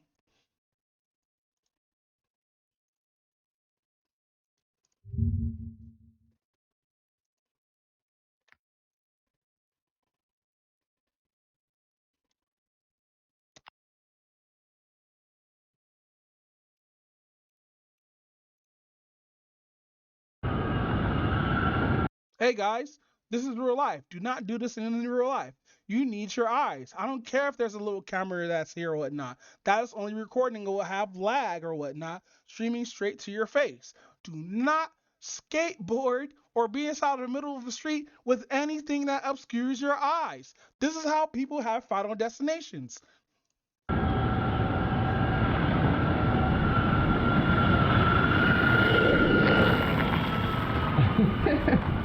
Like what? That's Do I wild. look like real? Yeah, I mean, your eyes are closed. Your it's Ugh, what is this ugly ass shit, bro? Ugh. I know who this is, but like, what the fuck is going on here? What is this? What the fuck That's is Do I look wild. like real?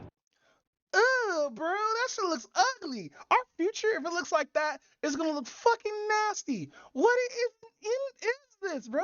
Just go FaceTime. What the fuck is this? Ugh. Dude look like a PS4 character. yeah, I mean, No, I'll take that back. PS3 character, bro. You know what he looks like? You ever seen that video game called Siren? Hold on. No. Get back here. Hold the fuck on. PS2.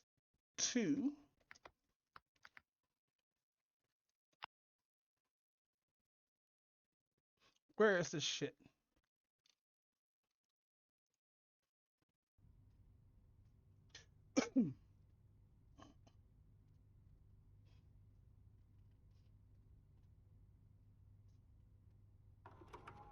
Hold on, I gotta bring up the quality for this. It's only 480p? Hold on. We gotta find a better trailer. Hold on. Siren 2 Faces.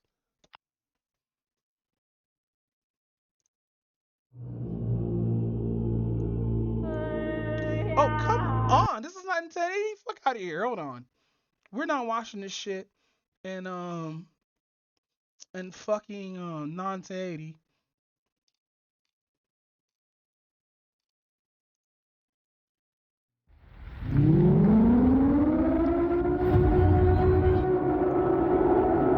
Sounds.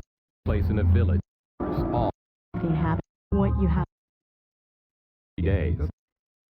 Something in the They're not gonna show the faces, huh? under and your The living can see information survive. seeing Oh my god. as you're navigating.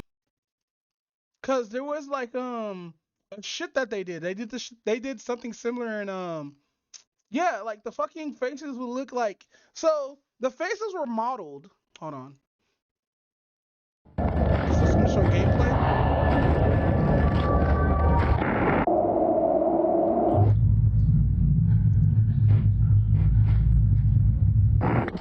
That force to this fuck out of here. Take a mental. Where is it? I have to go all the way back for her. I'll just leave her over here. I'm just gonna leave her right there. You're the one that keeps on dying, so I need to figure out what I'm doing. Here we go. Please let this be in 1080p. Ugh, this is so fucked. All this was recorded in 480 and shit. Got niggas looking like indie game avatars. Shut up. That's so dumb. I need someone's face. So I don't know if you see it, but this is how the faces look like. Hello? Oh my god. What do I do? Call an ambulance?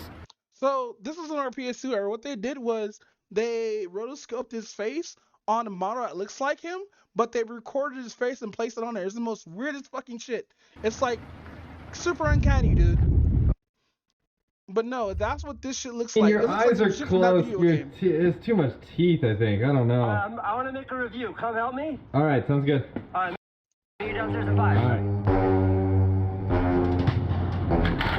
Right if you want like a normal Bro, he knows better to not wear this shit in the face out of the middle of the street. That's probably like all this yellow on his shit. review of this thing, I can't recommend enough to go watch Marques Brownlee's. His is fantastic. This is a different, like, I kind of have a different take on this and different questions. And that's Where's the camera supposed to be up here? Did they put that shit behind the lens? what this is. But Marquez is really good. What is this thing that I'm holding? Literally. Yeah, no, people don't do this shit.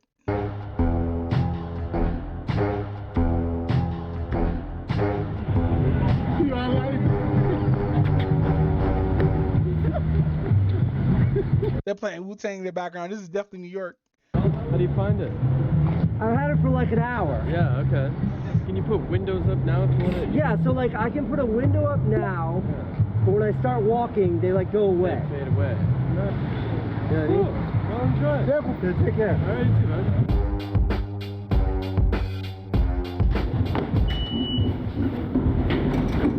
man. Look, guys, the future.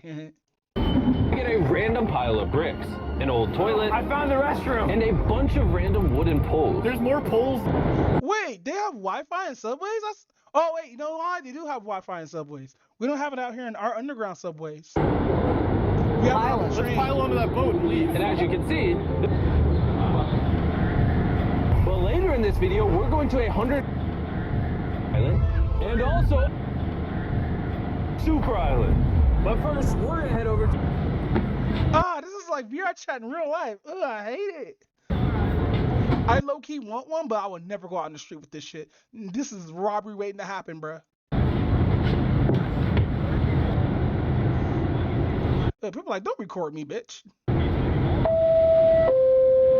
Strategies for interacting with people. They gaslight you into thinking. So, if you're moving a lot while you're moving, this thing comes up that says tracking failed. So it doesn't track if you're moving a lot. It says nothing for the sensors to like lock onto. It doesn't know where to put stuff. But standing at a subway stop watching a Mr. Beast video is a pretty special. There's niggas on the outside recording and shit. Like, you should ask them for your video. It's a pretty special experience. Hold on, Jordan. Let me try to figure out how to. Dude, I bet you're gonna make some shit talking about, look at this dumbass, rich ass nigga.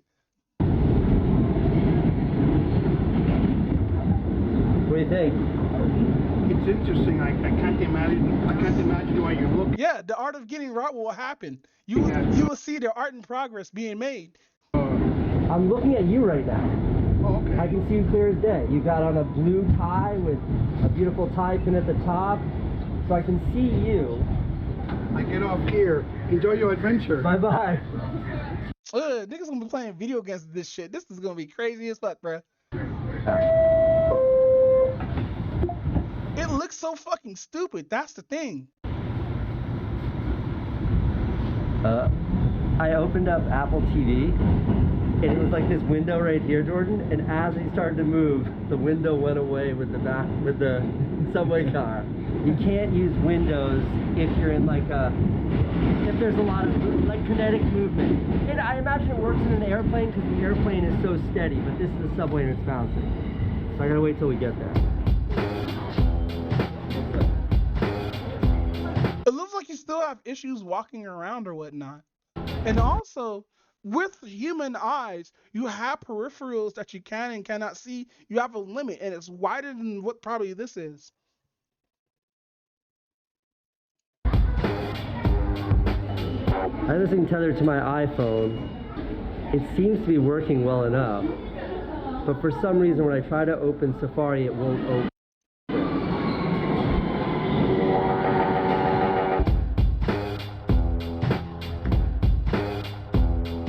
You know what this is? Remember those glasses that came out a long time ago from Snapchat, where like it's like a glasses cam? This is what this reminds me of.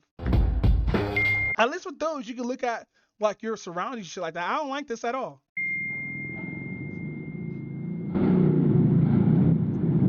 And now you're stopping in the middle of fucking stairs and shit, bro. This is scary.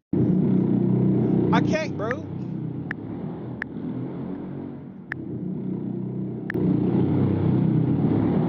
And I can't use both my hands, word? I gotta use one finger? I was just responding to text messages.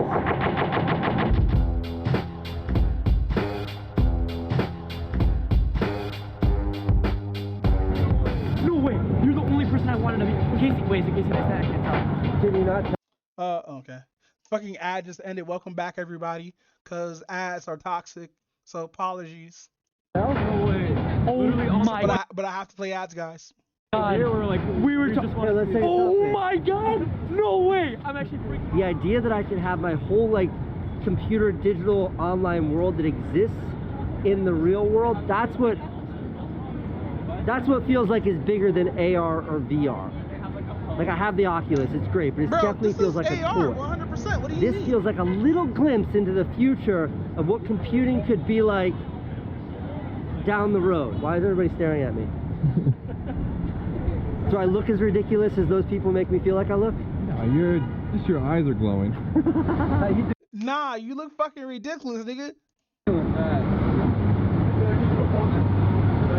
Jordan, you're standing right in front of my Mr. Beast video. Come right there. Okay. Years ago. This used to be a bar? Yep. Yeah, you want to walk under this? It's cool that he can record that shit, though. So the idea of spatial computing, it doesn't make sense to me when I'm sitting in my office. I've got multiple screens. Yo, somebody snatch that shit off its head, bro. Right now, I'm like in the city. I'm in the middle of Times Square. I've got my virtual keyboard here. I've got Apple TV there. I got YouTube Safari's open here. And it all kind of works. Like this? What I've got going on right now? I want to know what his phone deal is, because he got niggas be beating off in subways looking at porn. Dead ass, bro. Dick's gonna be hard as fuck. I'm like, oh yeah, fuck yeah. My hentai will be on and loud. Bro, I hope it doesn't. I hope this. Oh wait, he's not wearing a headset unless it's in his other ear. This is wild. It's impossible for me to imagine that you can't see what I can see. Everything seems so real, and then I can just stand up. With his dick pitching the tent, pause. But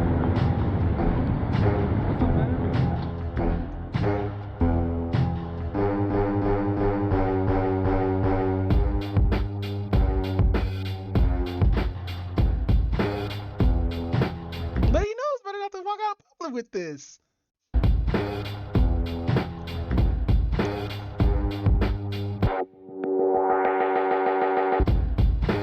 You know, I haven't been inside of a Krispy Kreme's donuts in a fucking long ass time. I should go to a Krispy Kreme's. Dinosaur encounters. Encounters dinosaurs. Wow. Wow. What are words? Is this a video game? No fucking way. This is a video game. Yeah, you've done it. Thank you. Next.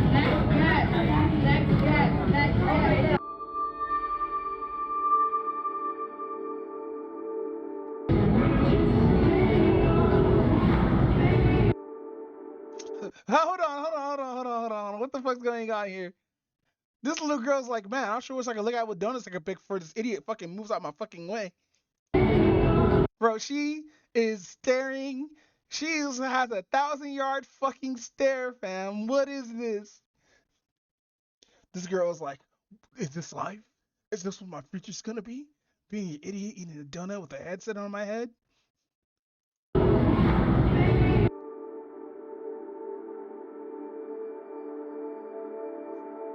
Ew, nigga, what an actual fly flies on this shit and quickly flies off.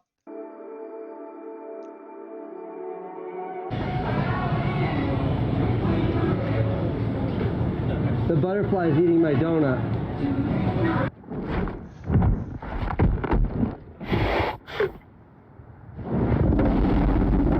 Hey, bro, can you like chill in the chair or something while you do this though? This dude's in front of the cash register and shit.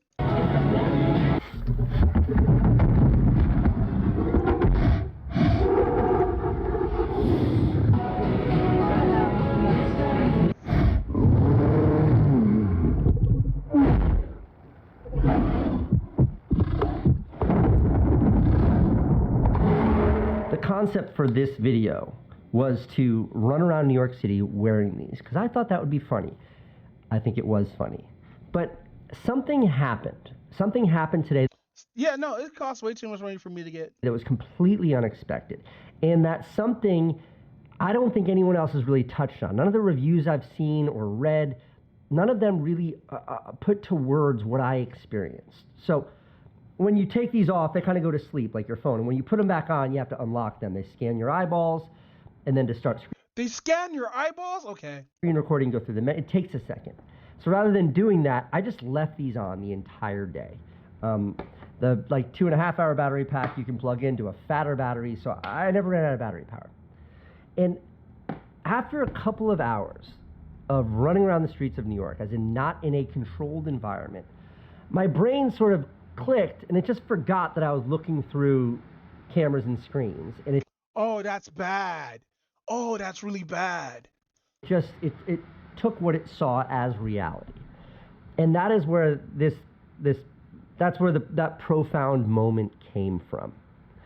And Cause like, what if you're sitting there watching what's that shit TV show, Breaking Bad, right? And you're sitting at a bus stop, and hood niggas walk by and telling them all, "Hey yo," and they know you got a screen in front of your face, and dude just runs up and just cock you and just take your shit off and just start running. What would that be? Do you have insurance for that kind of shit? Like, would it actually help you find your shit in a pawn shop somewhere in Compton? Probably not, right? what occurred to me as I was sitting there in Times Square on a bench, strangers all around me, the real world moving all around me. But I had like a big screen up where I was watching a Mr. Beast video. And then over here I had this keyboard that I could interact with. And over here I had my iMessages. And over here I had my Apple TV and then all of my apps. And they're floating in Times Square in the middle of New York City. They're floating there and I'm actually there. And there's actual humans around me. And in that moment, Hold on, I gotta see the price of this Apple Vision Pro.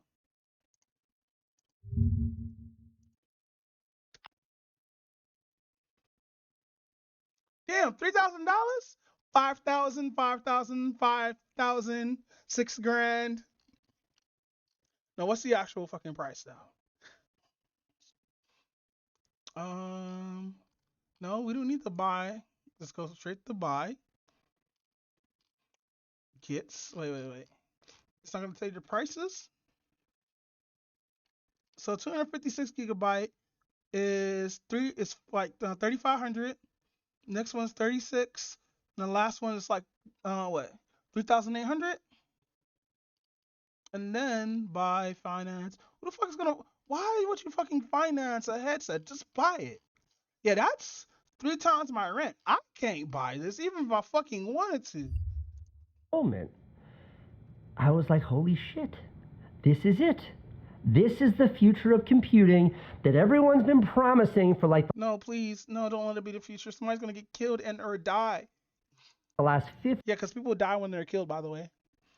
years. This is something that like let me like truly peek into where all of this is going. This isn't the future of AR or VR. I think this is the future interface for all computing. I think when they figure out how to make these not be these heavy $4,000 metal ski goggles, but maybe they look like these glasses or something even smaller, that is what it'll be. In the morning you won't remember your phone. You put it on and then that's it. And it's like, hold on. This is dumb. This is so dumb. I just can't, bro. This is fucking dumb. Because I don't think we need to make any more advancements than where we are now. I know I'm sounding conservative and shit like that, but like we're gonna get to a point where we're actually gonna have Ready Player One. I'm not even a joke for that. We're gonna actually have somebody's gonna get that, hook it up to VR chat, get the trackers, and bruh, that's it. We literally are in the future after that. Guess we'll just chalk this one up to an oversight. This next clip is of Destiny commenting on something Hassan said about Destiny's audience. He knows that my community is not full of f***ing racists because they were all nuts. No, there are a few races in your community, Destiny, but you don't know it or probably care. Because, like, somebody bought that up. And, like, the thing is, somebody bought it up and couldn't give out names. And the reason why they couldn't give out names is because a lot of those people who are racists in your community usually change their name or fucking are not there like that. And if they are there, they fucking try to like debate trap you or make you into a race trader or some weird ass shit. Just having fucked up conversations. Not hugging the out of him when I was like nice enough to give him a little spot in the dirt to grow. This isn't the main point I'm trying to make with this clip, but Hassan isn't the one who dropped out of college. He actually got a double major in I think so. I don't know, bro. Like, I only watched this shit because of Alba and Preach was on this shit for a cool minute. Like, I was in his Discord before that because I was finding out about Keppels for like a podcast thing, but then I just gave up on it because it was cringe. It was fucking cringe, and I don't fucking record that type of cringe because like she's that kind of person that wants that kind of attention, and I'm not gonna give it to her, bro. In political science and communication studies. He also has a family connection at the Young Turks and got his start there. Did Destiny change the course of Hassan's career? Sure, but Hassan would have been fine without Destiny. To imply otherwise is delusional. Let's continue to the main point of this clip. The full nuclear option was yesterday. I almost said, I don't want Hassan ever watching a clip of mine again, and I'll never watch anything of his again. And if he watches a clip of mine, I'll DMCA the out of it. He can counterclaim me, and I'll take my Jewish lawyer that I got from Canada, and we'll go to court over it if he wants to watch any of my shit on stream. That's where I almost went to yesterday, but decided not to because when we get into the weird, everybody's DMCing people, it gets really weird. But it was pretty funny when he got DMC'd by the other guys, so I almost thought about it, but I didn't. Okay. So Destiny was seriously thinking about DMCAing him and starting some sort of court battle, and thinks it's funny when Hassan gets DMCA'd by other people. And what was this over again? Hassan making one of the most common arguments you hear in left-leaning spaces. Is this the Kai Senate guy? Oh, this is the speed guy. Okay. There's like this whole new legion of like black Zoomer streamers, and for as much as they talked about how like all white people did was scream at the camera, I feel like that's all these guys do. Have this like weird argument that originated because Destiny worded something in the most like awful way he possibly could. It's just like. So I might agree with his sound, but I also might agree with Destiny. That's what I seen while looking at Kai Cenat. I mean, not Kai Cenat, ISO Speed, because it's just him acting like a fucking 16-year-old kid on fucking, that's supposed to be an ADD medication, all jumping around and shit like that. Well, that's extra energy shit. Like, I've seen clips of ISO Speed burn down his room so many goddamn times. It's fucking dumb. So I agree with Destiny right there, but like, that's not all black streamers or whatnot. It's just the example that's very popular right now, what a black streamer should or are assumed to be, which is kind of funny. Like, it's just going to galvanize all the most ridiculous, sweatiest cringe lords on the internet, some of which who frequent Destiny's community 100%. It's not an argument that I agree with, but for Destiny to get that bent out of shape and to lose his mind like that, it's beyond childish and embarrassing. And well, he didn't do it. If he would have did it, yeah, I would have been like, yeah, that's a dumbass move, Destiny. Why would you do and say that? But he didn't do it. He had common sense in the end of it. Destiny's immediate response was even more ludicrous. Why does this degenerate? Reacting to reacting. What is this shit, bro? We're doing quad reacting here? Losers say this shit. Like, why not go to more clubs where like little girls are being trafficked? Isn't that what you like? Wow, what a proportional response. Just imply or call the other person a predator. Oh my god, look at this dumb shit, bro. It's reacting to.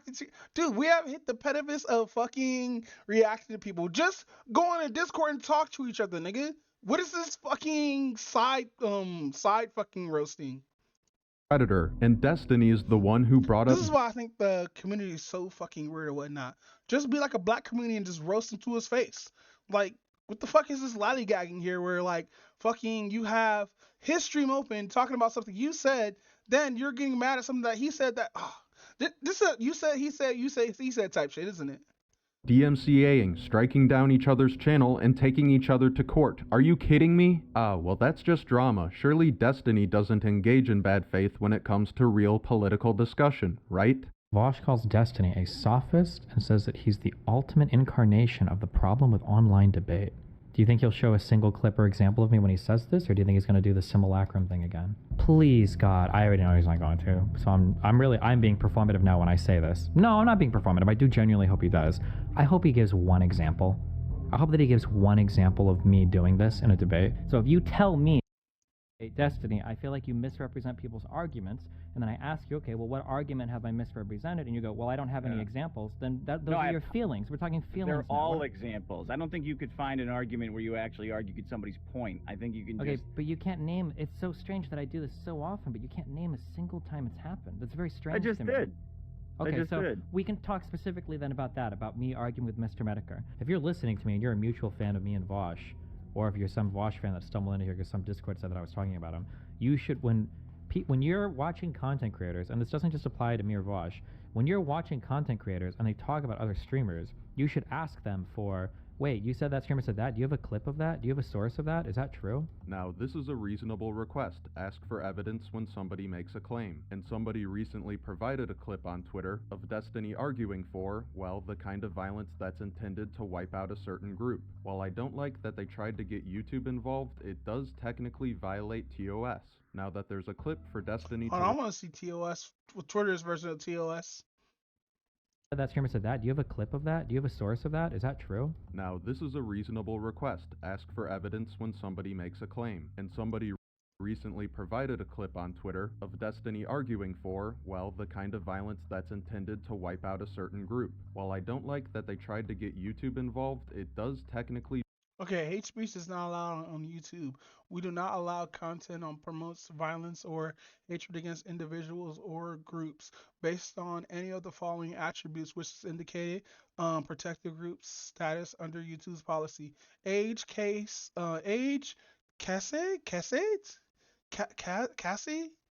disability, ethnicity, gender, identity, and expression, nationality, race. Well, wouldn't race, ethnicity, and nationality all be in one thing? Immigration status, religion, sex, gender, sexual orientation, victims of a major violent event, under kin, veteran status. violate TOS. Now that there's a clip for Destiny to respond to, how does he react? There's a reason all of these leftists will only ever try like, to take nah, back weeks I'm and tired weeks of these for loud-ass one-off niggas. comments Nah, or I'm one of those jokes loud-ass rather niggas than too. actually engage with any of the arguments on the merits. I just don't Smiley try to burn face. down my apartment. Oh, so what? It's cringe now if somebody takes Because the that's what it is.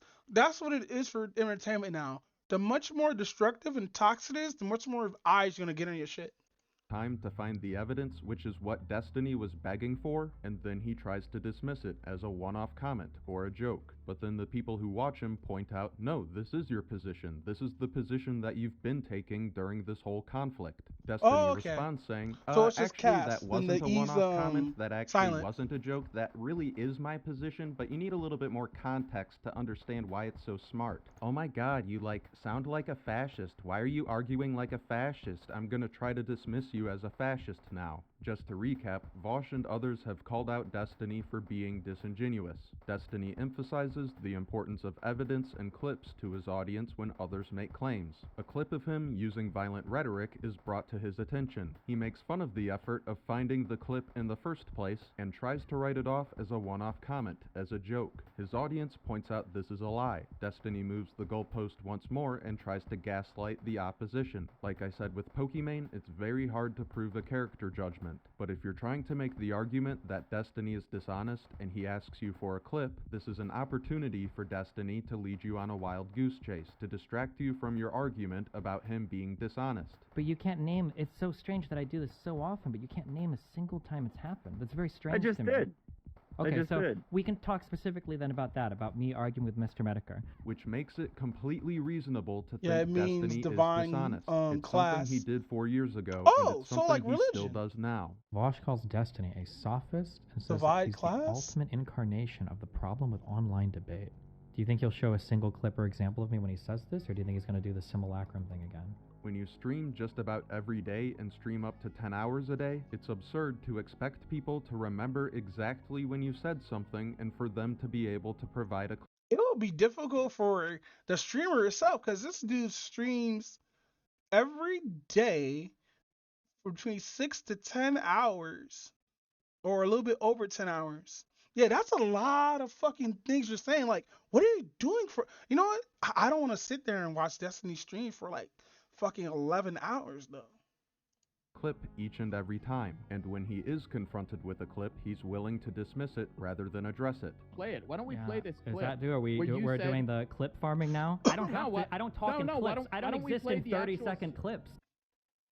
You should ask them for. Wait, you said that streamer said that. Do you have a clip of that? This is Why it. don't- This is all why it don't is. we It's the play it? clip Why don't we farming. play it? It's Here, the you clip know what? farming. Do you have a source of that? Is that true? Yeah, Talking I'm not about gonna have you play clips to me like we're 4 years old, my dude. Even though he's the one trying to normalize bringing up clips as evidence, which is fair. So if Destiny is going to flip-flop this hard on his position of bringing up clips, he shouldn't be asking for them or telling his audience to ask for them. Instead, when he's called out for being dishonest, he should be asking himself, do I gaslight people? Do I move the goalposts? Do I distract them from the conversation they're trying to have? Which are things he does. All the red pill people that I fight against, that I say like you shouldn't do this, is how you build a healthy relationship. All of those things are things that I do unironically in the worst Look how she looks. That's why she left this nigga. way.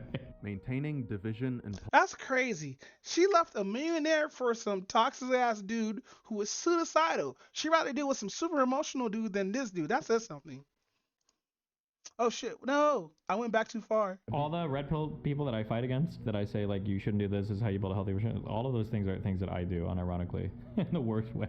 Maintaining division in political discourse is profitable for people like Hassan and Destiny. The toxicity is good for viewership, which normally The I wouldn't really care toxicity about. I in love our toxic city. content, but Destiny is the one trying to preach about the radical responsibility words. of democracy Something and words, influence elections, dude, it's all while all- being a massive yet What is that? Let's listen to the irresponsible down. I think that's listening influence. to the down. Here's a clip of Destiny addressing his audience. All you guys do is you're just a bunch of retards baiting the other retards, but then you act like you're not retarded. Nah, I doubt it. Dude was pretty femboy. Dude is like, he wears like one of those chains that you put on people's dicks, or not chains but locks, which I don't understand. How'd you take a piss, bro? Like, imagine you have that on your dick and you get hard, bro. Because those are only made for small dicks. There's no way my fat ass girthy shit gonna fit in that. Like, yeah, you can make custom sizes and stuff, but like, I'm not doing that shit. Fuck out of here, bro. That's what you're doing, right? Like, you guys act retarded, and then the other side sees it, and then they act retarded, and then you guys go, look, they're retards, and then you guys act retarded, and then they go, oh, look, they're retarded, and then you guys just infinitely circle bait each other into it, like, into perpetuity. That's what you guys do. And the entire time, you guys think you have the moral high ground because the last person to act retarded right before you do was them.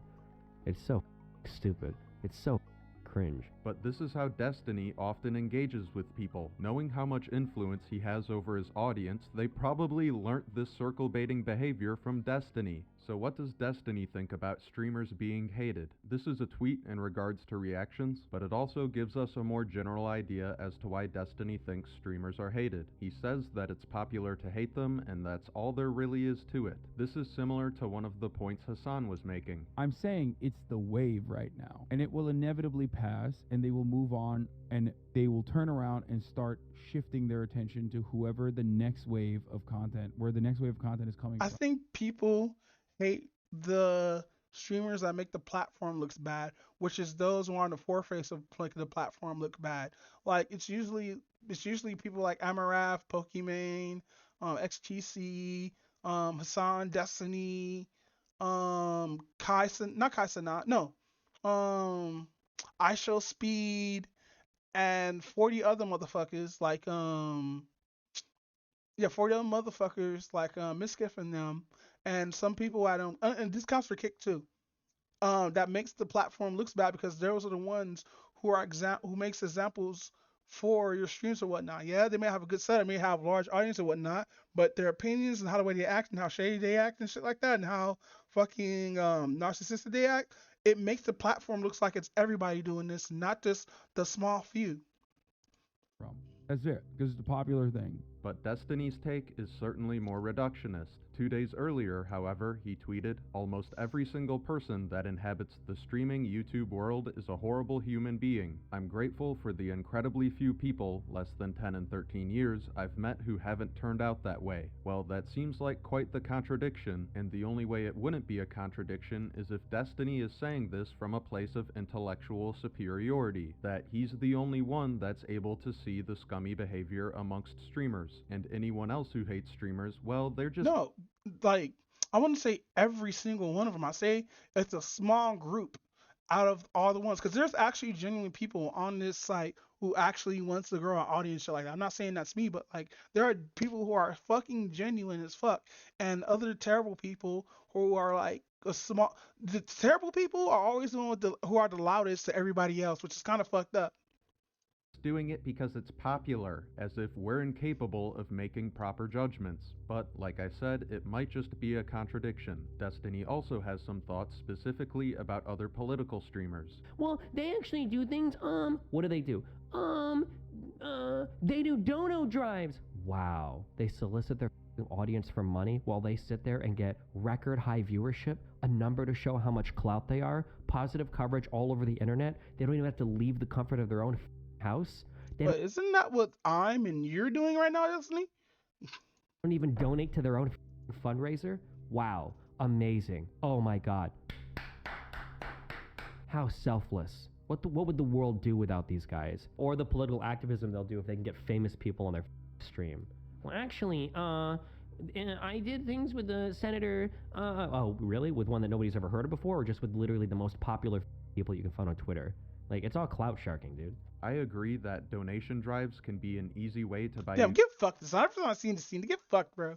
How come you don't roll left? I know you fought this a couple of times because he's on this part of the map, but there's no way you get fucked like that. Good PR, but complaining about clout sharking and other people's clout as a popular political streamer, clout as in power and influence over other people, as in the driving force of politics, what are you talking about? If you're not trying to get clout in politics, then you're doing it wrong. Everyone who's trying to make a career out of social media needs clout to make a living. That goes doubly for political influencers. This finger pointing and need to feel superior reminds me a lot of Pokimane, the main difference being Destiny needs to feel intellectually superior. Yeah, Pokimane would be a beautiful person if she didn't have that kind of mindset. Like, deadass, her mindset is fucking toxic. It's horrible too. Pokimane needs to feel morally superior. She walks by, and behind her, my shining star, my #1 duo partner in Valorant. We're almost double diamond, okay? Pokey sees me.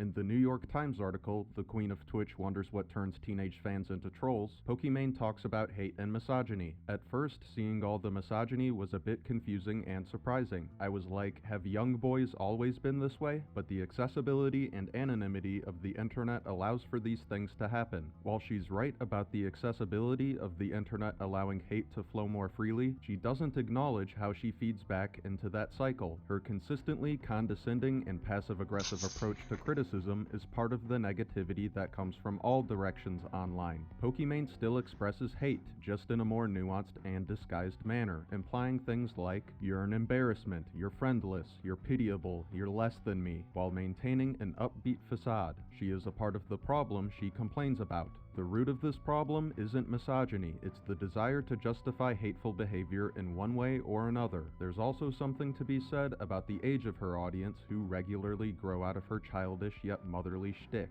rather than trying to... That what she actually... Is that why she has so many parasocial fans? Because she has a motherly / childish stick? Ew, that's so gross. Solve these issues, What is which Oedipus she seems complex? to have an understanding of. She instead chooses to exploit these problems to sustain her... Amaras says Pokimane is trying to farm clout and relatively off of XQC's recent drama.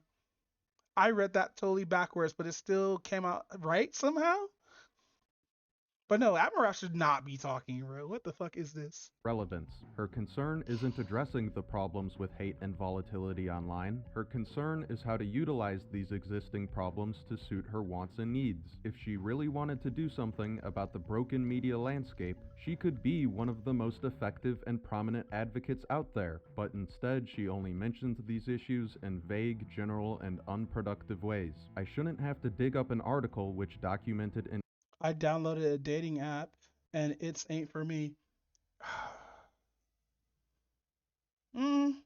I say to keep trying with dating apps. For me personally, I wouldn't, because I had such a bad experience with dating apps and dating sites. I just couldn't.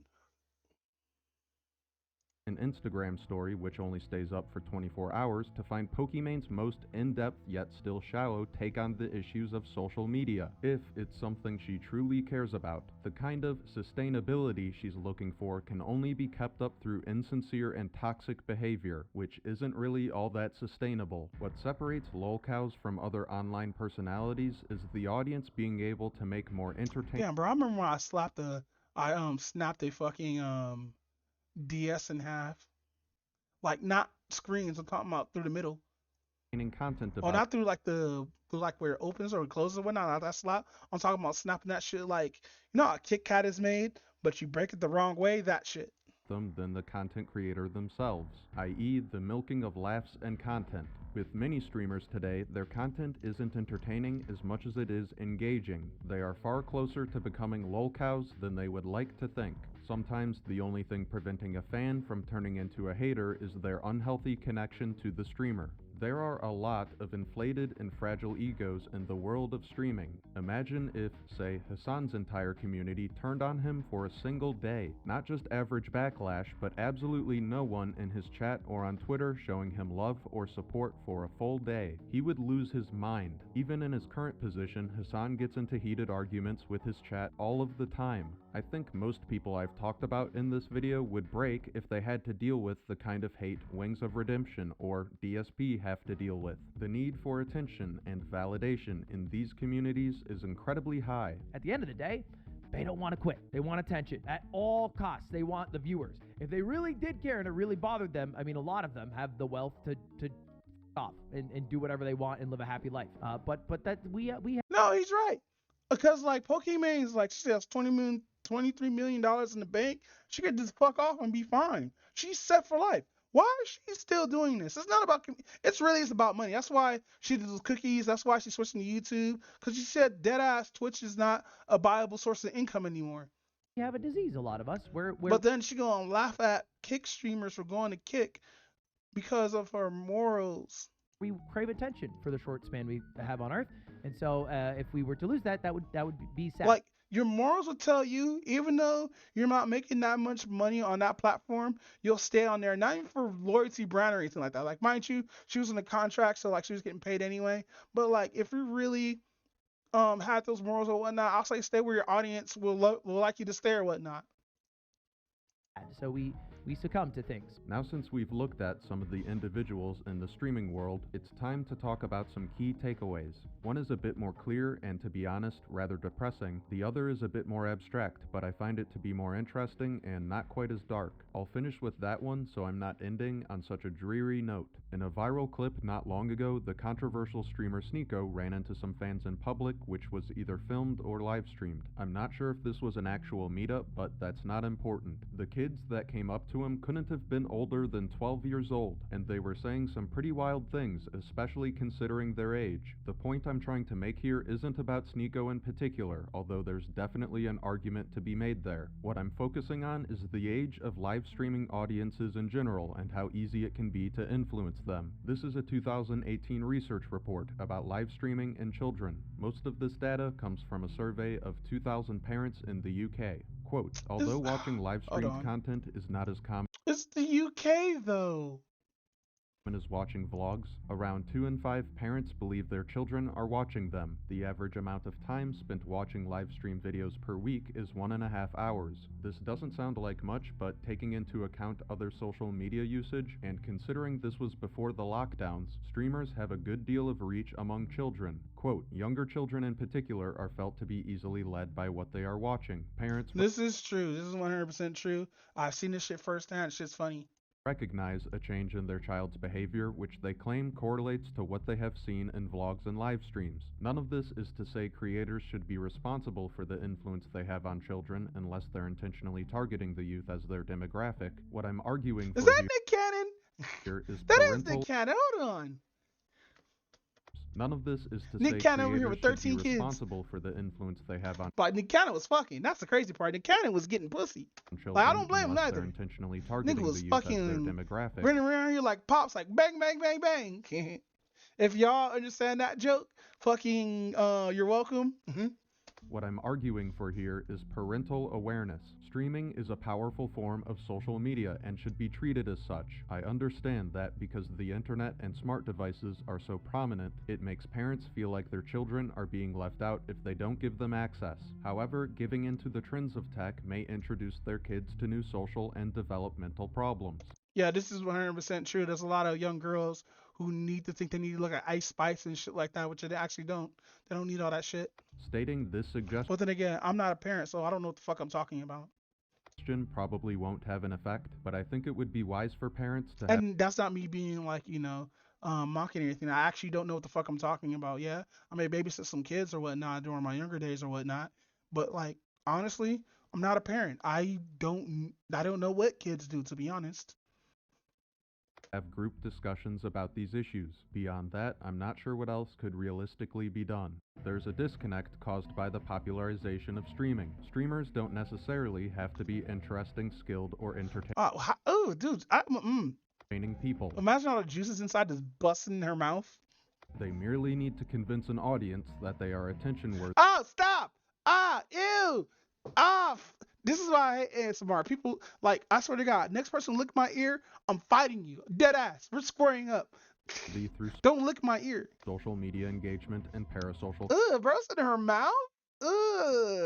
connection. Pokimane is not some paragon of positivity. She's just good at marketing herself as such. Hassan is not a sensible socialist icon. He's just good at marketing himself as such. That's why he gets so much hate for being a champagne socialist. It's A champagne socialist. That's crazy.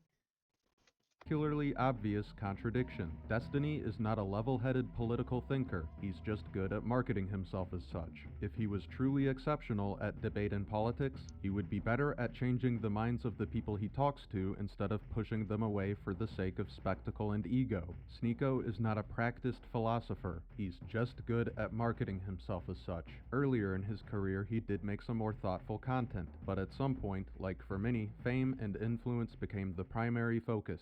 If at any point you find yourself wondering, who is this? Who are these people? It's not important. They're just names. With how marketing and media continue to After this video is done, I'm going to take like a 20-minute break. evolve with the internet, I'm still going to be here streaming or whatnot, but yeah, I'm going to take a little break. a lot of people these days aren't focused on developing a meaningful skill or building something solid. They're focused on improving their ability to stack a house of cards. In traditional Japan, the 1600s, the merchants were often seen as greedy, as an occupation which ultimately did not produce or provide anything of value. While I believe this is an extreme view, there is a bit of sense to this. There is no creation involved with sales. If we think of more modern and advanced forms of this sort of fruitless quality, Wall Street and crypto exchanges come to mind. The concept Should I watch Roots? I should watch Roots, huh? I should definitely watch Roots. of companies like FTX as well as brokers draw great deals of criticism and cynicism, especially after a financial fallout. Yeah, FTX crashed horribly. Goes beyond basic marketing and salesmanship, the product in itself being nothing more than belief and speculation. More traditional entertainers are to merchants as streamers are to cryptocurrency. Entertainment in this form is no longer art for the sake of making an intriguing story or a culturally significant narrative. It is understanding the meta of parasocial media engagement. It is speculating the market of attention and influence. To draw another parallel, it's like how the video game industry went from, how can we make a fun and innovative game, to how can we capitalize on current trends and make something that's as marketable to as many people possible. Which is kind of sad too, because I play some of these games. There's always been a degree of trend hopping in the video game industry, but it's definitely gotten worse. Same with video media, especially streaming. There are some genuine and talented people in the streaming world, people who care more about their craft rather than being perceived as good at their craft. Still, the reputation of all streamers suffer from the other attention-hungry narcissists. As people get better at playing roles in media which they don't fit into, it will become more difficult to separate the genuine from the fake. Alright, that's gonna have to do it for this one. Shout out to the best subscriber squad in all of YouTube. I hope everyone has a wonderful day. That was a good video. This guy's name is Glitch Poachers, and that was actually some good content. Even though it was made 2 months ago, fucking, it's pretty fucking good. About why everybody hates like streamers and shit like that. And yeah, no, it's opened my eyes. Like, I already dislike Pokimane, but I didn't know she was that much of a hypocrite. And then again, people are like, oh, you're taking it out of context. Like, to compare Pokimane to DSP is crazy, though. But no, yeah, fam, I'll be back. I'm gonna take a small break. ご覧のスポンサーの提供でお送りしました。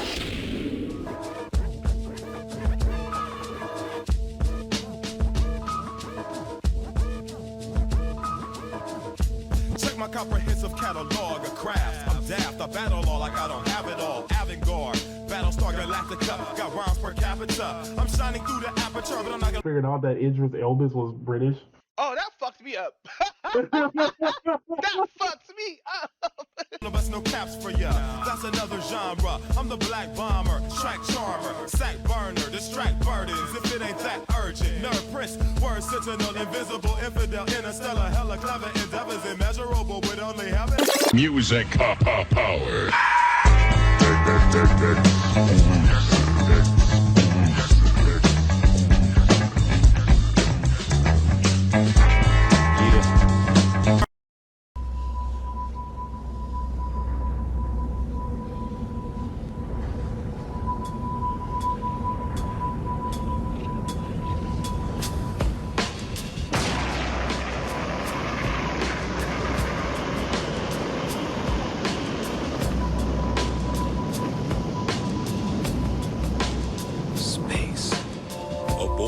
The right to dream. There are endless possibilities stretched out before him. You have to trust in your own power. Whatever happens from now on, you stand firm and face your destiny without fear, but with courage. What awaits him down the path, he will then have to choose. No one's gonna give you a map. You've got to walk your own path. The children leave their homes in search of this quest. What is thy desire? As they search, they are always asking questions. What's out there? What's waiting for me? Why was I made? Who made me? And what did they make me for? Are you gonna go up into space with your old man or not? Maybe I'll never get over this. I've lived my life following my dreams, and I don't have any regrets. You're gonna just keep running away? Just keep running away? I'm not running. 8, 7, 6, 5, 4, 3, 2, 1, 0.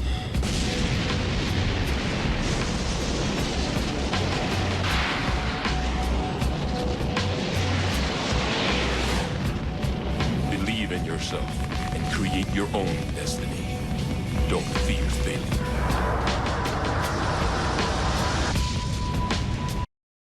But yeah, let's continue. Slice of Life Anime of the Year, Whack Ass Dress Up Darling, #1. How is Dress Up Darling whack? I honestly don't like it. Is this a cosplayer who teases her boy or teases her boyfriend? Yeah, that's just nothing but incel fuel. Incel fuel? That Wow! anime is whole incel fuel. Let's be real on that. Incel fuel? Really? Even though he probably fucks the girl at the end? Probably. I didn't finish it. I wouldn't say this is incel. I'll say this is anti-otaku stuff because, like, no, it's waifu. It's honestly a waifu anime. Let's all be real.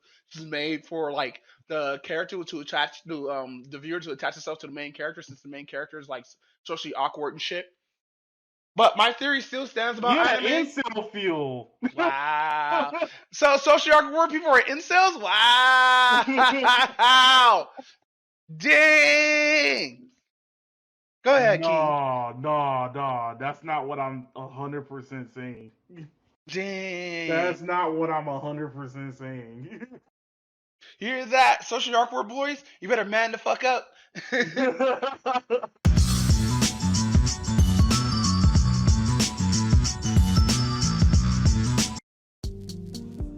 Yeah.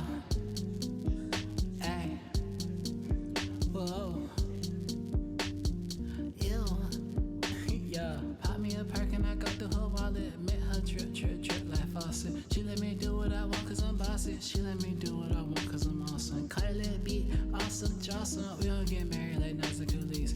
We gon' break up just like Nas and Khalees. Bombings on my legs, Nikes on my feet. You gon' paint my motherfucking feet. I'm gon' paint her motherfucking feet. We gon' live amongst the elite. They came a long way from hanging in trees. My bitch hair long, look at her weave. All a nigga had to do was believe. Can I have some pussy, bitch, please? Can I have some time to myself, bitch, leave? Been going through some shit, can a nigga just grieve? Damn it, that hoe, that's a nigga pet peeve. Thumb in her hoe, red bitch like sleeve. Chain on my neck, got cocaine on my necklace. Been in LA too long, I'm reckless. Yo, ex-girlfriend on my checklist. I don't never know who the fuck I'm texting. Ew, start hitting me up. Get off my dick, nigga, get off my nuts. Hop on my dick, baby, show me some love. Start my nut, girl, freeze my cunt. Might propose, might kiss my ones. Pipe her lungs, won't bite my tongue. Pop her ass, so I pop my gun. I already know you wanna have my son, yeah. Ayy. Pop me a perk and I go through her wallet. Make her drip, drip, drip like faucet. She let me do what I want cause I'm bossy. She let me do what I want cause I'm awesome. Cut a little beat, awesome, jawsome. We gon' get married like Nas and Khalees. We gon' break up just like Nas and Khalees. Bombings on my legs, Nikes on my feet. You gon' paint my motherfucking feet. I'm gon' paint her motherfucking feet. We gon' live amongst the elite. They came a long way from hanging in trees. My bitch hair long, look at her weave. All a nigga had to do was believe. Can I have some pussy, bitch, please? Can I get some pussy? I'm begging. All of my friends, some fellas. Shawty told me I'm the devil. Jagged edge, we walked out of heaven. Don't leave the crib without my weapon. These niggas snitch like, ooh, I'm telling. She like moves, I show her belly. Put my dick inside her belly. White bitch, she gon' dance like Ellen. Imagine that, just like John Lennon. Imagine all the bitches throwing that ass on me. Ooh wee. I'm impressed by how she wallin'. Shoot my shot like Rashi Wallace. Strapped up with that whatchamacallit about to pop me a perk and I go through her wallet. Make her drip, drip, drip like faucet. She let me do what I want cause I'm bossy. She let me do what I want cause I'm awesome. Cut a little beat, awesome, jawsome. We gon' get married like Nas and Khalees. We gon' break up just like Nas and Khalees. Bombings on my legs, Nikes on my feet. You gon' paint my motherfucking feet. I'm gon' paint her motherfucking feet. We gon' live amongst the elite. They came a long way from hanging in trees. My bitch hair long, look at her weave. All a nigga had to do was believe. Can I have some pussy, bitch, please? Bitch, please.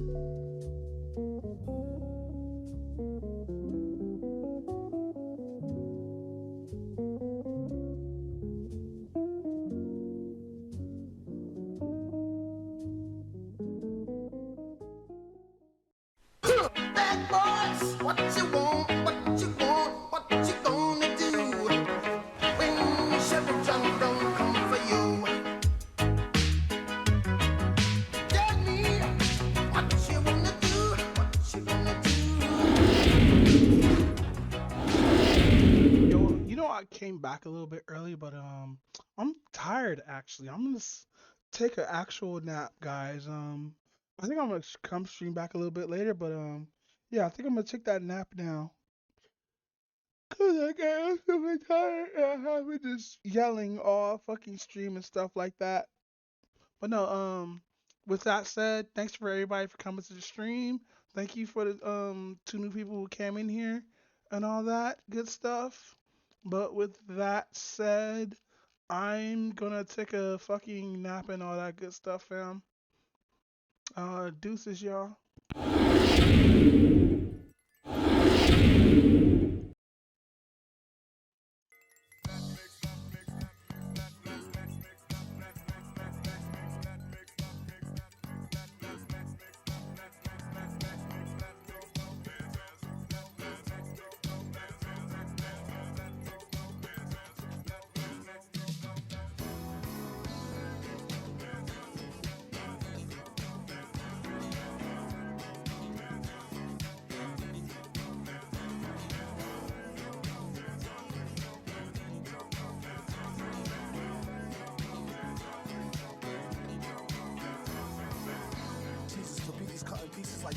When he grabbed the mic, these nuts said, please squeeze us. We told him, hold up, after the punchline. Single file rappers with dull rhymes and ugly shines. In the ring with the frizzy beard and grizzly bear. You win the thing with an exquisite rare dizzy stare. Give me a here, I'll show you how to do it right. When he put the mask on, he screwed tight and stupid like.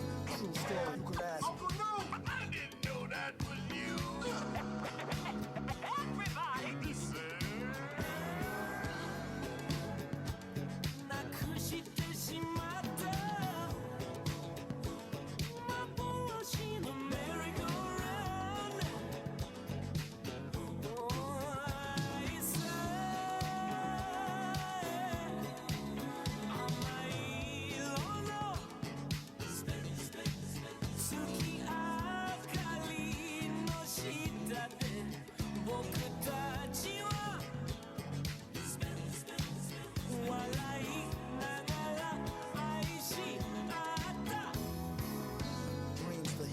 like a laser level. Aim it till it's straighten out, do your best to graze the devil.